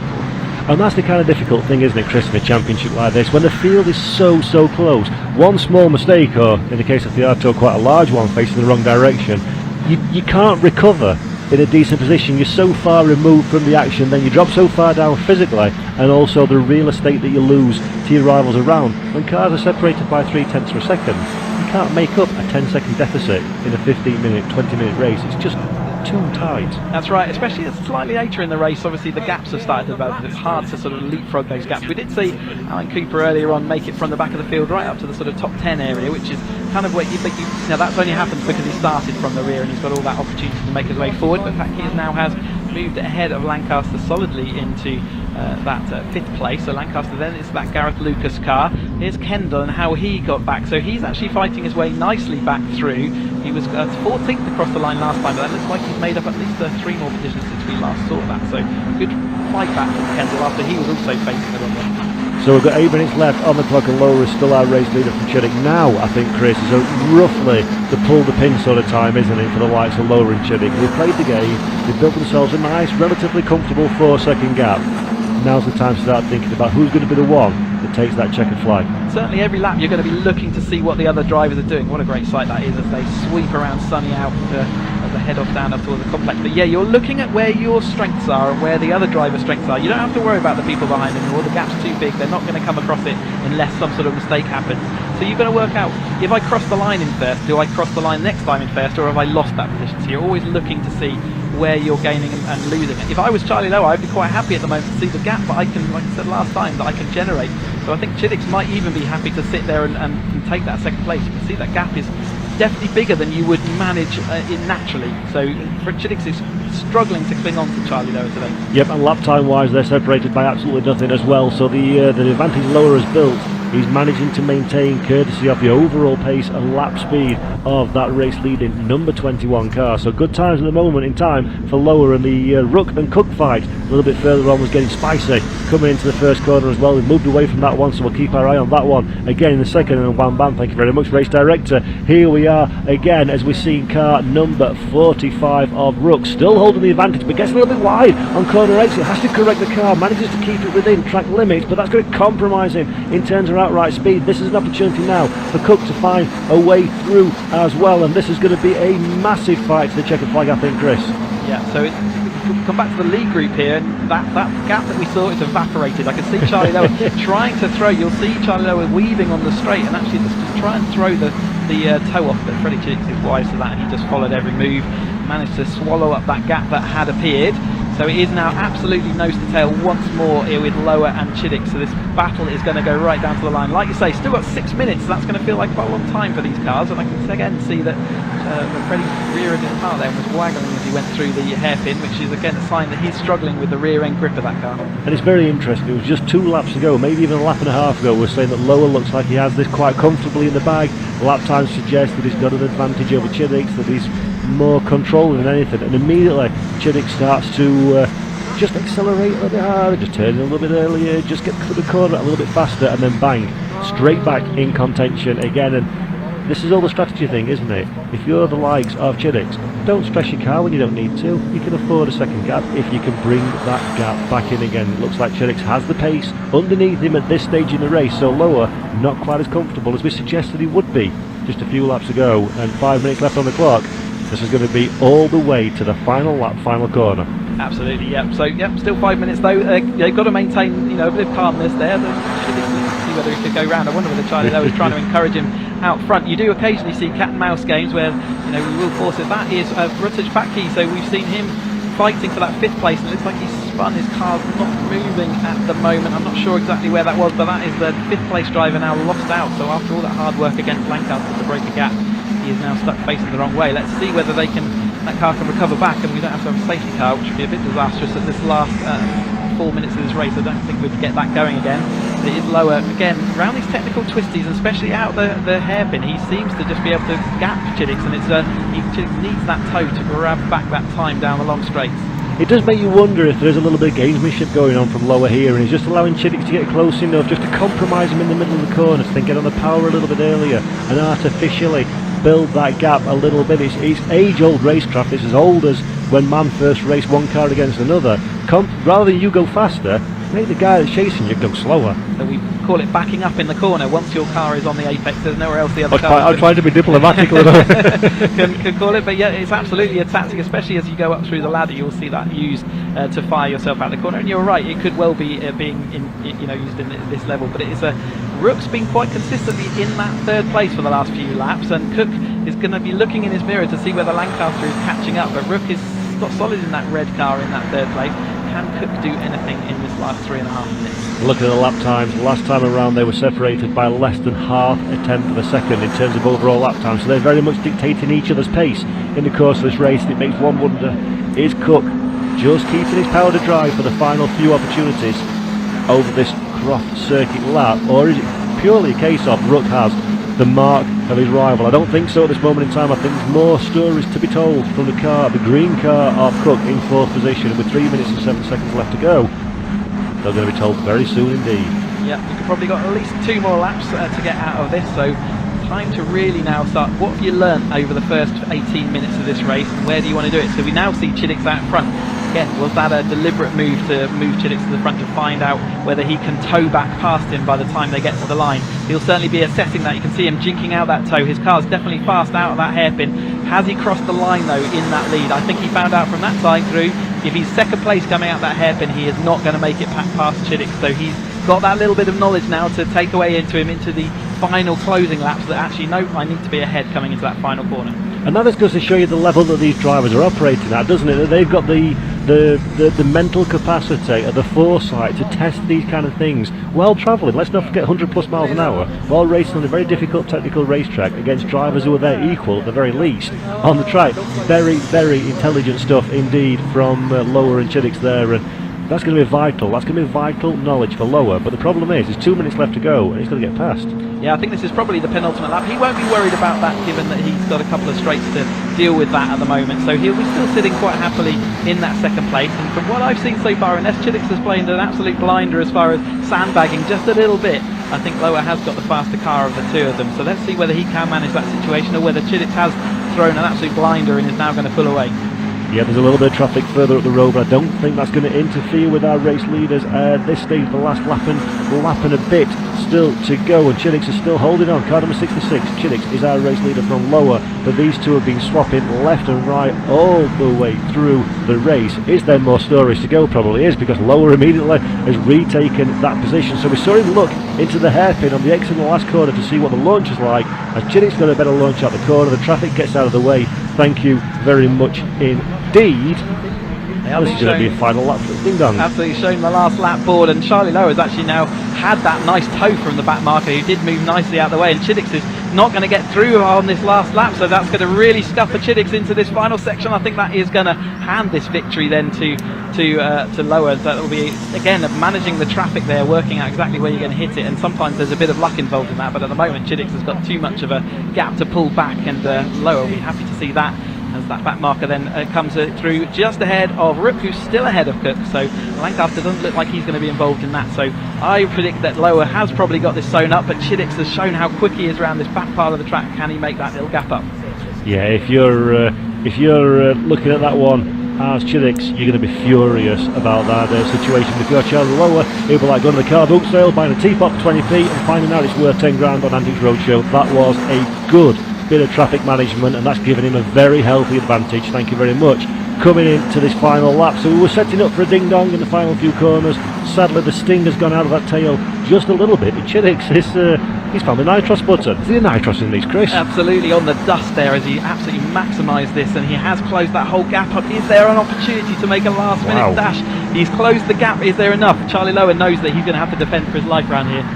Yeah, that's absolutely unbelievable. Freddie Chiddix has just from nowhere found so much pace, but not quite enough as Charlie Lower accelerates through the final corner, sees the checkered flag, and arm will be waved out of the cockpit, and that is a victory for Charlie Lower here from Freddie Chiddix in second position all the way through the race. That was an incredible fight. Cook at the line takes third position just ahead of Rook, Lancaster and Lucas. So we said it was going to be a last lap fight, Chris, but it wasn't for the win. It was actually the third and fourth that was defined on the final few corners. Yeah, just a few thousands between them there as they went over that line, and Lancaster that quiet fifth after the fight with Patke ended with Patke spinning out there, Lucas in that sixth place. But what a fight for the lead. It was really to and fro, and Chiddix did very well, even with the toe, to catch up that such a significant gap, and Lower would have been very aware of him in that last corner.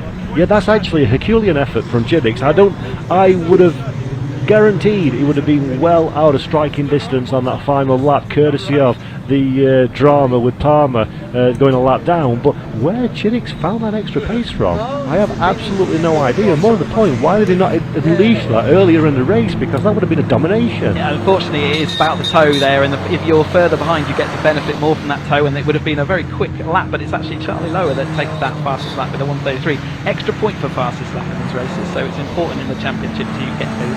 And Charlie Lowe will be happy that he's got that in the bag, and you can see the drivers waving at the marshals saying thank you, going side by side and saying what a great race they've had. So they've enjoyed that themselves out there today. And that brings me on to a question next to Chris. I want to ask you as a man with experience in the paddock. I'm going to have to stop referring to it as experience, sorry, it's making me sound too old, but these guys obviously want to win. They've got sponsors, they put in money in, they're running in teams, etc. But also they come here for a good motor racing, and although Chiddix finished second, how much will he have enjoyed that fight, even though he didn't come out on top? I reckon we're going to find out maybe in an interview in a little bit, and he will be a little bit frustrated that he can do it, but I think he'd also realise that he was clinging on today, and Charlie Lowe really did show him a clean pair of heels. So yeah, though he will be sore that he couldn't take that win, but equally, like you say, he's had a lot of fun, and they've got to do it 2 more times tomorrow. Yeah, very lucky people indeed. It's a great championship. Is the Mission Motorsport Caterham 270R category. Hope everybody at home very much enjoyed, as much as we did anyway, watching that sensational race. As I say, in a few moments time we will be speaking to a few of the drivers, but don't go anywhere, because next up is Scottish Mini Cooper Cup, which is bound to be exciting. But here is our finishing order, the 270s. It is Charlie Lowe, as you saw, from Freddie Chiddix at the front of the field. James Cook rounds out the podium places just ahead of David Rook. Race long battle for 3rd and 4th position. Stephen Lancaster is 5th ahead of Gareth Lucas, with Mark Jones finishing in 7th place just ahead of Alex Vincent. Matt Larvey had a good recovery drive up to 9th position at the end just ahead of Alan Venters, with Peter Mott in position 11. Mark Kendall is 12th. Theo Theato 13th position despite his bit of drama, and Joe Priddy is 14th at the checkered flag. And I believe we're going to go down the pit lane and have a word with some of our drivers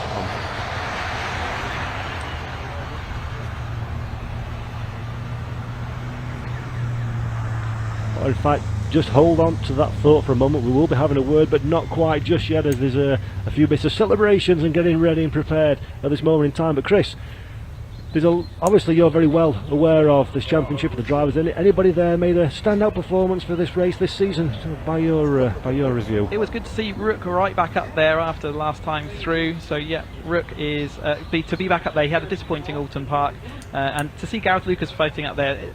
There's no absolute standouts there, kind of the expected names, but like I say, the Cook and Rook show is something we enjoy over the years, so it's going to be good.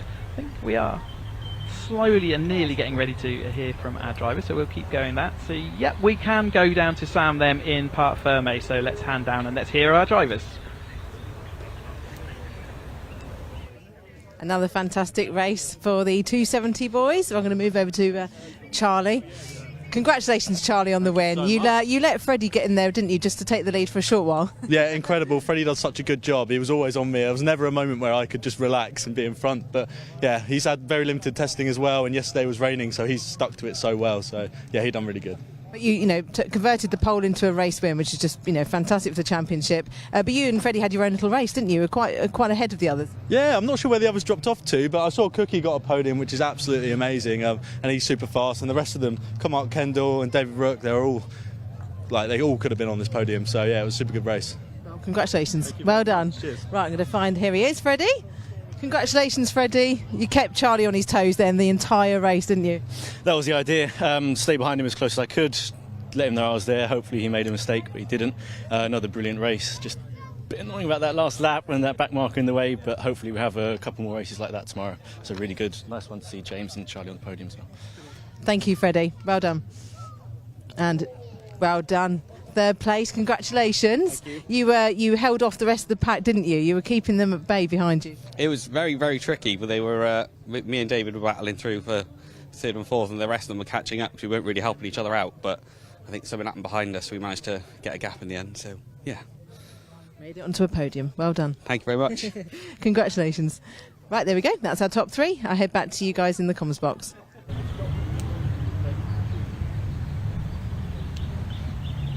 Thank you, Sam. So we're now going to get into some Scottish Mini Cooper Cup action. They're just pulling onto the grid for their before their green flag lap, and we caught up with some of the drivers a little earlier on today. In fact, let's go through the grid now to line out. So row 1, we've got Jamie Blake ahead of Craig Blake, and then Rich Fleet is in that 3rd place.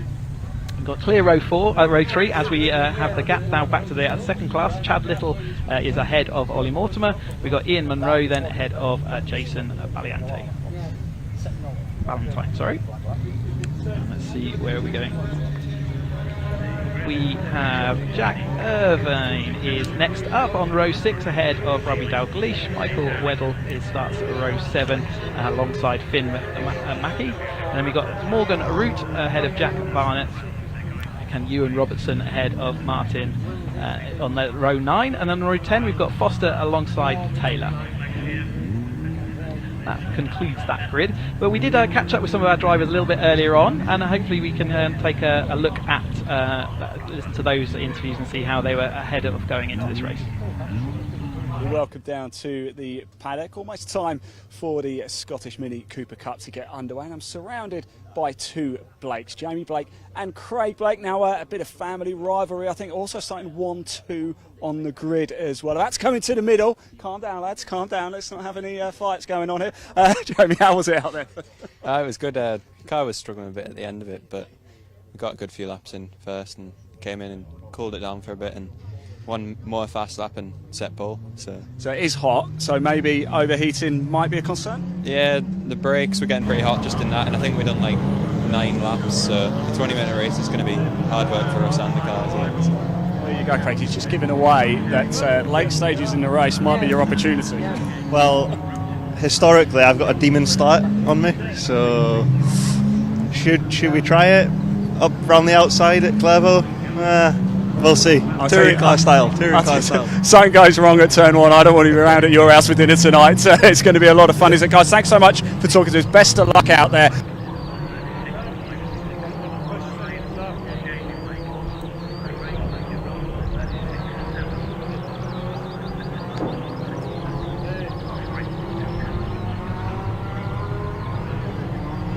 So here we go then, we are on track for the Mini Championship. We're about to go races, green flag as always, we'll be going down onto the grid and then we will do a standing start. And this is one of the races I've been looking forward to a great deal this weekend. Minis always produce absolutely incredible racing, and of course the Scottish Mini Cooper Cup will be no exception. These cars are 1600cc. They are separated by absolutely nothing, and they know how to get their elbows out when it comes to racing. So this is going to be another fantastic battle throughout the course of the field. I'm just going to get my timing screen up to have a look where our grid positions are, and we will be going racing in a few moments' time as they're circulating around the track. Jamie Blake is our man on pole position ahead of Craig Lake, and the times separated by just over a tenth of a second to the front of the field, which shows you exactly how tight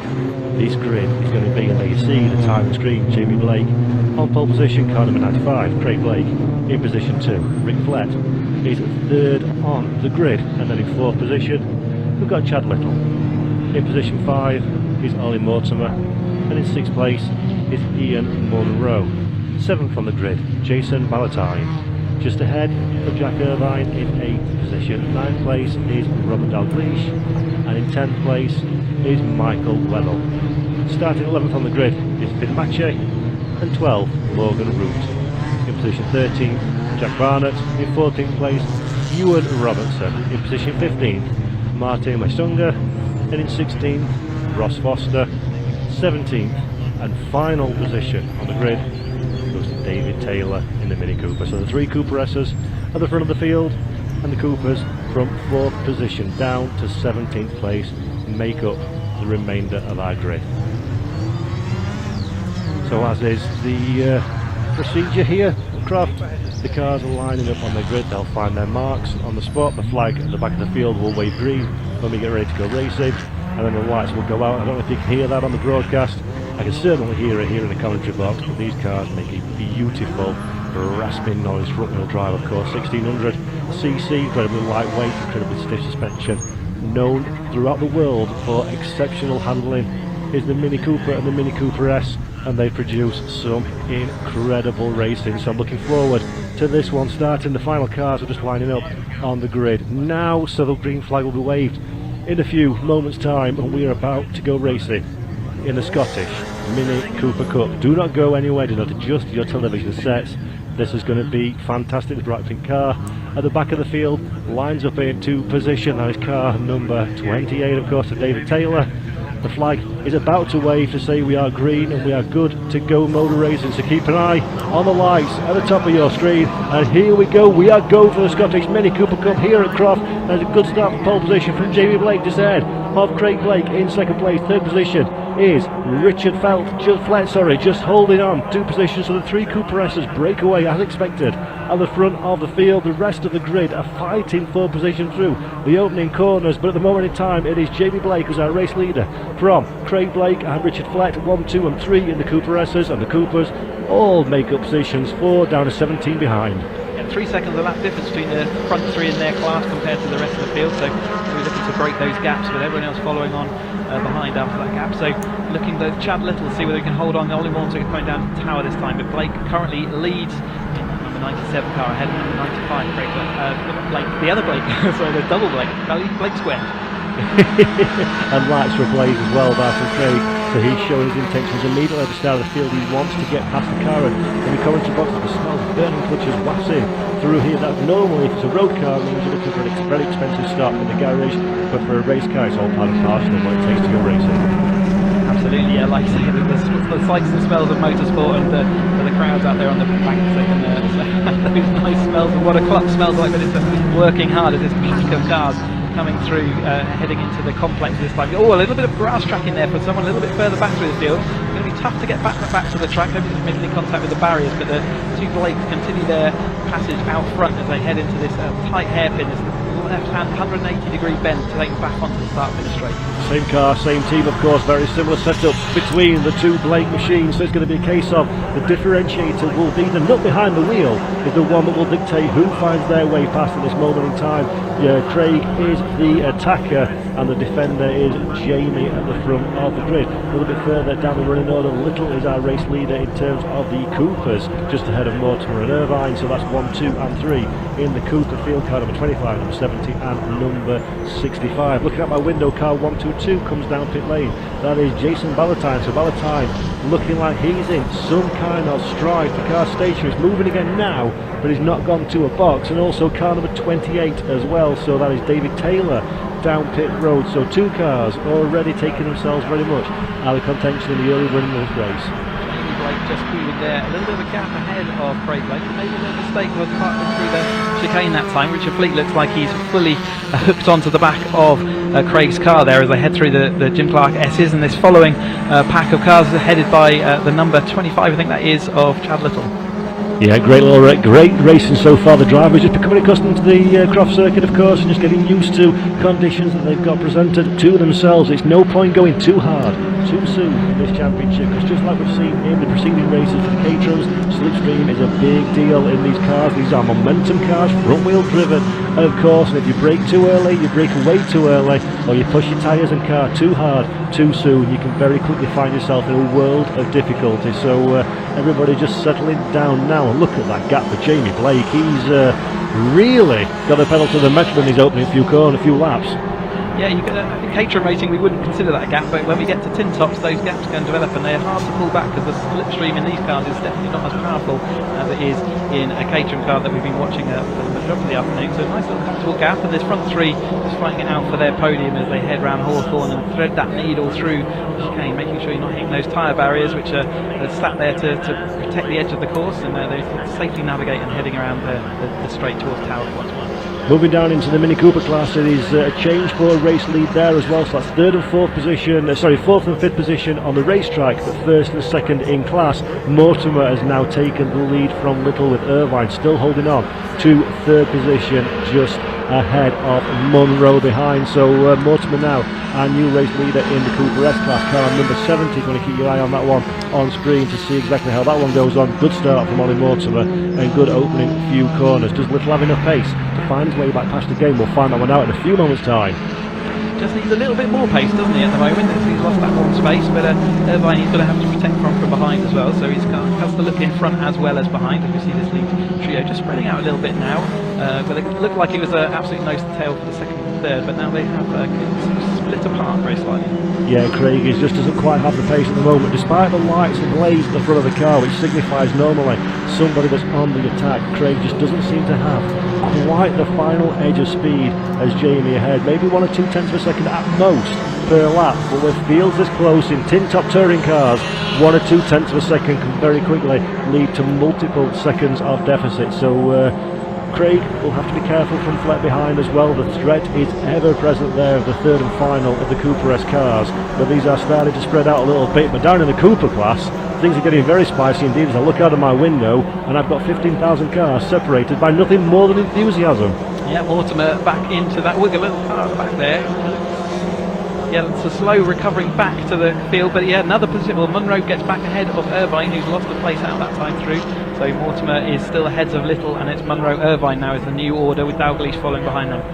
Yeah, great drama here. So Munro, as you say, still the race leader, 6 tenths of a second ahead of Little, and Munro in third. Irvine dropping the position down to fourth position. Dalglish in fifth, Weddell in sixth, Maché in seventh, and Root in 8th position. But let's have a look now. This is car number 70 that we're looking at. That is our race leader, our class leader, Ollie Mortimer, in a silver and blue machine. There is Little behind in the all-white livery Cooper. So Little earlier was the leader in classification, but now down in the second position. The question is, does he have what it takes to get back in contention with Mortimer once again. At this stage, Chris, it looks very much like he's closing to the rear of the number 70 car ahead. Absolutely, and 3 laps in, the cars will have their tyres fully up to temperature now, and they'll really start to be able to lean on these minis, and the balance will be sort of at where they wanted it.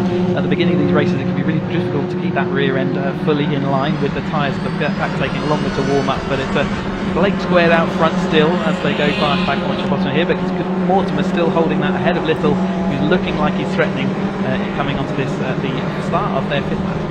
And of course, these cars being front-wheel drive, a little bit more difficult to overtake, some might say, than you can get with a rear-wheel drive machine. The turn circles a little bit more dramatic, it's a bit more cautious because the front wheels are what powers the car, so when you can have acceleration, oversteer or torque steer as we tend to call it, which means there's a little bit more of a challenge to get the car rotated into the corner, a little more of a challenge to get the front end of the car to do exactly what you want it to do. And Mini Coopers are renowned for suffering from torque steer, so the drivers have to be a little bit more balanced, a little bit more cautious when making an overtaking manoeuvre than perhaps what we see in other classes over the course of today, and that could well be playing into the mind of drivers such as Little.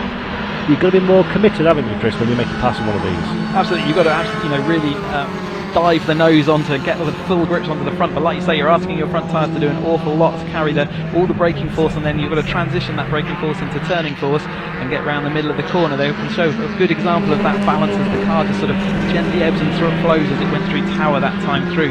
But yeah, you really, as a driver, you want to get back on that throttle, but if you get back on that throttle and you haven't got the rotation sorted, then you're going to be heading off the exit like we saw a bit earlier on from one of our tracks. There's another car going side by side there as the exit through the Jim Clark exit.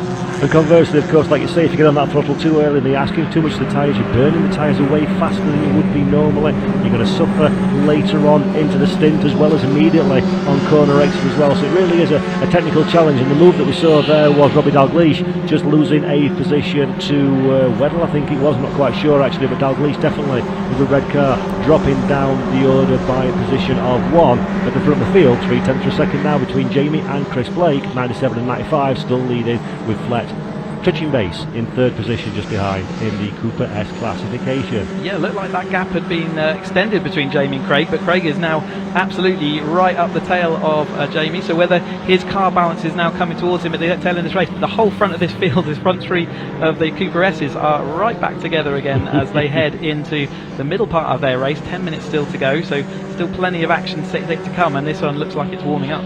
I'm getting a little bit of a theme from our commentary this week, that we're saying, oh yeah, so-and-so's in a comfortable position at the front of the field, looks now, and then next time we flash to them, they're all over like a cheap suit, the rival behind, and that's exactly what's happening here. Jamie Blake at the front of the field, looked comfortable, commanding even, some might say, at the start of this race, but now slowly but surely Craig and Flett behind are starting to close back down again. The question is now, has Jamie asked too much too soon with his car? Has he put the car under too much stress at the early parts of the race and is now vulnerable to Craig and Flett behind? And 10 minutes 33 seconds left on the clock, these ambient temperatures, this kind of car, it's a big ask for any driver to keep the pace up.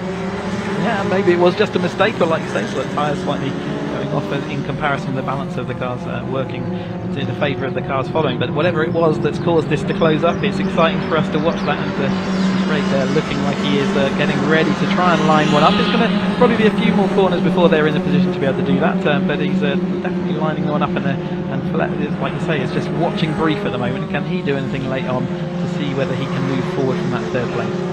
Yeah, absolutely. So this is one to definitely keep an eye on, as is the battle in the Cooper class, as well as currently Jamie Blake ahead of Craig Blake, ahead of Flett behind in 3rd position. That is, of course, Rich Flett in the number 40 car. So this is a fight that goes on and on. Mortimer just about holding on by very little from Little in 1st and 2nd in the Cooper class. Exactly the same lap time, in fact, on the last lap. And Munro just a couple of thousandths in arrears as well. So the top 3 in the Cooper S Club there, we see sideways action as Minis, only Minis are capable of doing. That is Mortimer on the ragged edge in the front of that pack.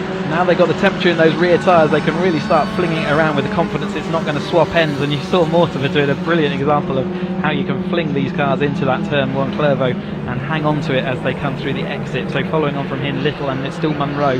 So those 3 have been kind of consistent in that lead of the Mini Cooper class, and it's still holding on there, and see whether they can do more spectacular racing. We want to see more of that for sure. Yeah, absolutely. This is brilliant between these two drivers, with Munro just kind of keeping a watching brief in the background, but Little is driving very, very well. This Chad Little at this moment in time, early leader of class, now in second position, but Mortimer under massive amounts of pressure. That all-white car seems to be just a little bit more confident at this stage in the race, is able to place it a little bit more accurately towards the apex, run a teeny bit closer to those tyre stacks as well, which suggests there's more confidence behind the wheel of Little's number 25 than there is of our race leader Mortimer. But as one famous commentator once said, catching's one thing, overtaking is an entirely different proposition. At this moment in time, Mortimer is the one with the track advantage. Yeah, and Mortimer, yeah, exactly. Track advantage counts for an awful lot, especially around Croft, where the overtaking opportunities are tricky. Does rely a little bit on whether you have a mistake from the driver in front. A little bit of a rear loose end there from Blake out front, and that was showing that they really are on the raggedy edge. And as soon as he got a bit of that dust, his rear end really did want to swap ends on him, but it's still holding on at the moment to that lead.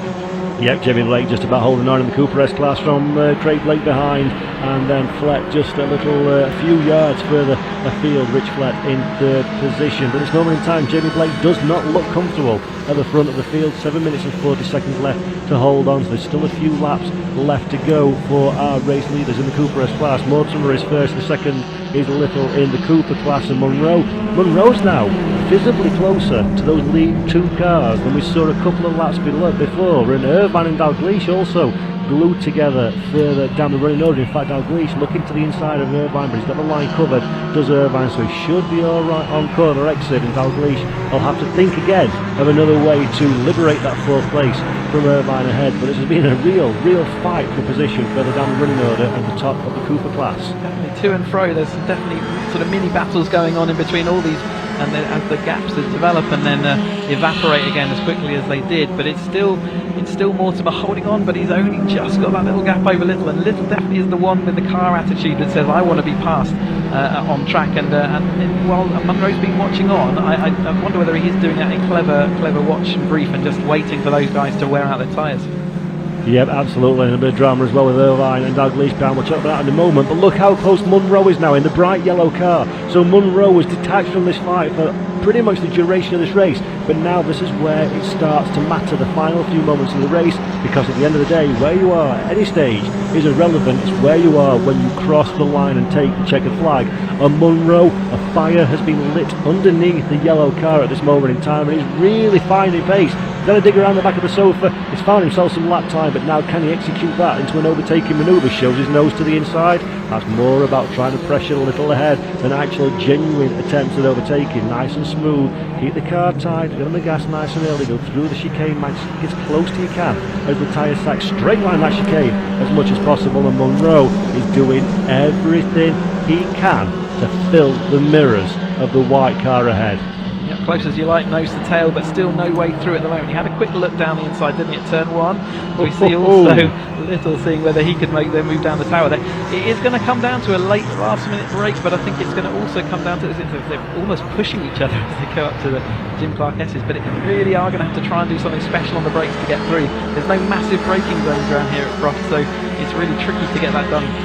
Yeah, it's going to be, I dare say it's going to be a case of give a little love tap to the car ahead to try and unsettle them off the racing line would be the optimal way to find a way past. But look at this now, three cars all nose to tail, separated by absolutely nothing. This could be any one of these three drivers' trophy to take home when this checkered flag waves in just over 5 minutes time. The Cooper class has proven once again to be another absolute classic out on racetrack, and Mortimer pretty much from the start of this race has been the man in the race lead, but he does not look comfortable. Little had a taste of race lead earlier on, fancies that one back again, and Munro doesn't know whether it's coming or going, whether it's Tuesday or Pancake Sunday, because he has got cars in front of his windscreen every way he looks. This is danger zone now, Chris, isn't it, for all of these drivers? Absolutely, we're coming to the down to the closing stages of this race, but in the front, the battle at the front of the Mini Cooper S's, Blake, Jamie is still there with Craig, and they kind of pushed Follett back a little bit now. A little bit, yeah, back a little bit. Someone's gone into the pits there, which obviously not is out of character in these kind of races. They're not trying to go into the pits, but it is two Blakes out in front with a bit of a gap. Yep, so Jamie's still leading Craig at this moment in time. Fleck still a few tenths of a second in arrears as well, just watching what's happening, how this one's unfolding, and We've seen it before in these races so far this weekend. Often it comes down to the final couple of laps, and we're very much in that territory now as these drivers are sort of circulating in and around a 1 minute 37 second lap time for the Cooper S's at front, more around the 1 minute 42 for the Coopers behind. So we're in the last couple of laps, couple of 3 laps territory now, and if you're going to make a move, the smart money is making that move sooner rather than later. And if you're the likes of Ollie Mortimer in the front of the Cooper class, you're going to be well aware that that rival behind you, there we go, there is Ollie Mortimer at the front of the field. You're going to have eyes like dustbin lids looking at those rearview mirrors. Still under Flett on that lap, but he's lost 4.5 seconds, and we heard him going by with what sounded a rough exhaust, so I don't know if he's had an off-track experience, but anyway, Mortimer still heads this trio ahead of Little and Munro, and he's going to be driving in his mirrors just as much. You saw him have to defend into this hairpin. There's always a last-minute dive as they cox the inside wheel there as they head round one of the tightest corners in motorsport.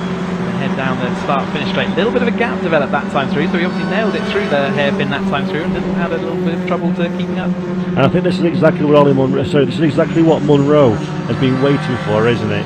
Let these two settle each other out, sort each other out, and then when an opportunity presents itself, that's when he can go for the attack. 2 minutes 35 seconds left on the clock. The race is winding down to its conclusion, so Munro will fancy his chances. He's had about 17 minutes watching exactly where these cars ahead are strong and where they're weak compared to him. He's had chance to assess, to contemplate and to make a decision. The question is now, can Munro deliver before this checkered flag waves? Yeah, that is the question of this race, and like I say, I think if he could have been ahead already, he would have been, and there's a little bit of a gap there now. Little is definitely pushing Munro as they head out there, but they've just not got that opportunity. There's not been a single time where they've actually been able to force the issue. At the moment they've had to capitulate and sort of sink back into line, and it's not long before the next one, is it Dalgleish is there ready to pick up the pieces if they try for a move and it doesn't work out. And the Cooper S's have just gone past our commentary box, and you're absolutely right, Chris. I think Flett's car does sound like it's got a few decibels louder than it was at the start of the race, so no doubt there's some kind of strife that car has been under as our two race leaders, the Blakes ×2, are pretty much nose to tail as we've seen for the entirety of the race. So that's a question that still needs an answer attaching to it come the checkered flag, and there are our two race leaders on the screen. We can still see Flett through our commentary box window, but now significantly further adrift, so obviously he's carrying a problem, hopefully for him, to the checkered flag and see the end of the race. But Jamie and Craig fighting tooth and nail, and the production class, the Cooper class in first, second and third also still separated by absolutely nothing, heading into what should be near enough the final stages, the sunsetting of this race. Yeah, mistake there by Jamie Blake. He went wide and Sonny in, and it looks like he's just about held enough momentum as you go into the complex, but that's going to give Craig a really good incentive to try and push on even more, with clearly pressuring him into mistakes now as they come into the complex then with 42 seconds to go. So this will be their penultimate, the conclusion of their penultimate lap and going into their last.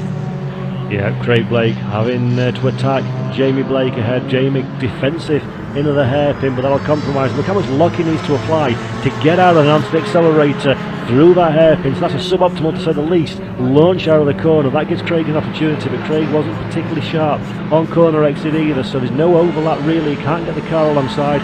He shows his nose to the inside, but that's more about marking intention. And Jamie runs a little bit deep into the chicane. That's compromising him all the way through the corner. In fact, Craig, if anything, had to get out of the throttle. That pushes him wide, and I think that will be the move that seals this race victory in second position at the top of the field. And I just watched Flett go down the start-finish rate. He's definitely having car problems. That car does not sound good. It's stuttering and spluttering just a touch. So, like you say, it looks like Jamie's maybe got that in the bank now ahead of Craig behind him.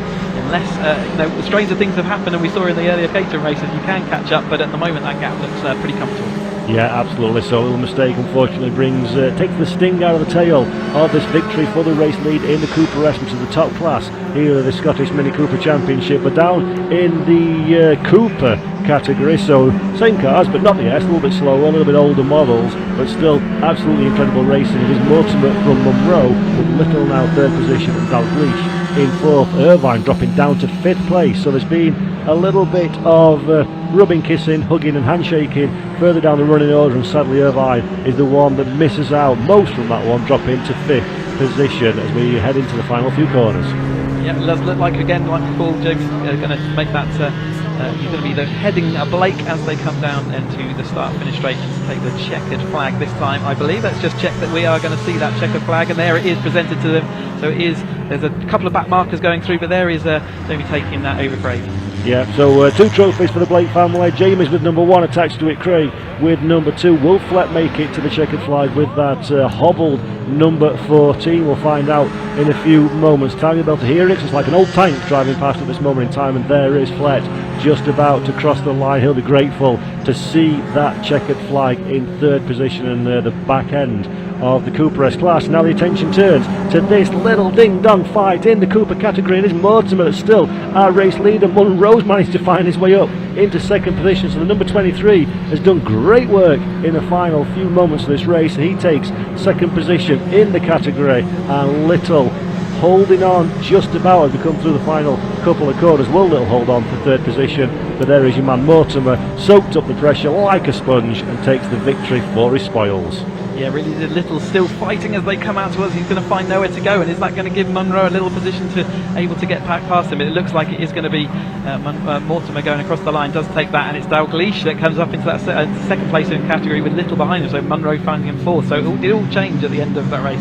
And we did say, didn't we, it's all going to come down to the final lap, arguably even the final few corners, and that's exactly what we saw in the Cooper classification. And that, folks, is the Scottish Mini Cooper Cup. Never, ever, ever fails to produce an exceptional race, and this race was be no exception to that rule at all. Last few drivers are coming over the line to complete their 20-minute race as well, and a couple of retirements, a couple of drivers out after the first lap, which is a real shame, which is Ballantyre and Taylor. Both came to an early bath in this race, but overall, Chris, that was very nice indeed, thank you very much. Yeah, nose to tail stuff from the Minis, and as they put on their great show, and a different character of racing, isn't it, in these tin tops compared to the Caterhams and stuff that we've been watching so far today. In that, yeah, much easier to overtake in a Caterham with the powerful toe that you get. These guys have to balance it and sort of minimise all their mistakes and be accurate and wait for their tyres to come in before they really start pushing, and we saw that for well presented there by all the drivers. Yeah, absolutely. Great driving for everybody concerned, and variety, as they say, is the spice of life. So a bit of a change of pace for the Mini Coopers, but your programming will resume in a few moments with some Caterham racing. It's the Adrian Flux Insurance Caterham Academy Green Group in a few moments' time. But we are going to talk to a couple of drivers down the paddock before we do that one. And while I have your attention, folks, so thank you all for joining us on this broadcast today. Make sure that you do give a like and a follow on the Caterham Motorsport social media channels, and if you're watching us on the Caterham Motorsport YouTube channel, do give us a subscribe and hit that notification bell for future broadcasts. And if you're watching us on BARC TV, thank you very much. It's great to have you with us, as this is our Scottish Mini Cooper Cup final standings. In the Cooper S category, it is Jamie from Craig Blake at the front of the field, and Rich Flett just about hugging the car to the line and getting in 3rd and final position. In the Cooper class, Ollie Mortimer was your race winner from a very aggressive on the final few laps. Robbie Dalgleish, who sneaks in to 2nd position just ahead of Chad Little, with Ian Munro rounding out the top 4. Jack Irvine is 5th. Michael Weddell finished in 6th place. Morgan Root got 7th position. Martin Wishtunga was in 8th place. Ewan Robertson finished in 9th, and sadly Ross Foster and Jack Bennett both had to retire from the race, and Craig Blake is our fastest lap winner with a 1 minute 36.77 second lap.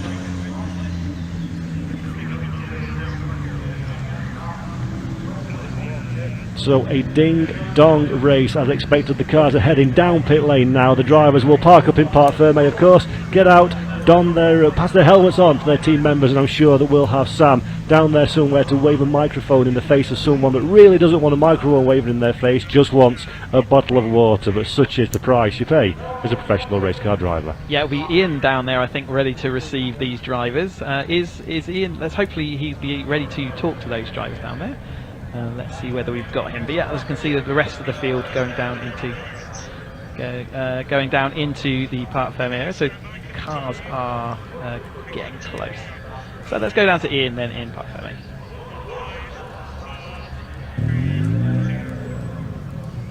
Right, everybody, welcome down to Park Fermata Cars. It took a little bit of time to get down here, but here they are now. And of course, Jamie Blake there and Craig Blake going Toto brothers, don't forget. But top three, 1, 2, 3 in the S-Class as they finished. We are waiting for some drivers as well. Let's have a quick chat with Ian Munro over here. Ian, you look roasty toasty. How was it out there? It was good actually. Yeah, car was going well. Thought I had second at the end there, but I tried a really bad run out of the back corners there and lost a couple of places at the end. Probably third would have been fair. Second was probably hard on Chad. So it went a wee bit wrong in the last lap, but I mean overall the car's good and it seems quick. So I was going to say racing is racing at the end of the day. You take what you get, don't you? The plan for race 2 then, you obviously learnt a lot from that one. I don't know if I did. You said it. Just try again. Just try again. Try again. Ian, thanks very much for talking to us. Let's just keep going down, shall we? A couple of extra drivers knocking around if we can. We don't actually have the Blakes, I'm afraid, but we've got Morgan Root here. Let's have a quick chat with Morgan. Morgan, how was it out there? It's good. Long race, quite hard work. Yeah. In this temperature, but yeah, it was a good race. Temperature's okay out there with the car, no danger of overheating or anything? No, it doesn't seem to be overheating or getting anywhere close, but it's just hard work with driving for that long. Fantastic, thanks for talking to us. Best of, congratulations out there too. Let's just grab a quick word with two chaps looking very cool, looking very hot as well. How was it? Sweating, roasting hot. Fun though, it's good to be out there. Yeah, great track. Yeah. Loved it. Fantastic. Thanks so much for talking to us. We'll let you crack on. Like I said, unfortunately, we don't actually have the top three here, but it was full of excitement, wasn't it? Jamie Blake getting the win. We must give a shout out to Ollie Mortimer as well in the number 70 for picking up the win outside of the Cooper S-Class as well. Right, who fancies a little bit more Caterham Motorsport coming up? I'm going to hand over to your commentators to take you through the action. See you soon. Thank you very much, Ian. Much appreciated. And now it is time for the Adrian Flux Insurance Caterham Academy Green Group, which is another race that's bound to be very exciting indeed. And here's your grid. Barry Thompson is the man on pole position. Car number 79 shares the front row of the grid with Jonathan Emery in position 2. Callum McIntyre, number 61, is third just ahead of Nick Hyton. Number 78, Paul Goldstein, lines up at the front of row 3 of the grid. Django Jones is the partner alongside him. Barry Hanif is on row 4 ahead of Arif Hanif in bottom of row 4. Row 5, Henry Morris is car number 5, and Megan Bruce is 10th on the grid and the back of row number 5. As we head down to 11th position on the grid, it is Franco Hoffman just ahead of Shirez Ramzan in 12th position. 13th is Ollie Brown ahead of Tim Payne, car number 26. Row 8, Andrew Porter and Jack English will be sharing that row just ahead of row 9. Neil Bell and Bryce Joyce, car number 73. Row number 10, Anthony Nichols and Orlando Morris, cars number 6 and number 21 and 19th and 20 on this Adrian Flux Insurance Caterham Academy Green grid. And there is the next row of the grid. Avara, come on, row number 11, Andrew Miles, 16, car number 14, Shadid Sikadi, Kevin Pinto, car number 53 on row 12 from Anne Hall, and row number 13, last but by no means least, Ruben Hunter in car number 75, rounds out our competitors that are about to take part in this Adrian Flux Insurance Caterham Academy Green race here at the Croft Circuit in North Yorkshire under the beautiful northern sunshine.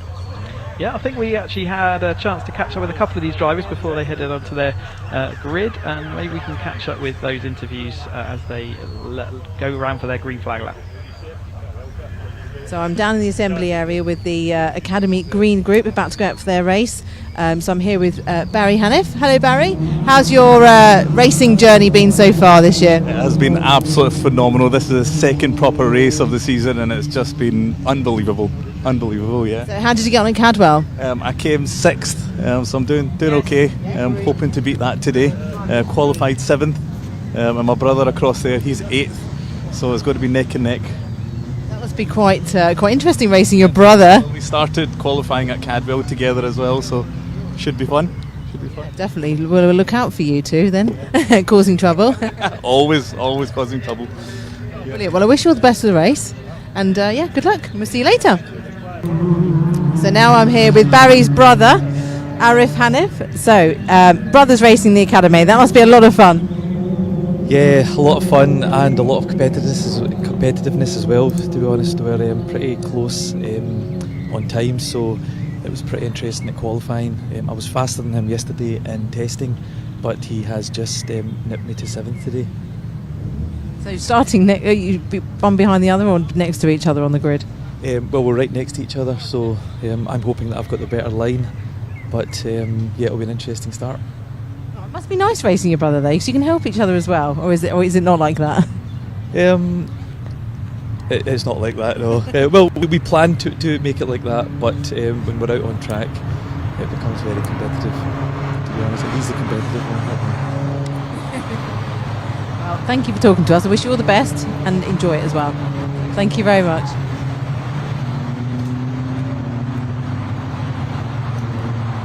Thank you very much, Sam. Having a quick word with our drivers before they headed out onto the formation lap for the Adrian Flux Insurance Caterham Academy Green Group race, the second of the Caterham Academy races that we have had over the course of this weekend. Today, Saturday, at the Croft Circuit. My name is Paul Jeffrey. Alongside me is Chris Hutchinson, and we'll be calling the action today. And Chris, this one's got all the hallmarks of being another very, very entertaining race indeed. Yep, we've already seen one of the Academy groups. Remember, they're completely independent grids. We've got so many people who want to join the Academy, we can't put them all on one grid. So this is the Green Group's turn for their 20-minute race they've got this race weekend. And resplendent, they all look out there. Remember, this is a championship of complete amateurs. They cannot have held a race licence before starting this season. This is their third round in. They've done a Kerber sprint event, that's just them against the clock. And they've also had a race at Cadwell Park. And coming into this, Callum McIntyre, who's in third place on our grid today, but he comes in here with after 2 wins, the win at the sprint and at Cadwell Park. So he's on a head of steam. But it's Barry Thompson who took the second place and the fastest lap at Cadwell Park. He's going to be looking to see what he can do. He's a little bit further. He's on pole position today with Jonathan Emery alongside of him, and then there comes the McIntyre in that third place. So top 3 in the championship, our top 3 on the grid here for the Adrian Flux Caterham Academy Green Group race. And McIntyre has a lot of work to do if he wants to convert third in the grid into his third race victory of the season. There he is in the minty coloured car that you see on the left hand side of your screen, already angling the car on the grid in an aggressive stance, so he fancies his chances against Emery and Thompson for the run down into the first corner. It's a standing start, of course, in this championship, as we've seen all season long and all weekend long here at Croft. And again, reactions, how heavy you are on the right foot and how brave you are into T1 are going to make all the difference, Chris. Yeah, we might see some squealing tyres here as people get those revs slightly wrong, but everyone's lining up. It's a skill in itself to find your spot on the grid, and you can see drivers trying to work out it. Once all the marshals have disappeared, it is surprisingly difficult to find out where you belong on this track, and they're just sorting themselves out now into the correct order, so hopefully they'll be all lined up.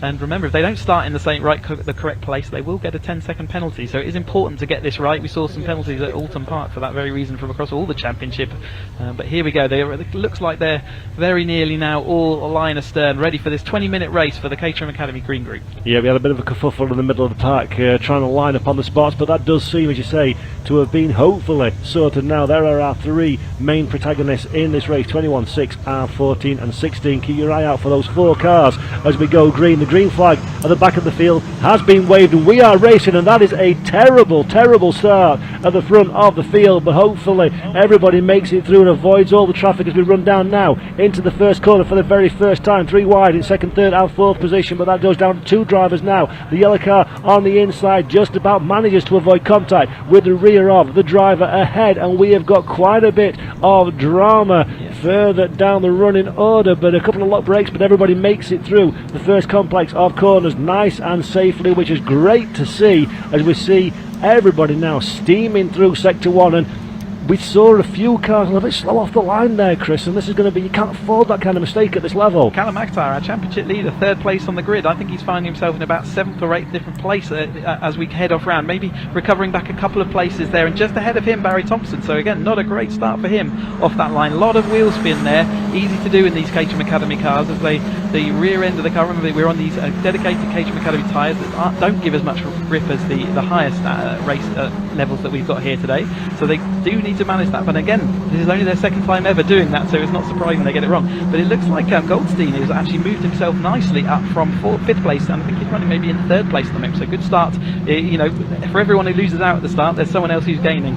Yeah, absolutely. I think it's Jonathan Emery that's the man that's getting the most as the race leader at this moment in time. We'll find out when he comes in vision, and we can check the number on the side of the car number 43 that we see there. So that is Jonathan Emery, is our race leader. We see the yellow car on the defensive end of the hairpin. Number 2, that's going to cost big time on the run out of the corner. So will he manage to maintain that position? Car number 12, that is Paul Goldstein that we spoke about earlier. He was up into 3rd position, but he's coming under big pressure for the run down into the first corner now. Will he maintain hold of that position? We'll find out. There's a couple of locking brakes as well down into the first sector, but everybody is just about survived again. And this one, Chris, already everybody seems much more aggressive than we saw in the white group at the start of the day. They've already watched the white group and seen how they've got on, but let's go the order as they crossed across the line there. So it was Emery in the lead ahead of Heighton, and then Goldstein making those 2 places up into 3rd place. Thompson losing out 3 places, McIntyre losing out 2 places off the line there. Hanif, we spoke to the Hanif brothers, and it's ahead at the moment, the number 2 car ahead of Jones, Hoffman, and then Morris. The other Hanif, he's down in 10th place currently at the moment, so 3 places down. We've got a little spinner further down the running order as well. They didn't catch the number on the side of the car, but they've managed to recover back onto the track again, which is good news. So that will avoid a yellow flag and any kind of safety car intervention, I think, unless anybody else was involved out of shot. But that is exactly what we've seen. A little bit more aggression, a little bit more drama further down the running order in this green event, but everybody's just about surviving, and Emery is the man that is currently at the front of the field from Heighton. Goldstein was still under a little bit of pressure earlier on as well, but I think Goldstein is just about hung on to that 3rd place at this moment in time. Yes, there he is on screen in the yellow car. It's a very distinctive gold wrapped car. It doesn't show up quite so well on the cameras, but it is absolutely shining and resplendent in the sun. There's McIntyre trying to fight his way back through the Overdrive, our media partner this year, and he's in that 4th place currently, looking to see whether he can get back on par with Goldstein. Thompson following along. In fact, he's lost that place to McIntyre on that lap, so Thompson follows McIntyre. Then it's Arif and Hanif ahead of Jones and Hoffman.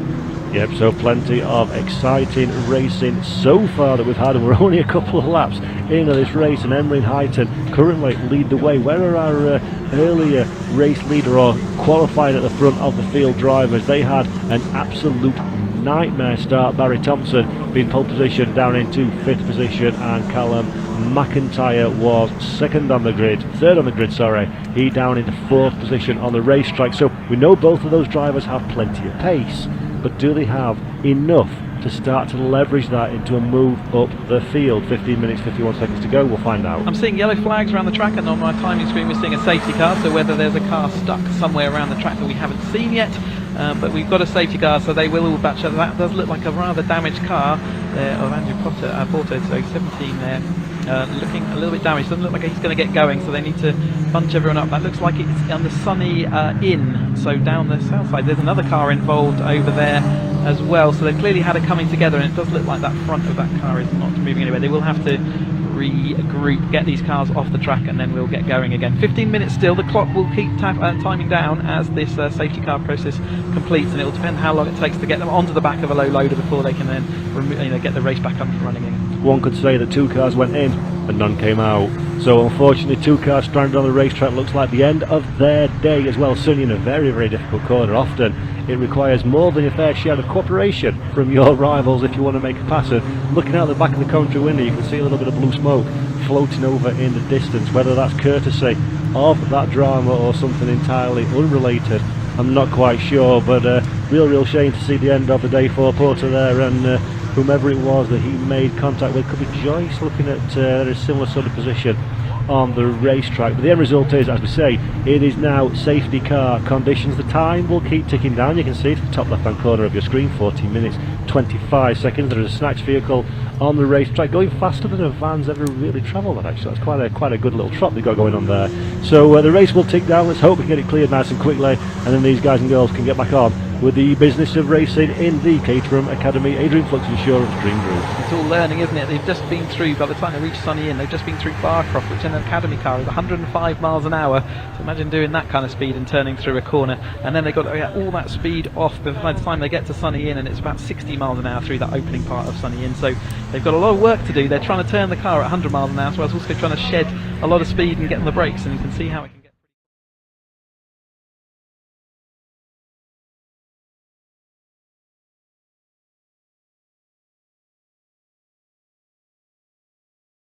picks there, so a little bit too much brake, and then everyone else sort of going off in sympathy, and unfortunately those two cars collected. You can see that frontal right of Porter's car just clipped the rear of the car in front, number 73 that is, so that was Joyce that he collected, unfortunately, and that is the end of those two drivers' races for today, and it's we lick their wounds and they'll come back for the next round where we've got at Alton Park for them. But of course, an entirely distant bystander there was Andrew Porter. Nothing he could do about it at that stage of the corner. You're already committed into what it is that you've already committed into your braking zone, to your turning zone, and if somebody goes off behind, there's very little wiggle room in terms of the stance and behaviour of the car to do anything about it, and sadly the end result for Andrew Porter is a little bit of damage on the front of the car and an end to his day's racing here today at Croft. So real shame to see anybody retire from these kind of races, and Andrew Porter will of course take that all on board and use that as a learning experience, as will everybody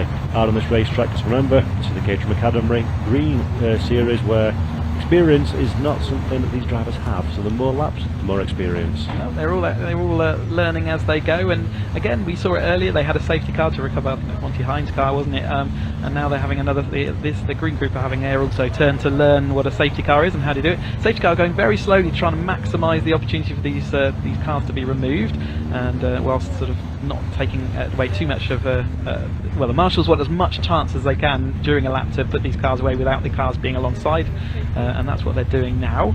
Thank you ever so much to all the Orange Army out there, our volunteer Orange Army, who allow us to go racing, and from behalf of all the drivers here, a big thank you to everybody.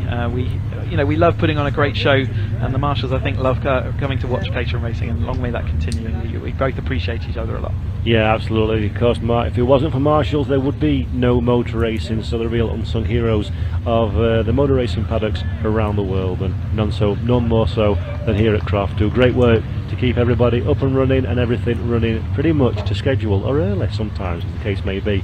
Speaking of schedules, 11 minutes 22 seconds left on the clock. We're still recovering cars from the racetrack, so there's no sign of the lights going out on the safety car just yet, but when they do, we're going to have a condensed end to the race. We know what that means, Chris. It means plenty of action.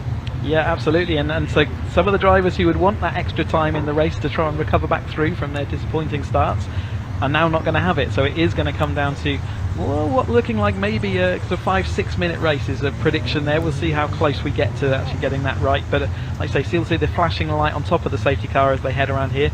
Their tyre temperature will be dropping off. I think on a day like today that's not going to be too much of a concern to them, but what also they have got to deal with is they've had an adrenaline spike from the start of the race. They've got to let that fade away there, but they've got to then get back right on it again. As soon as that safety car goes, they've got to be ready to go, and making sure they don't overtake. They've got rules to follow, like you can't overtake before you go over the start finish line. Lots of things going through a driver's brain. At the moment they're just trying not to crash into the guy in front of them as they head on through, but at this reduced pace. But yeah, they've got a lot to think about in this now, the last few bits. And safety car tends to turn its lights off in the final few corners of a lap to signify it's coming down pit lane. As a driver, you've got very little time to get back into the A game. How difficult is it to revert from resting phase to you're going motor racing? Yeah, it's tricky. I think it's tricky to do that, and again it's another skill. Are the lights out there? I'm not sure whether they are. They're going slow enough that they may be looking to see, but it's hard to tell from this distance whether those lights are still flashing, but maybe not. So if they are out, then they will be going live at the end of this lap, but they are being taken at much reduced pace. Yeah, I can still see the flashing lights, so it's just impossible to pick up on our camera, but they are flashing away on the top of the safety car, so it's about now on the lap where they would go out. So at the moment we're expecting this to be another lap before they do tidy it away. Again, much reduced pace in this safety car period to try and maximise that chance for the drivers to be cleared away. 9 minutes still to go though, and yeah, you definitely let the adrenaline drop. You have to, because you can't live with the adrenaline spike, with nowhere to go, and they will have to learn how do you get you back on your A game immediately. And again, a lot of that comes with experience. Do you also find it physically very difficult in these conditions, because when the adrenaline's flowing, you're in the race, you manage to discount the discomfort, the heat, the body fluid loss and everything, but when it's in a calm position, that's like when you go for a jog, isn't it, and then you stop and then start again, it's so much harder. Is that difficult as a driver to overcome that? Definitely gives you headspace to think about things like that. In the race you're not generally thinking about how you're feeling, although around a track like this, which is intense high speed corners where you're really leaning on the car and everything, it might be a blessed relief a little bit to have that gap in this race where they're not having to hold their necks upright. Obviously, but another thing, they're wearing a helmet on, which when you're going around these corners, it's quite heavy, and it takes a little while to get the muscles to adjust, and this will probably be the most physical they've got around the track so far with these high-speed corners. But we've still got 8 minutes to go, so 2 minutes still before my prediction of getting back up to speed. I think I might be overegged that. I think it's more looking like 5 minutes now, isn't it? Yeah, the safety car still circulating very, very slowly, as you say, slower than we would perhaps anticipate under normal situation, as you say, just buying the time for the marshals to clear up the debris and the problems and get the car safely behind the barriers, making sure there's no risk of any kind of further contact should another incident occur at the same part of the racetrack. And looking out the back of the commentary box window, I can see the safety car coming through the complex. Now, are those lights out?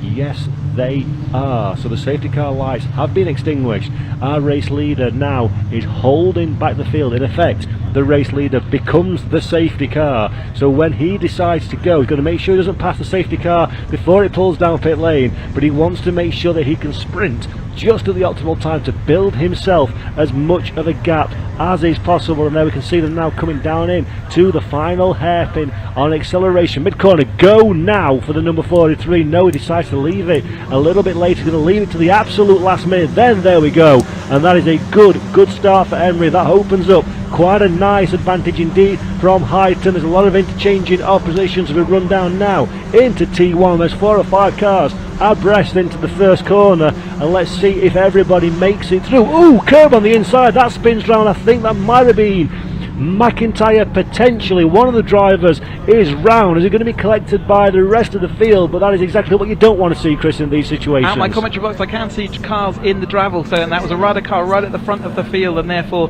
yeah, it would have caused a problem. And see whether those cars can get out. They're trying to, but yeah, what a brave restart by Emery there out front. He absolutely held them back until the last second. That really is brave. There were a couple of cars there. I didn't see who that was. We won't know until they go back across the start-finish line.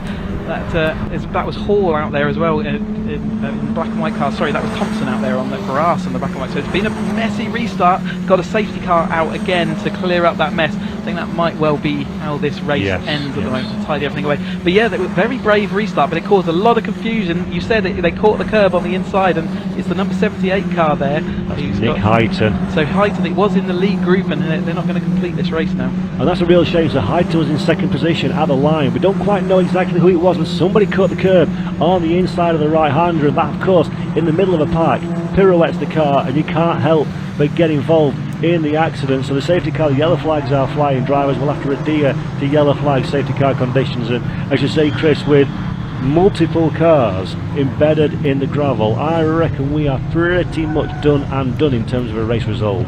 They're moving those cars pretty quick. It just it has that feeling for me right now that might be it. But Emery, just like I say, brave restart, got it done, did what he needed to do for himself. But it's Goldstein, and then we've got Arif Hanif making his way up into third place. We spoke to them before, and it's Barry just behind him, so they've made their way all the way to third and fourth place. But at the moment, Arif is the one taking the trophy away. Right, so let's have a look then. We've got Emery as the current race leader ahead of Goldstein. Hanif A, Hanif B. A and B position, 3 and 4. Hoffman in 5th, McIntyre in 6th, Thompson and Morris in 8th, Bruce and Brown 9th and 10th. And there are our 2 stranded cars. Car number 78, Nick Highton, was in 2nd position, now gone for a sunny day at the beach. And the other car that's facing the wrong way is Ramzan potentially, or Jones, I'm not quite sure which of the cars. It looks purple to me on the screen, but we don't see a number, so I'm not quite sure exactly who it was. If it's purple, then I think it could be Django. He's got a purple car out there, so I wonder whether it is Django Jones. Not sure, but nevertheless, they're all going through. And like I say, it did look like a blue car that originally clipped that curb, so I wonder whether that. That was the car we can see there stranded. Where's McIntyre in all of this? Is he still circulating? So he is still circulating in 6th place. Maybe look at the damage on the rear there. Unfortunately, you can see that the 2 cars have been collected. You can see the novice cross there. But yeah, that will need some work before we get out at Alton Park next time. And this is a good thing, Chris, about, as you say, it's the Caterham Academy. So at this level, Caterham themselves look after these cars, so you know that you've got engineers, you know you've got the manpower and the skill set behind you to be able to put right whatever wrongs have been done and get your car back out again. Whereas sometimes if you're a sort of a one-man army turning up with you and a few friends and some spanners, you might not have the parts, you might not have the time or the skill set to get the car right. So small relief, yes, it's got a cost attached to it, but small relief for these drivers is there is a repair chance, very good chance, almost a guarantee, that car will be fixed and back out again next time around. They only have a single race this race weekend, so they've got plenty of time before our next round at Alton Park to get that car fixed up. But yeah, Caterham are on hand to always put these cars back together, and for all these other championships, things like the Road Sport and even 270 310s, Caterham are there to really help you in between races to get your cars back out. There's very little that Caterham can't put back together again. They're highly skilled at doing this, and like I say, when you're watching racing you often see accidents, you don't think about repair costs, and again they will be learning quickly. There are some ramifications to actions out on track, and some of them cost money. There's no more effective a learning tool than lightening one's wallet, and exactly whether it's your mistake or you got wrapped up in somebody else's accident is absolutely irrelevant, because carbon fibre is carbon fibre, and it all costs, unfortunately, money for these drivers. But this is still a very effective, very cost-effective way to go motor racing for these drivers, and despite the yellow flag safety car interventions, there's plenty of track time out on the racetrack, and as you've seen for yourselves on these broadcasts, there is an enormous amount of incredibly entertaining racing in which to participate, as somebody's ever so slightly askew number plate again there. Probably from the compression that all the cars coming together in turn one. Are they clearing turn one? Are we going to have an opportunity to have one more lap? They're a bit close to the wire here, whether they'll do a restart, so it might well be they are desperately trying. They're trying their hardest to clear this track ASAP, but I'm not sure whether it will be enough, as we see the safety car still lights on. With only a minute 50, it might well be that we finish behind the safety car for this race.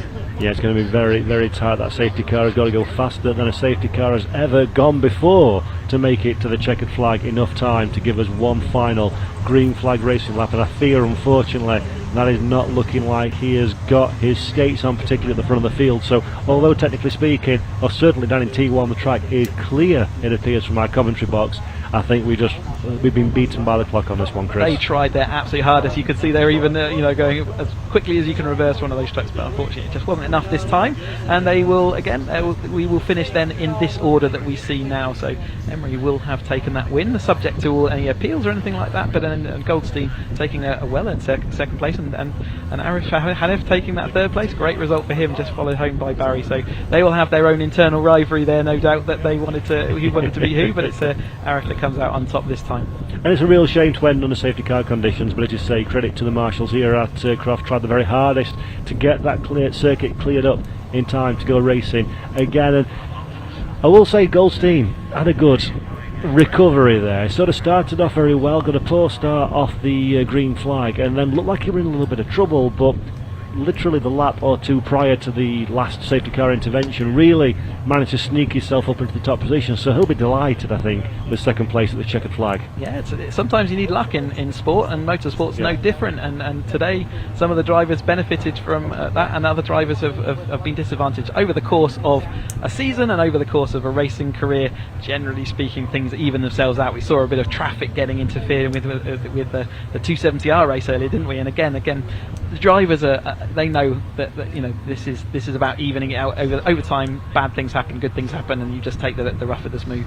Yeah, absolutely. Like every walk of life, unfortunately the green can't always rub in your direction, but drivers such as Emery at the front of the field, Jonathan Emery, made his own look with a very accomplished race, very nice drive under pressure, got the job done when it was necessary to push, protected himself when it was necessary to protect, and the end result will be, barring some kind of absolutely calamitous disaster under the safety car, it will be a race victory if they navigate their way through the back of the circuit and cross the line as a mere formality to bring a conclusion to this race.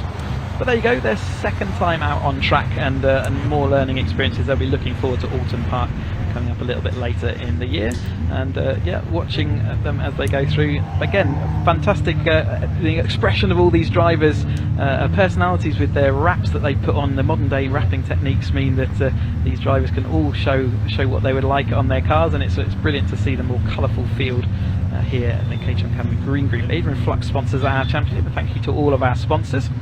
They bring us all this action, allow us to do go racing as they just come around the complex for this. What will be their last time? I think the safety car probably will pull off, but obviously there's no overtaking till the line, so that will be the last opportunity.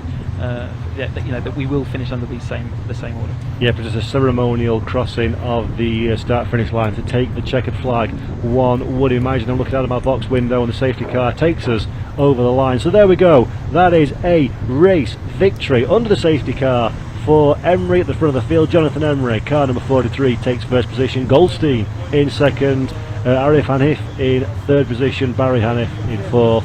Hoffman and McIntyre round out a very slow and sad procession over the line to the checkered and yellow flags to complete what has been a very entertaining but somewhat stop-start Adrian Flux Insurance Caterham Academy Green Group race here at Croft. 3 retirements. Ramzan, Joyce and Porter say goodbye before the race comes to its conclusion. And Chris, if we forget the yellow flags and safety cars just for a moment and concentrate on the live racing action, that was a much more aggressive field of drivers, I think it's fair to say, than the white group that topped the show out this morning. Yeah, there was definitely a bit more attitude in those laps that we were watching, and it was a shame really because it was building into what was going to be a great race, and it got a bit curtailed. Again, it's not unusual in motorsport, and it's just it's fun. Like I say, all the drivers love to watch the academy because they've been there, they've done it. A lot of the drivers you're seeing up and down all the grids in Caterham today will have come from the academy at some point in the past, and that can be someone like 10 years ago to more recent times, and the ages we get to see a lot of cars that all look the same, but actually the ages and personalities behind all these drivers are so different when you come to the academy. It's brilliant, and all the families that get involved in the race weekends come along, support whoever's doing the academy. We often have different members of the family. We've seen Barry and Arif here this weekend, and there's plenty of other families around the paddock, and it's such a good atmosphere. And even though they'll have a disappointing race today, I'm sure you'll have plenty of good stories up and down the paddock. Yeah, exactly. Over some refreshing liquid libations later on tonight and some lunch, there'll be plenty of stories and war stories swapped between the drivers, and this is exactly what motor racing is all about. There's drivers looking to start their racing career, there's drivers racing just for absolute fun and the thrill of being a race car driver in a proper pure racing car, and it's heartening to see that this is a cliche. And it's my first time here, so it's a bit brass for me to say it, but it is a very family atmosphere, isn't it, where people have come here to mutually enjoy what they love, and that is motor racing for Caterham. We say we make friends for life in this paddock, and it's true. We have plenty, because we go up and we start in the academy as complete novices and work our way up through all the steps of the ladder, we really do build those bonds, and it's not just the drivers who build those bonds racing together, because they're all of them to a penny are doing something they've wanted to do and loved the idea of for many years. It's often a dream to go motor racing, and for a lot of our drivers that's it, but they share it with all their families, and like I say, it's such a nice atmosphere. We all sit in the same part of the paddock, so all the academies will sit in their groups in the paddock, and they really do get to know each other. They get their barbecues out, they get their drinks out in the evenings, and really have a good time.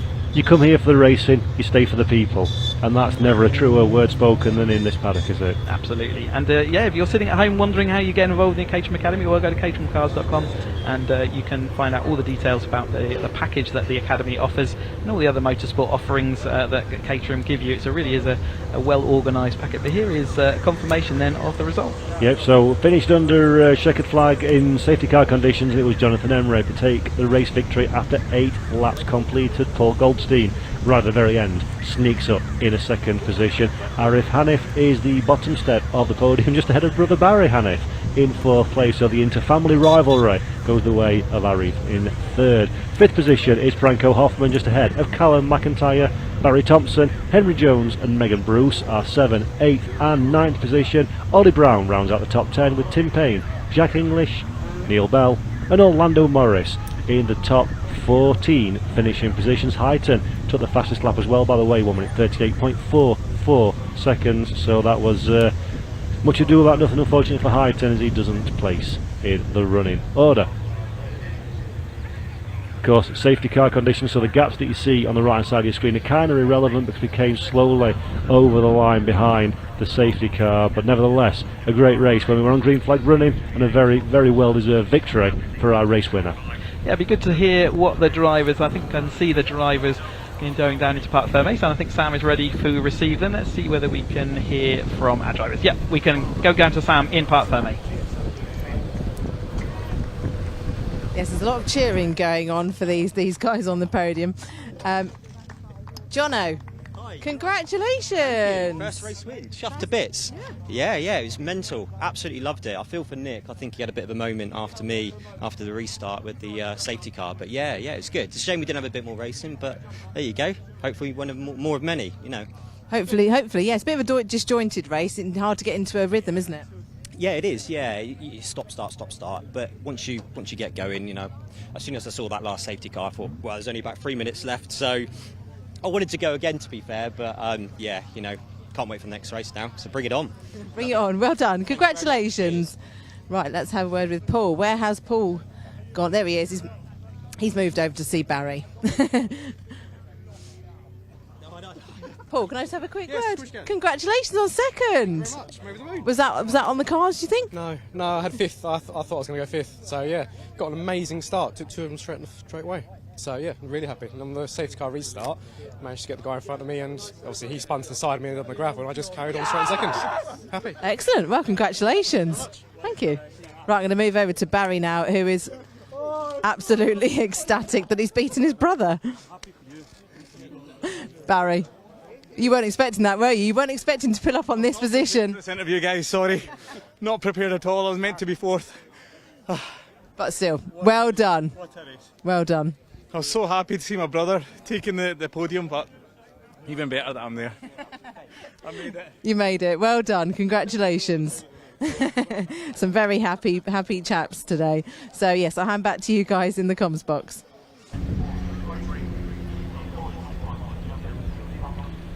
Thank you very much indeed, Sam, for a quick word with our winners from the last race. And now, folks at home, it's time to go for the Avon Tyres Caterham 7 Championship UK, the top of the pyramid.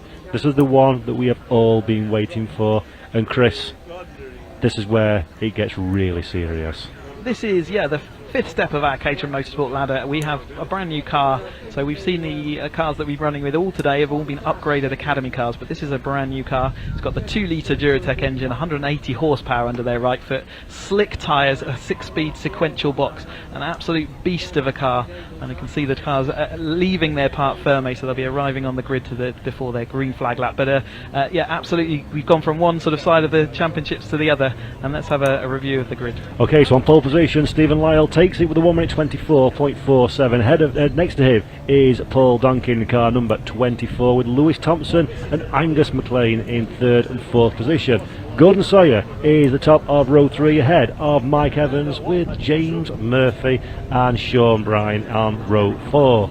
Row 5, Carl Jones ahead of Oliver Smith, car number 4, lines up in 10th position on the grid. As we roll down onto the 6th row of the grid, we will see the remainder of our drivers headed up by 11th place man Finley Cooper, in Gary Lapidus in 12th position ahead of Tom Eden, Andy Lees in 13th place, and last but by no means least, Gary Curtis rounds out row 8 with a 1 minute 26.73 for the final driver on this A1 Tyres Caterham 7 Championship UK grid. Got multiple champions in this grid. They are working towards being the British Caterham champion, so we have some interviews lined up with some of these drivers aiming for that, and let's go and listen to what they were thinking about before coming into this race.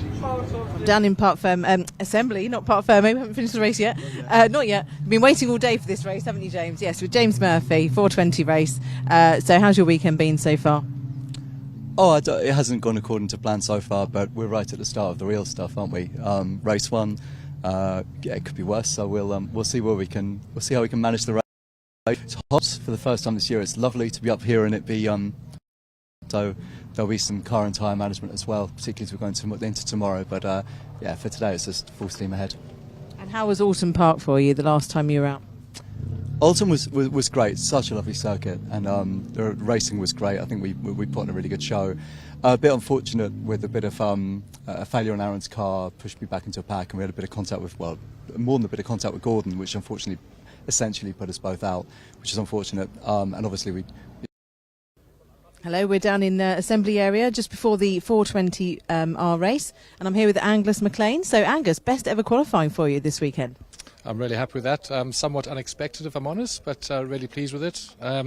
So great quality in P2, and then Super Pole, I didn't quite have the confidence on the cold tyres to really push, and it shows in my time. So I think starting the furthest forward I've started with so far. So just hold on for the best and see what I can do, I guess.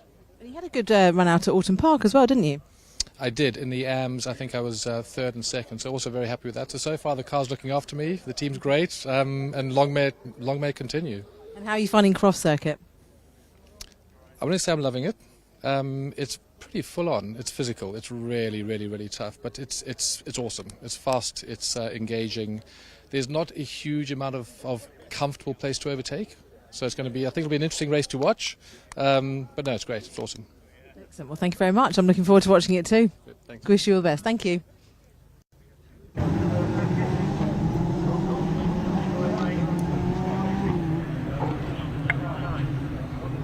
Thank you very much, Sam. Again, always great to hear from the drivers before we get started, and as our live pictures resume, you can see that we are on the formation lap for the run to the grid for the final Caterham race of today, the Avon Tyres Caterham 7 Championship UK. Stephen Lyle pole position, Paul Donkin in second, Lewis Thompson position number 3, car number 79, Angus McLean car number 4, position number 4, car 61, Gordon Sawyer in 5th, Mike Evans in 6th, James Murphy in 7th, and Sean Byrne in 8th position. And Chris, this is the big one, isn't it? This is the one we've all been waiting for. This is where elbows come out, and the best of the best rise to the top. First of 3 races, 20 minutes races for them. It's an extremely physical affair with these slick tyres, and you can see how hard the drivers work the slicks to try and get the temperature in, ready for those lights. If they don't work the tyres, then they will suffer off the line. But yet significantly faster cornering speeds, top speeds, braking is much more compressed. Everything is higher intensity. The drivers, when they've got to this level of the sport, are really au fait with Caterham, multiple champions on the grid. And yet some really competitive drivers. They do not leave a tent available on the track anywhere. And as we see them going, Paul Donkin and Stephen Lyle heading this field. Both, Stephen Lyle and Donkin. Donkin's returning to the championship. Lyle's new in this year, so he's doing a great job coming from, I think, the 270 or 310 last year. Lewis Thompson's been a bit of a revelation, a young driver, and he's been always consistent. He's got 2 wins out of from Alton Park that he's carrying forward. Mike Evans, experienced racer there just behind or alongside Gordon Sawyer, someone I've been racing with for many years as well. So really good to see all these drivers out there in this top level. Remember, they're British Caterham champion is the title they're aiming for, a UK level championship, first of 3. Finishing order for this race is the starting order for the next, so as well as trying to battle for those positions, they've got to keep in mind that they do not want to lose too many positions. Yeah, that's an added extra layer of jeopardy that these drivers need to pay into their attention as they're preparing now to start the race. We're coming through the hairpin and the grid is about to form. If you are watching and in 2 minds as to whether to stay on board or to go do something else with your day, I implore you to sit down, get comfortable, because we are about to go motor racing. So here they come then, lining up for the first of 3 races for the 2023 Avon Tyres Caterham 7 Championship UK. A slightly shortened grid compared to some of the other fields that we've seen today, but the quality is ultra high. Angus McLean, what a great result for him in qualifying, and he's put himself in 4th place. I think even he would probably be a little bit surprised by that, but can Lyle convert this pole position? Can Paul Donkin, who's been showing a good set of speed all weekend, can he bring that speed to fruition? So Tom Eden ran alongside Andy Lees there, ringing up near the back of the field. Revs are rising, lights are coming on very shortly, so let's hope we can get them all underway and safely down into turn 1. There is Lyle away from the line. Donkin looked like he got a better start there. They are side by side as they head off the line. A little bit of jinking as cars trying to avoid each other, but it looks like is Donkin going to be able to get around the outside, or is Lyle going to protect that inside? Lyle is later on the brakes. They got the tyre temperature up, and it's going to be Donkin in 2nd place, and then it's Lewis Thompson, the young charger, in 3rd place. Is there anything he can do from there? Gordon Sawyer making up a place immediately off the line into that 4th place as they thread that needle through that tyre stack and avoiding it for Mike Evans is following along from Gordon Sawyer in the grey machine as well. Line astern as they head then down into Tower for the first time. Very, very intelligent racing from everybody at the front of the field there. Just give each other racing rooms. We've seen now a little fight for 2nd position. The red on the outside runs out of racetrack but manages to keep it onto the grey stuff, so well done for not going out on the grass. That would be a recipe for disaster. Lewis just Thompson, about absolute last of the late breakers move. I don't know how he did that. He was absolutely late on the brakes. Donkin had to let him go, and we said that Thompson's coming off the back of 2 wins. He's clearly thirsty to go and get the another win out of this first one from Croft. Yeah, absolutely. Lots of aggression at the start of this race, which is exactly what we need to see at the front of the field to get himself into prime position. And Thompson, very, very nice bit of driving there to hold on to position. A bit of lock tyre further down the running order, but everybody seems to be pretty much in order. And the 43 that we're looking at on your screen now, Stephen Lyle, just about hanging on at the front of the field. We're about to cross the line and break the timing beam for the first lap of 20 minutes of racing. So Thompson makes a position up there. Gordon Sawyer having to protect from behind. Evans really trying to get by, but Lyle leads them across the line this first time through. Then we have Thompson, Donkin, Sawyer, Murphy, Evans, Jones, McLean. As fast as that, they are all through. McLean making a little bit of losing places in that lap, but it is now Thompson ahead of Lyle. So in 1 lap he's made it into the lead. So 2 positions made up for Thompson as he heads off down the straight. Superb bit of stuff there from Thompson, and the race lead now. Lewis Thompson started a bit further down the running order than what he would have preferred in this race, but he's made it up completely in the opening couple of laps. Now Donkin, does he have what he needs to try and get himself back in contention? Again, we'll find out. Lyle, that you're looking at there, car number 43, in second position. Rather than trying to get that lead back, he's now under a little bit of pressure from the car behind. So Lyle not having a great start to this race, Chris, and he's under pressure from Donkin, I think it is, behind. Absolutely, yeah, so he's having to look forwards as well as backwards, and actually Thompson, you can see he doesn't run with a side screen, so you can watch his elbows getting them physically out, as well as all the control that he's going to balance. So you can see how far the car leans over onto that rear left slick tyre, how hard they're working, and they're carrying maybe an extra 10 miles an hour in through these corners over something like the Academy car. They head into the complex, this really difficult place for a driver. Do you want to push forward? Do you want to do that lunge, or are you just going to go sit in line astern? And it's Gordon Sawyer who's in that 4th place, the one looking like he is making a bit of a move forward now, but it is Thompson once more who's going to lead this group. Lyle trying to cling on to him in that tow. In 3rd place we got Donkin, then it's Sawyer, Murphy, Evans, Jones, Byrne and McLean coming across in just a little bit further down. Yeah, great racing from the entire field so far. Everybody's pretty much cleanly through the running order at this moment in time, and Lyle will be steaming that he's down in second position. He would have felt he had this under control, having got a good launch into the first corner, but drops down into second position and already has half a second of a gap deficit to try to make up to Thompson behind. The relief for Lyle is there's a little bit of breathing space between himself and Donkin in 3rd place behind, so Lyle has the opportunity in his hands. But can he find the pace in this race? Can he find the aggression to turn it up to number 9 that he needs to find a way past Thompson ahead? These are all questions that we need to answer. We've got 16 minutes in which to do so. Yep, and they're going to be in a sort of settling phase a little bit here, just going to work out where their pace is related to the people around me and what they can do about them. But it seems like Lyle has now got that back under control. It was looking like it was a bit of a breakaway for Thompson. We've seen him do that before, so they'll be keen not to let that happen. And this front 3 are definitely breaking away from Sawyer, who's still having to protect heavily from behind him. Murphy's come through, his DPR Sport teammate. Thompson, so we've got the team sort of competition going on as well. There's Thompson, DW Motorsport out in front. Then we've got Matt Blythe with Andy Lyle, and we've got Donkin from DPR, and in fact a train of 3 DPR cars there, with Donkin followed by Sawyer, followed by Murphy, and then Evans comes a little bit later with a Rob Springate or RS Motorsport.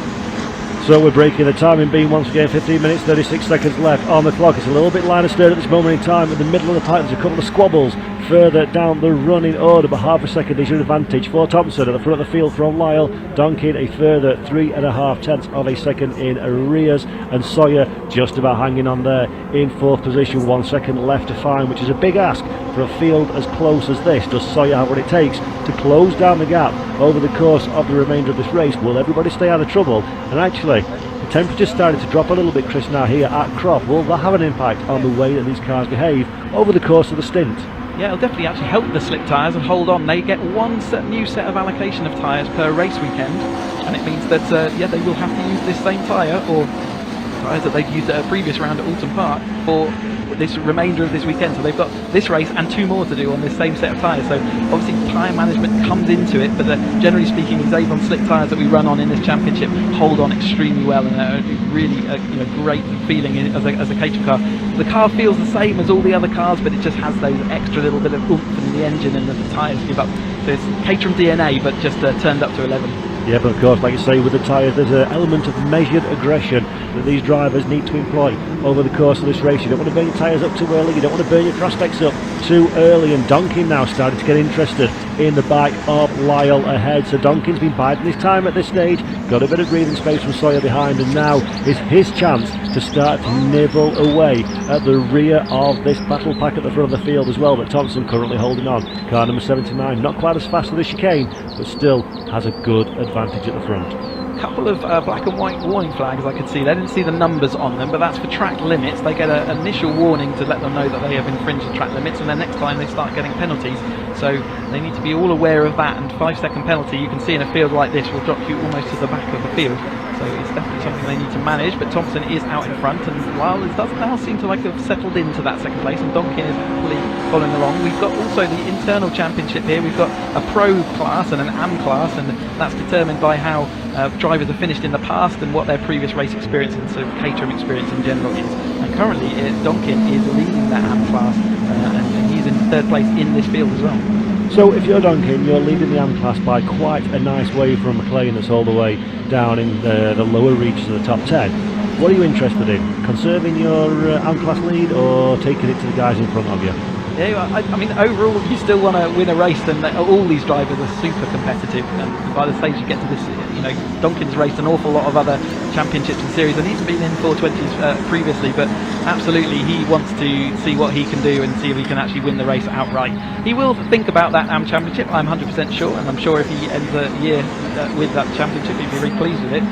But equally, I know that he'll want to see what he can do. And looking at the body language of that red number 24 machine, that's not a man that's keeping his power to drive. He's moving the car around on the racing line, he's filling the mirrors of the car ahead, he's trying to set up a manoeuvre. So Donkin looks like somebody who's got his eyes forward rather than thinking of consolidating at this stage anyway. And as Lyle and Thompson get ever closer together, that's where opportunities may present themselves. He'd be pretty pleased at the moment to be looking in his rearview mirror and not seeing an immediate pressure from Gordon Sawyer, but he's not that far behind, and he will actually want to be getting on with it. There's a period at which you want to settle in and just let the race develop, and he would have been going through that phase, but it looks like Gordon Sawyer's got a wriggle on and is closing the gap back to Donkin, so he will again be constantly checking his mirrors to see that gap and how it's going. James Murphy has fallen back behind Sawyer in this part of the lap, and I saw earlier Mike Evans just drifting onto the grass, a bit like Sean Byrne did just then, as it picks up the dirt and dust, and it's not good for your slicks to do that. Yeah, absolutely. The car looks very, very loose on Sean Murphy at this moment in time as well, so there's like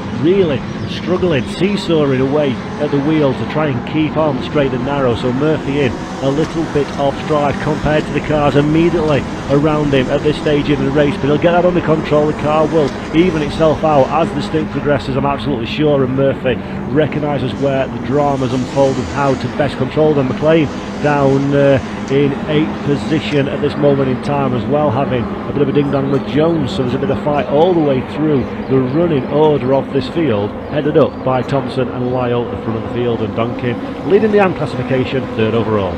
Don't look now, but there is a little bit of a gap there again between Thompson. He's managed to pull it, and he is in that fresh air, don't forget. In this top flight, there's not as much of an effect in the toe because of the power, the extra we get from the 180 horsepower, so the toe is less powerful and actually comes a little bit later in the straights, which does mean that you see more of a sort of late last minute braking like we saw from Thompson in that opening lap. But those front three have spread out a little bit, but it's absolutely nose to tail now between Sawyer and Murphy, so Murphy's got it all back together as they head now into the sunny in, sunny out complex. Again, trying to get that car in and carry as much speed as you can out here into the complex, and just holding on to that curve for dear life. But Sawyer is under massive pressure from Murphy right now. Yeah, you can just see how much more aggressive these cars are than the racers that have preceded this one. You can see how much more speed they're carrying in, how much stiffer, how much more challenging these cars are to drive, and these drivers are absolutely at the top of their game. Thompson currently still leading from Lyle, and Lyle's not finding the pace that I expected him to at this stage in the race. I thought he would close up relatively easily to the rear of Thompson behind, but it just seems to be that there's an invisible band of half a tenth second or so between those two, and it's really He needs to find another gear, does Lyle at this stage, otherwise it's going to be a very, very tall order to find his way past an informed number 79. As long as he doesn't let him go, though, he can feel still pretty calm at this point, with still 9 minutes left to go. Again, they're jinking out of the toe, which actually says to me that some of them are suffering a little bit from temperature out there. We have got fairly high ambience here today, and some of them pulling out to make sure we get some fresh air through their radiator.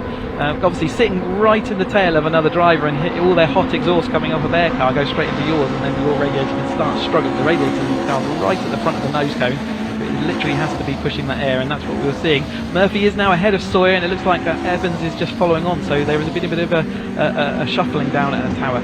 Just like we're seeing in pretty much every class of Caterham racing here, you make one mistake or you have one overtake against you, and it's very, very quick and very easy to find 2 or 3 cars filling that spare tarmac, and you dropping down the running order. So bit of drama in the middle of the field, but there's plenty of time, 8 minutes 50 seconds left on the clock to do something about it, as we're looking again at car number 43. That is Lyle, still in second position, still stalking, still hunting Thompson ahead. Will he find an opportunity? Where does he pull that trigger, and can Duncan buy into this fight as well and find himself higher than the current bottom step of the podium, but first in class?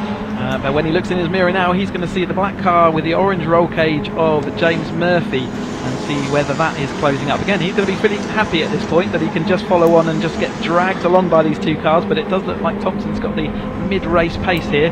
They've got 8 minutes of this race left to go. Lyle is now having to defend a little bit from Donkin. You can see that Donkin looking down the inside, but Murphy's pulled away a little bit from Sawyer, and we saw Mike Evans actually drift onto the gravel, and he's now having to protect himself from Sean Byrne. And currently this top 3 fight, it is Donkin that is the fastest driver on the racetrack amongst these 3. So Donkin last time around set the quickest lap of our leading trio of drivers. Part of that slipstream, part of it's been able to follow your rivals close behind as well, but Donkin's certainly not giving up this fight at the front of the field, and he wants to get involved, as we're seeing Lyle now closing all the rear to Thompson. Thompson on the lock stops, trying to keep his car on the straight and narrow, that 420 yard, doing his very best to spit him off into the scenery, but Lyle watching brief behind, looking, waiting. Looking, yeah, absolutely trying to balance this car, and sliding the car's not always the quickest way, and you definitely overheat them, but showing that this Caterham has DNA of Caterham underneath by showing a bit of slide into the Sunny Inn complex. Interesting to point out that Mike Evans was the quickest across the line last time, and that is a new lap record. So the last time we were here at Croft, we were running on the other ZZR tyres, so this is slick tyres, so we're going to expect that lap record to go, and indeed it has gone by well over a second. So Mike Evans currently holding that lap record, and he is down in 7th place, having lost a place to Sean Byrne that time through as well.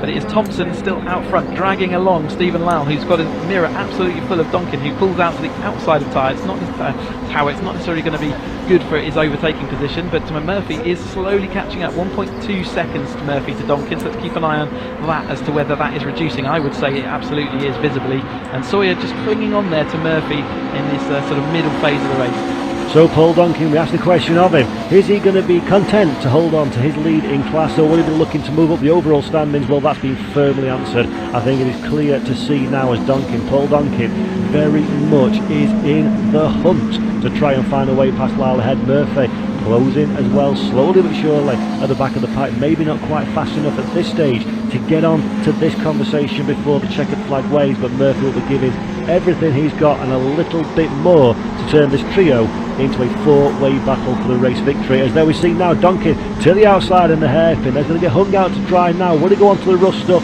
or can he get back in line? He can, but now I'm saying about Murphy, a little bit detached. He's now very firmly in this conversation, so it's gone into a 3-way fight for second.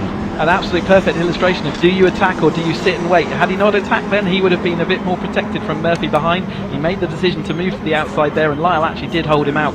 You might have been hoping to get a nice slingshot down that start-finish straight, but all it's done is cost them time and play that Jaws music, as Murphy is hungry for the fish that he's seeing ahead. Is it going to catch his prey? Outstanding there, nice little segue. We see Donkin still in that 3rd position, so he's still in the attacking mode, but he also now needs to think defensive. He looks to the inside as well. Is that defence or attack? It is attack. Donkin alongside Lyle on the outside of the racetrack, just gets the run through the corner. Donkin doesn't have enough of an overlap, doesn't have enough of a launch through the turn to stay alongside, so he slips back in to the middle of this NASCAR-esque slipstreaming pack, and Murphy will be thinking this is a golden opportunity in the final few minutes of this race to try and get onto an unexpected and unlikely podium finish here at Croft. See a bump in the middle of Sunny Inn, which really upsets the balance of these cars, and they all start sliding. That's why we're seeing Thompson sliding through the middle of that corner, but they're all managing it very nicely. James Murphy wants to get things done quickly because otherwise he's going to have Sawyer right on his case again. But we have got now a lead quartet as they've all caught back up with Thompson as they head into the complex this time. The tightest hairpin, about 30 miles an hour in these slipshod cars, but Murphy is right there now looking. As soon as cars go side by side though, it's not a wide track here at Croft, there's really no room, so it is another good defensive manoeuvre to actually pull alongside someone else, because it means that the car behind you can't do anything about it. Yep, absolutely. Fill the racetrack. Don't leave a Caterham size gap or half a Caterham size gap sometimes, because somebody will fill that one very, very quickly indeed. But serenely at the front of the field remains Thompson, car number 79. Never really looked like he's pushing too hard, never really looked like he's under too much pressure, while Lyle, Donkin, Murphy and eventually Sawyer all squabble amongst themselves and slow each other up. Is a golden opportunity for Thompson to just keep things nice and calm at the front of the field. Yeah, he just clinically moved from that sort of third place through into the second and then into the lead with some great moves, and no one else has looked like they can do that back to him at this stage. However, we're coming down to that last 3 minutes of this race, and yeah, this is where the real key start time is for the drivers wanting to turn it all on, see what they've got underneath them, see whether they've got anything they can do about the cars around them. Yeah, this is either turn on the turbo or turn off the brain time, isn't it, for the final 3 minutes, where if you're going to be a hero or a zero at the checkered flag, but at least you can say you've given it a go. And I think now,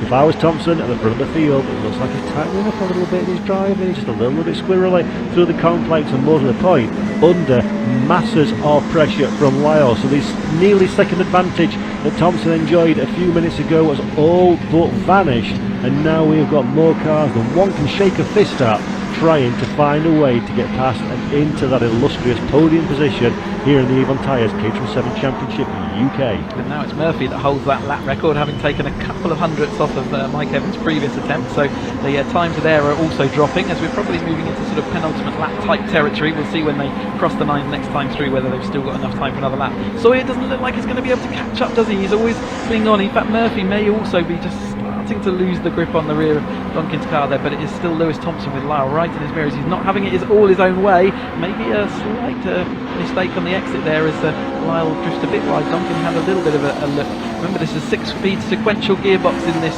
car, and it's just that don't need to use the clutch or anything. It's a seamless shift on the way up through the box. You have to use the clutch on the way down, but yeah, other than that, it's absolutely pull for a gear, push for a going down the pit box. And this is a real seesaw race now, isn't it? It seems like each driver's got their advantage at different points of the racetrack. The likes of Donkin just doesn't seem to be quick enough in the bits that matter when it comes to an overtake, but too fast in the sections where it's kind of getting balked by Lyle ahead, and that's a real jigsaw that you have to try and put together as a driver to work out where is the chance, where is the opportunity, where don't I want to be close, and where do I want to be on the attack. And this is a high-speed game of chess. There's not been an overtake yet, but the anticipation and the build-up is absolutely fascinating. They're being shown a board there, so I think they were shown the last lap board, so let's keep an eye out for that. I believe that they will be shown the checkered flag the next time through, so they have really got to make, if they're going to make a move, they've got to do it now. Whereas in the other championships we've seen them overtaking into Tower and overtaking into the turn one. Really, it's been difficult for these drivers to get through. The only one that's really managed it is Thompson out front there, Lyle protecting throughout the race, and Gordon Sawyer now at a distant fourth place, but he'll be, I'm sure, happy compared to Alter Park where he was involved in a bit of a prang, and not his fault, and he's back up there right with the lead of this group. And it's looking like Donkin now is engaging the turbo mode on that car. He seems to be really close to the rear of Lyle, harrying the car ahead, the number 43 under masses of pressure. Murphy keeping a watching brief as well behind, seeing if something he can liberate a position away from one of his three rivals in front. Thompson serene at the front of the field, but Donkin now not quite close enough, and actually dropping back if anything is Donkin into the clutches of Murphy as the final few corners approach. Chris, this has been an incredibly entertaining first race of the weekend for the Avon Tyres Caterham 7 Championship. Certainly been high octane. One opportunity left down into this. Is anyone going to take that lunge down the inside? It doesn't look like it, although Donkin looks, James Murphy seeing whether he can tuck his car down the inside. They could right over the back of Donkin there. They're kind of piggybacking each other. I think they've both got out of that okay, but James Murphy just couldn't get that car stopped. It is Lewis Thompson who takes that win over the top of Stephen Lyle. Donkin does take that third place and first place in AM, but it's Murphy takes third place in the Pro Championship. Sawyer takes fourth place as they cross the line. It's Byrne, Evans, Angus McLean drifting away a little bit there. He'll be disappointed, I think, with how that race has gone. And then Jones has crossed the line, and we're waiting for Eden in the yellow car to come through. And then we're beyond him, he's got Cooper, so they're just coming to cross the line now. So a little bit spicy into that, or out of the final corner, but fortunately everybody lives to fight another day and makes it across the checkered flag. But that has been an exciting, dramatic and very intense first race of the weekend for the Avon Tyres Caterham 7 Championship United Kingdom, and it has been won by Thompson at a canter, it has to be said, at the front of the field, and Lyle and a very hungry Donkin not quite enough in the tank to find a way past into second place. But still, Chris, that was a very enjoyable race indeed. Yeah, it was absolutely about pressure and and really, lots of pressure between the drivers, but difficult in this car, in this format, to overtake. When you've got a slick tyre, you've got so much grip. The braking zones that are already, quite short anyway, are really even more compressed, and I think they really were struggling to work out how do you get past, whilst also keeping in mind they've got to, the next race they start in this finishing order. They don't want to throw it all away. James Murphy just misjudging that braking. Did try up the inside, in the last corner of the last lap you're going to see that, but rode over the back of Donkin. But I think both cars will be okay. I saw Donkin lost a wheel arch. James Murphy might be at risk with his radiator. But overall, what a race for the 7 Championship UK. We've got 2 more of those races for you tomorrow. Yeah, absolutely sensational stuff. Hope everybody at home enjoyed that one, and like we say, a couple more of these coming tomorrow. Again, another action-packed day here at the Croft Circuit in North Yorkshire, so please do give us a tune in tomorrow afternoon. We'll be able to take you through all of the racing action, and if you like this one, we're doing 2 again. And you know what it's like, Chris, when it comes to multi-race weekend events, the second and third race always go a little bit crazy compared to the first, because they're trying to keep the car in one piece. But it doesn't matter tomorrow. I think that, again, they race close, but they do tend to race fair, and it's really good to see them there. You said it was a canter for Lewis Thompson there out front, but I'd be surprised if he'd call it that. But Lewis Thompson comes home with that win then, ahead of Stephen Lyle. Paul Donkin taking the AM win there. James Murphy taking 3rd place in the Pro category, ahead of Gordon Sawyer, Sean Byrne, Mike Evans. Then we've got 2nd place in AM for Angus McLean, Carl Jones, Finlay Cooper, and then 3rd place in the AM for Tom Eden, followed by Gary Lapidus, Andy Lees and Gary Curtis rounding out our field. New lap record for James Murphy, 1:24.42. Congratulations, that's an extra point in that race as well for that, as I can see the drivers heading into Parc Ferme then. Yeah, I just say the pace was sensational from these drivers. Of course, slick tyres, new lap records falling, perfect conditions for racing, and Murphy was very much the man. James Murphy trying to find his way through and into a higher finishing position, gets that new lap record at the point that comes with it. So we anticipated this would be an intense one. Maybe not the overtaking festival that we expected, but the pressure and the intensity was very high indeed. Yeah. Yep, and the 310s and the 270s gave us loads of overtaking, as did the road sports. So this is a different style of racing, yes. But you can see the drivers going into Parc Ferme, and I think we're getting ready to hand down to Sam, who will have our drivers. So yep, Sam is down there. So let's hand down and let's hear from our race winners.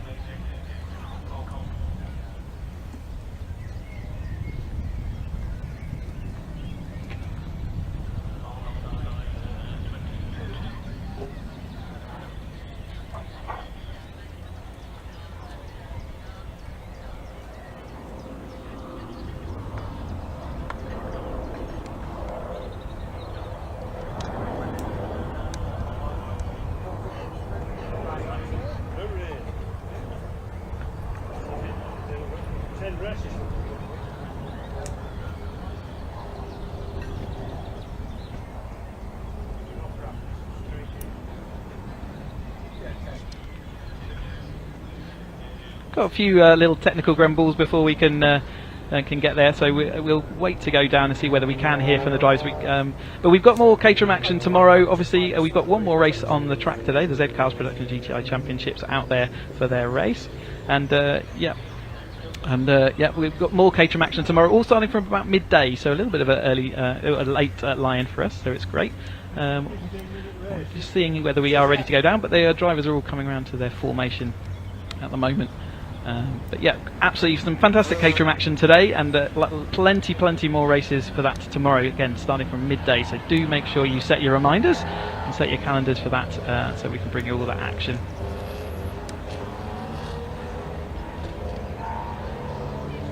So as we're waiting for the grid interviews, we can see that the Z cars and production TK couplings GTI Championship cars are coming round to line up on the grid and do their formation lap, as I do believe we're going to be going down onto pit road to talk to our race winner in a few moments time.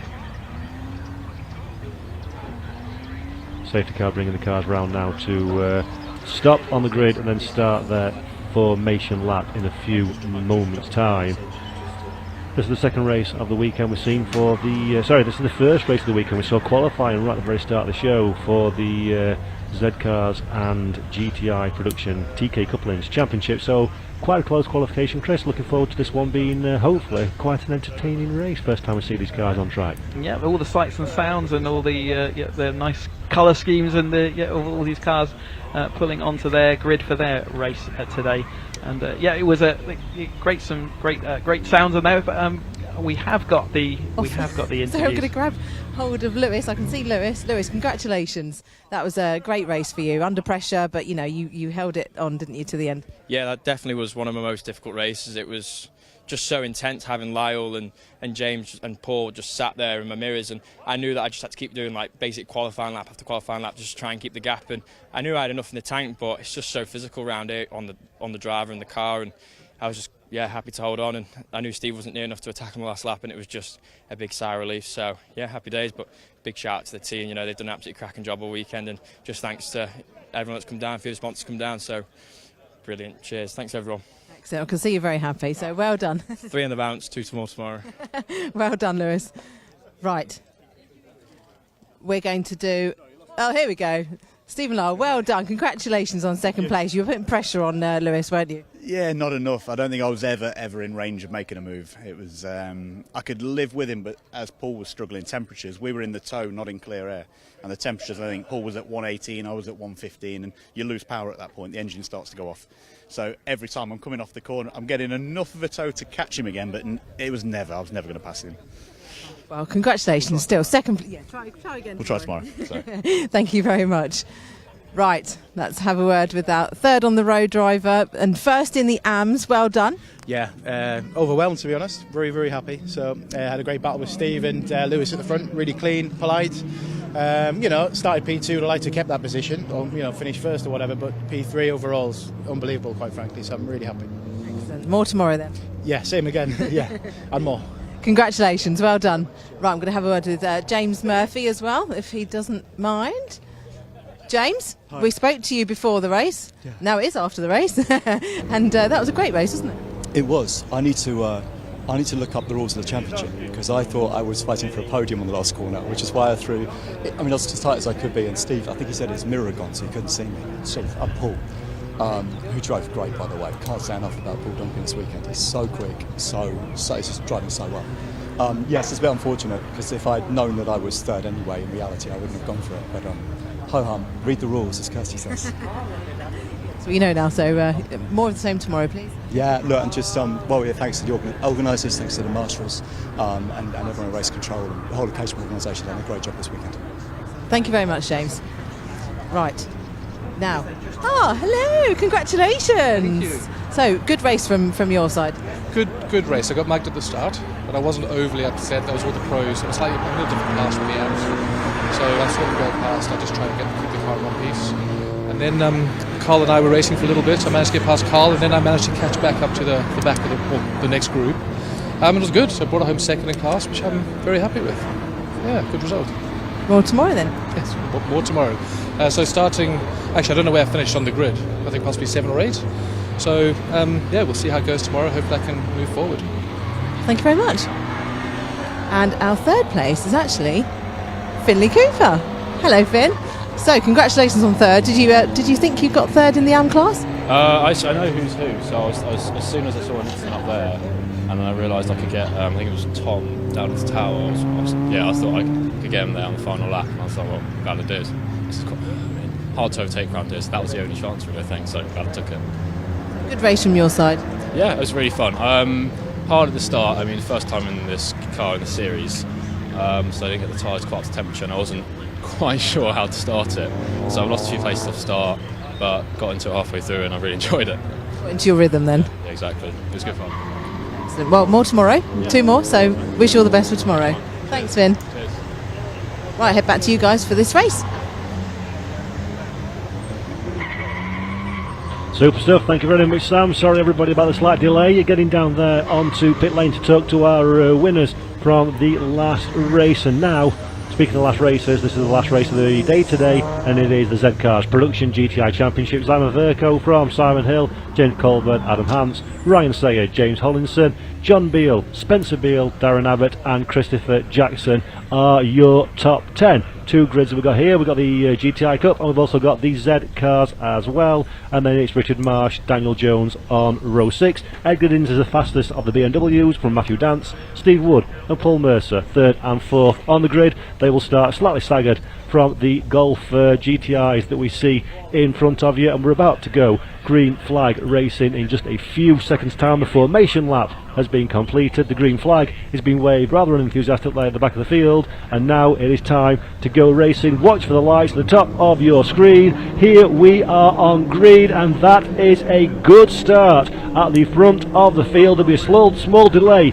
until we get the BMW Z cars going further down the back, but side by side is Verco and Hill. Verco in the blue car, Hill in the red car. Hill slots back in to second position. Verco holds on to that provisional race lead from the pole position, and then the BMWs are underway as well in front of our commentary box just off screen. There we go, 4 cars on the grid, only 3 took to qualification, and Giddins was the man that had the start advantage down there as well in the rear wheel drive powered German machines. Yeah, good start there from Verco off the line. He sort of lost out a little bit to Hill in the red car to start with, but then managed to go all together as they headed through the Hawthorne for the first time, and now it's stretching his legs a little bit. Remember, these are going to have to get the rear tyres up to temperature and get the balance of that car all underway, but as they head out as a group of cars through the Jim Clark S's and then into Barcroft for the first time. Yeah, very close racing as you come to expect from Tim Top Machines, and Verco is the man that leads the way at this moment in time. Behind him is Hill and Colborne, I believe it was, held on to 3rd position, so good start there from Colborne as you were maintaining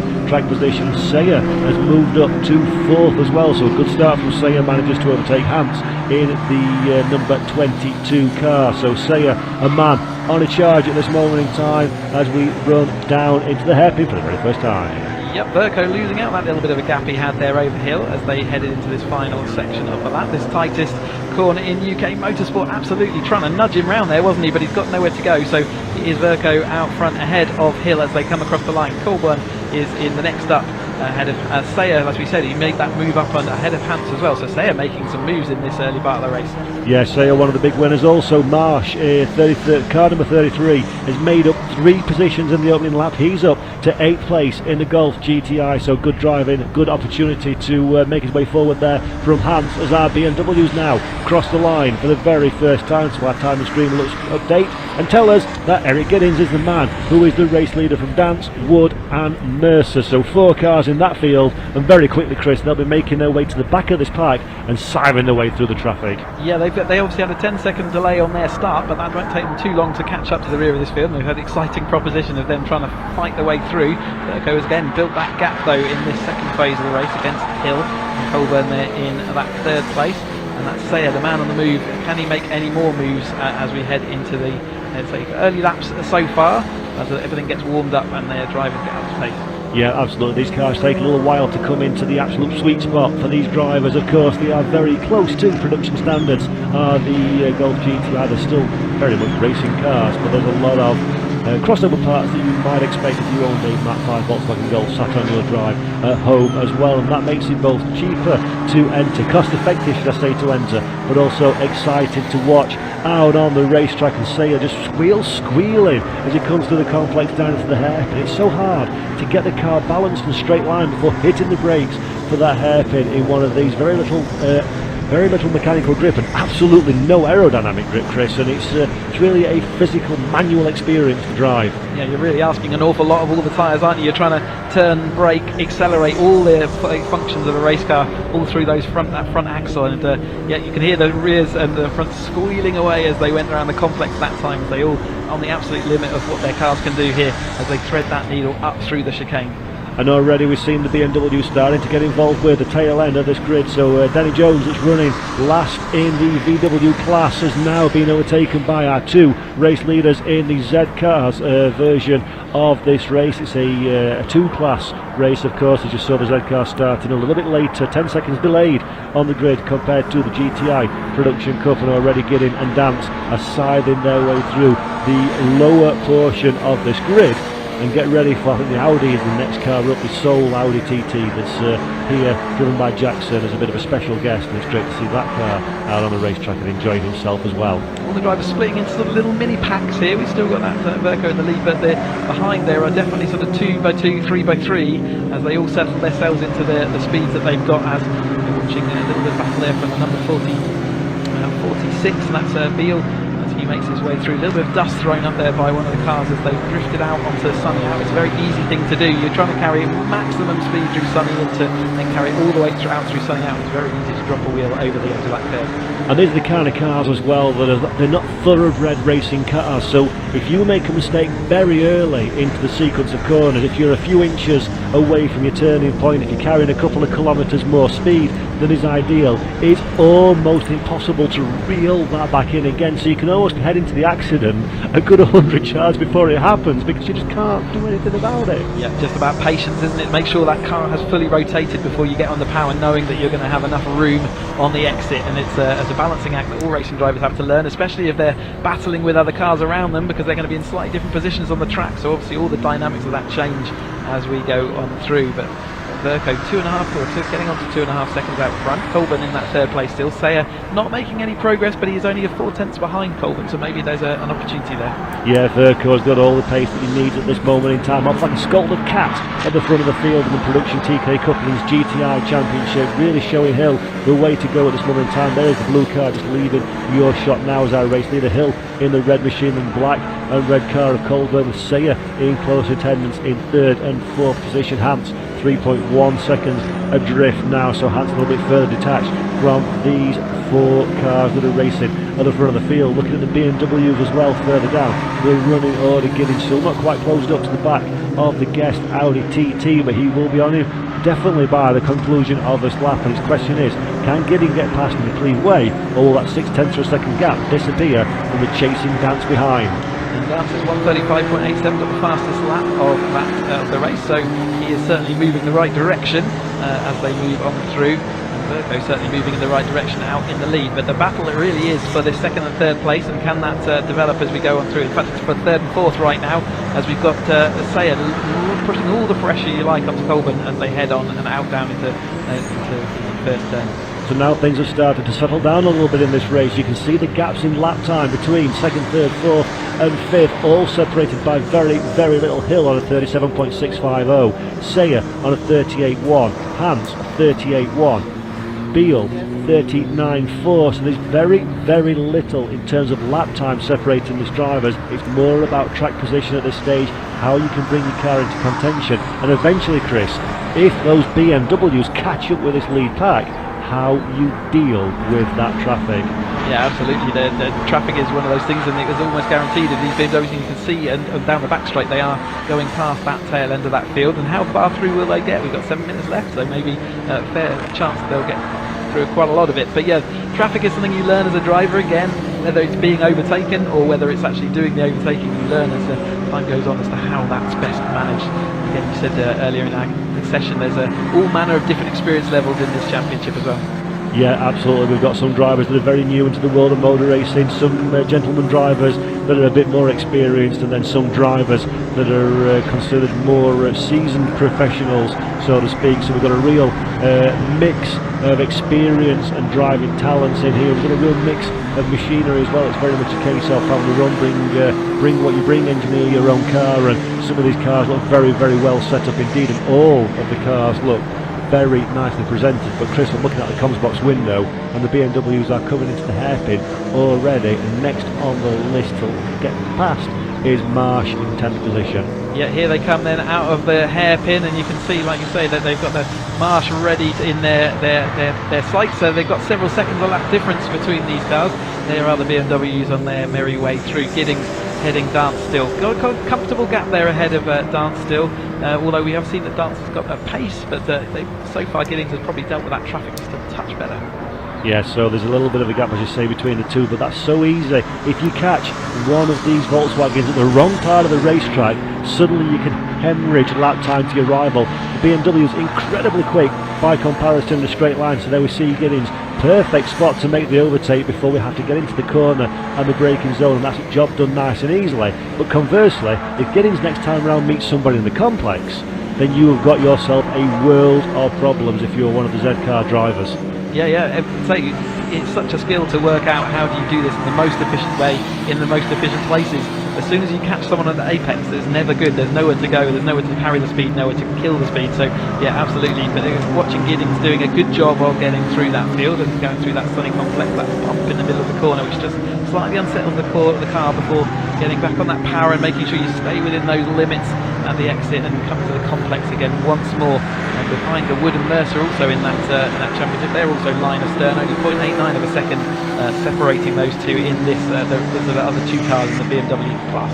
Yeah, very good little race. Only 4 cars in the Z car category, but they're putting on a great showing. Giddings showing all of the skill and composure and experience expected of our two-time champion in this category. And once again, leading the way at this moment in time. Abbott is the next car. Well, no, in fact, I was not already cleared. Abbott haven't they? Beale is the next car up the road. So up to 8th position, almost, is the lead of our BMW Z4s. Looking back into the production TK Couplings GTI Championship, Verco still very much running away with things at the front of the field. 3.2 seconds now to the good from Hill, with Colborne 4.65 seconds, but with Sayer very much for company in 3rd and 4th position overall and in class.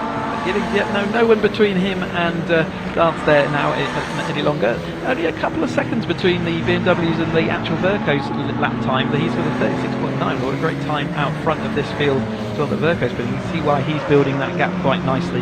But it has all spread out, but it's Sayer definitely on the move in that front group. And Giddings here, we're watching, still managing to protect that lead in the BMW class. And of course it's quite nerve-wracking when we're racing in a multi-class environment like this one, because the Golf drivers aren't anticipating potentially you to be upon them at this stage. It's not like Le Mans or something where there's 50 cars and 30 of one class, 20 of the other. So it's quite a rare experience to get a faster class car with you, and you've really got to be conscious that as a leader in the BMW, you telegraph your move nice and early to the VW ahead to let them know exactly what your intentions are. Yeah, and that was the problem we were just seeing developing on the circuit there, where BMW's caught them in exactly the wrong place, and it was costing them a lot of time. You can still see through the hairpin, it's costing them time as they hit the traffic in the wrong place. Can Dance make the most of that as he benefit from Giddings getting caught up with that track? And just, like I say, I wouldn't like to be Giddings at the moment. He's got in front of Peel, so that means he has got a car in between him and Dance now, which is a good position to be in, but it's looking dicey for a bit there. And that's exactly what we said, isn't it? You catch somebody at the right part of the track on a straight, easy overtake. Catch them at the wrong part of the track, and suddenly you can give away armfuls of lap time, and that's exactly the problem that Giddings is in now. And I'm looking at my commentary box window, and those two cars now are separated by less than the length of a BMW Z4, with 2 black markers in front, and Giddings actually has been balked. So now round the outside goes Dance. Can he get the deal done? I was looking out the window, but it's also on the screen, which is handy, since what I'm talking about. And then now 2 wide, but with 2 Volkswagen Golf taking all of the racetrack up, and this is no blue flag to remember. They're in the same race. The VW do not have to concede, so this is going to be a ding-dong fight with 2 minutes and change left on the clock. Yeah, what do you do with faced with that situation? You have to be patient, because there's nowhere those cars in front to go. There's nowhere for you to go around them, so you just got to be patient. They're still absolutely caught up behind the seat button. Like you said, sometimes it's a shock for the drivers to see a faster car coming up. They were fully ensconced in their own battle, but it does look like Giddings has now made that move, so he is going to be at least relieved that he's got past one of them.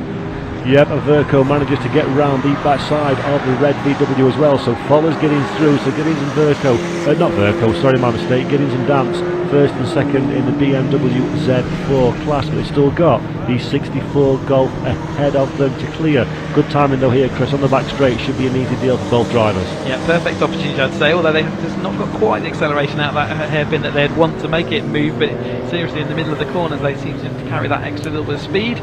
As we watch those leaders, that is Verco and Hill out front now, 4.7 seconds between these two, so that looks sort of, unless there's a malady or some mistake, I think that's looking fairly settled with only 1 minute 15 seconds to go.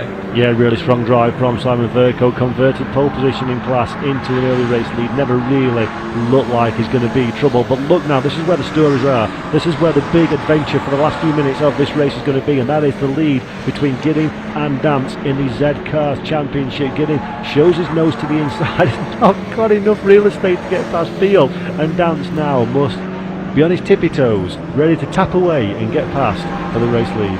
Yeah, he's being pretty kind, I'd say, at the moment. There have been opportunities where he could shove it down, but I think he's also seeing that Giddings is doing his absolute best to try and get through, and hasn't actually put it side by side, but I think it will happen with only 30 seconds of this race to go, so there will come a point in which he will try for that move and see where he can do it, but again, sunny in, sunny out is not a place you want to catch the traffic, and it's going to be a costing him time all the way into the complex.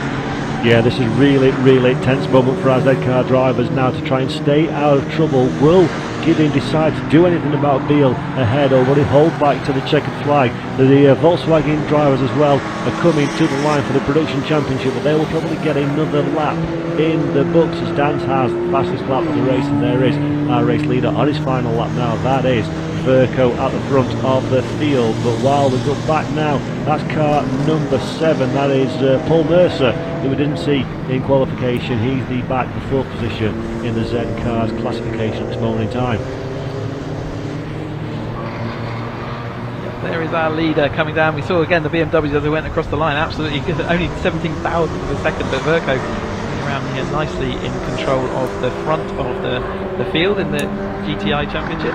Yeah, Simon Verco has been peerless, I think it's fair to say, during the course of this race. Nearly 6 seconds to the good at the front of the field, converted into an early race lead. Never looked even remotely like he was going to be challenged by Hill or Colburn or any of the GTI pack behind, and this has been a masterclass in how to win in this category. Just a couple more corners or sections to go. Nothing too onerous, and like I say, he could actually slow down and take it easy over the line, couldn't he, with the 5.5 seconds of gap. There is the lead for our Giddings and Dance battle in the BMWs. There is the Verco coming through the final complex then. He has managed to stay ahead of those BMWs, have stayed ahead of everybody. 5.5 seconds to the good. Yeah, made it look like a Sunday drive, it's fair to say. Did Verco at the front of the field, but that is a great race, a great performance, 0 mistakes, and with it the checkered flag and the race victory for Verco. Simon Verco takes the flag in the production TK Couplings GTI Championship category, and now our attention diverts itself back to the Z Cars Championship. It's still Gidding in the race lead. It is still not quite enough room for Dance on the outside. He doesn't have the job done, and Gidding by the skin of his teeth in an absolute nail biter takes the checkered flag and for victory in the Z Cars category of this race.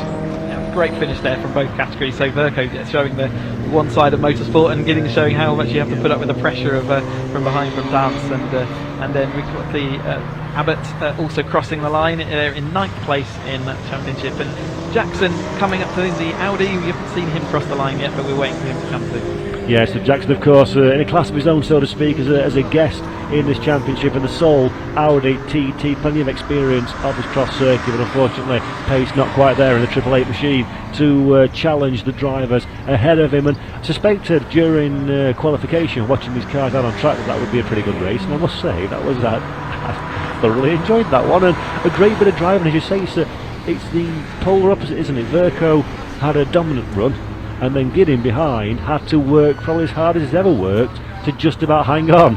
Yeah, I think like I say, I think if you're happy with Dance, the fact that he didn't push it too hard in those really the crucial moments. I think he was being quite kind to him at times, knowing that he's also got to get through that traffic, and equally, it doesn't seem fair as a driver sometimes how you gain those positions through the traffic. But yeah, the dynamics of having to fight through the traffic adds a whole new dimension to racing. Yeah, really good. It's all like a endurance racing dynamics, but in a sprint race format. So great stuff from the Z Cars and Production TK Couplings GTI Championship. Our winner was, of course, Verco at the front of the field in the Production GTI Championship classification, and then looking further down at the top of the Z Cars Championship, we had Matt Dance in second position, and our race winner was a very, very excited Ed Giddins. So hopefully we get to speak to both of those drivers, Dance and Verco, in a few moments' time as the cars come down pit lane and into Parc Ferme, and we take a few moments to take stock of what has been a rather exciting first day of the weekend. Yeah, what a first day here at Croft. I can see the drivers, some of them will be pulled over for some circuit comms before they get down into the Parc Ferme proper. But yeah, what an exciting day of Caterham and Z Cars Production GTI Challenge racing. Yep, so here are the finishing positions. Simon Verco from Simon Hill, 1 and 2, with James Colburn rounding out the podium position, all in the Volkswagen Golf Mark 5 GTI. Ryan Sayer and Adam Hans are 4th and 5th position ahead of John Beale. Then comes the first of our BMW Z4 3 litres, and that is Ed Giddins, car number 43, just ahead of a race-long battle with Matthew Dance, second in class. Spencer Beale is next up ahead of James Howlinson, with Darren Abbott in 9th place overall. Christopher Jackson, the sole Audi TT guest car, crosses the line first in class as the only driver in class, and then Steve Wood and Paul Mercer round out our BMW Z4 competition, and then Dance takes the fastest lap with a 1 minute 35.87, which is a pretty good lap considering the traffic and the fight that he had in front of him. And I'm sure there'll be plenty of drivers with a very large smile on their face at the conclusion of that one. Yeah, absolutely. Yeah, we're happy to be returning back, all the cars in one piece and all looking shiny, ready for tomorrow's action. We can head down into Parc Ferme though. We have interviews lined up from our running drivers, so let's go down and hear from Ian and our drivers. Right, we haven't been caught out this time, everybody. We come straight down to the pit lane, as you can see. Simon Verco's just going through the preliminaries with the circuit comms. So let's just move down a little bit, shall we? Here's Mr. Hill. Have a quick word with him. In the end, Verco, kind of what a day it's been for him, by the way, for Simon Verco, pole race win as well. Did Simon just have a little bit too much in the end? Yeah, I wasn't going to catch him, I don't think, in a hurry.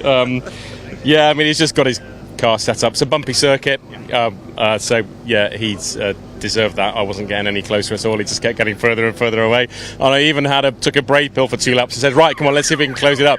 He just overdrove the car and then my tyres went away, and so but you know, second's a good place to be. It's not a bad place to be, and of course there's always tomorrow, right? There is always tomorrow, and I could just do with trying to sneak a bit of a better start next time. But the power on these cars, they're all so even. You can see them down the straights. They're just completely side by side, and we just had a little touch. So I had my driver's mirror in, which is it's like driving with one eye, to be honest. So it's tricky. But once I've got a bit of a gap from behind, I could just focus forward. But it's quite off-putting because you can see your own hand moving. It's weird. I don't enjoy that at all. Thanks for talking to us. Congratulations. You're right. Second is a good place to be. Let's grab Simon Verco, because what a day it's been. Pole race win as well. Simon, you make this motorsport look easy, but it's not, is it?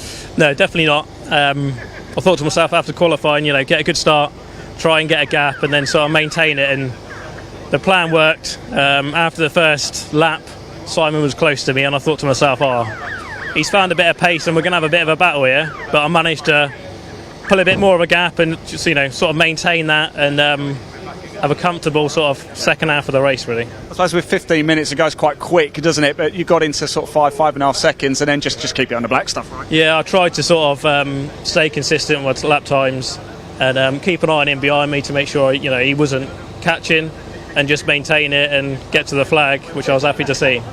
Top man, perfect day for you. More of the same tomorrow. Thank you so much.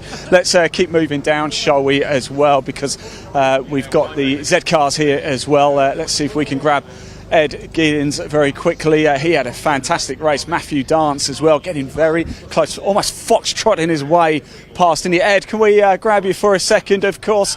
And Matthew, if you come in as well, please, because things got quite close near the end, didn't they, Ed? Something just a fair bit. Yeah, that was it was really good. Really enjoyed that.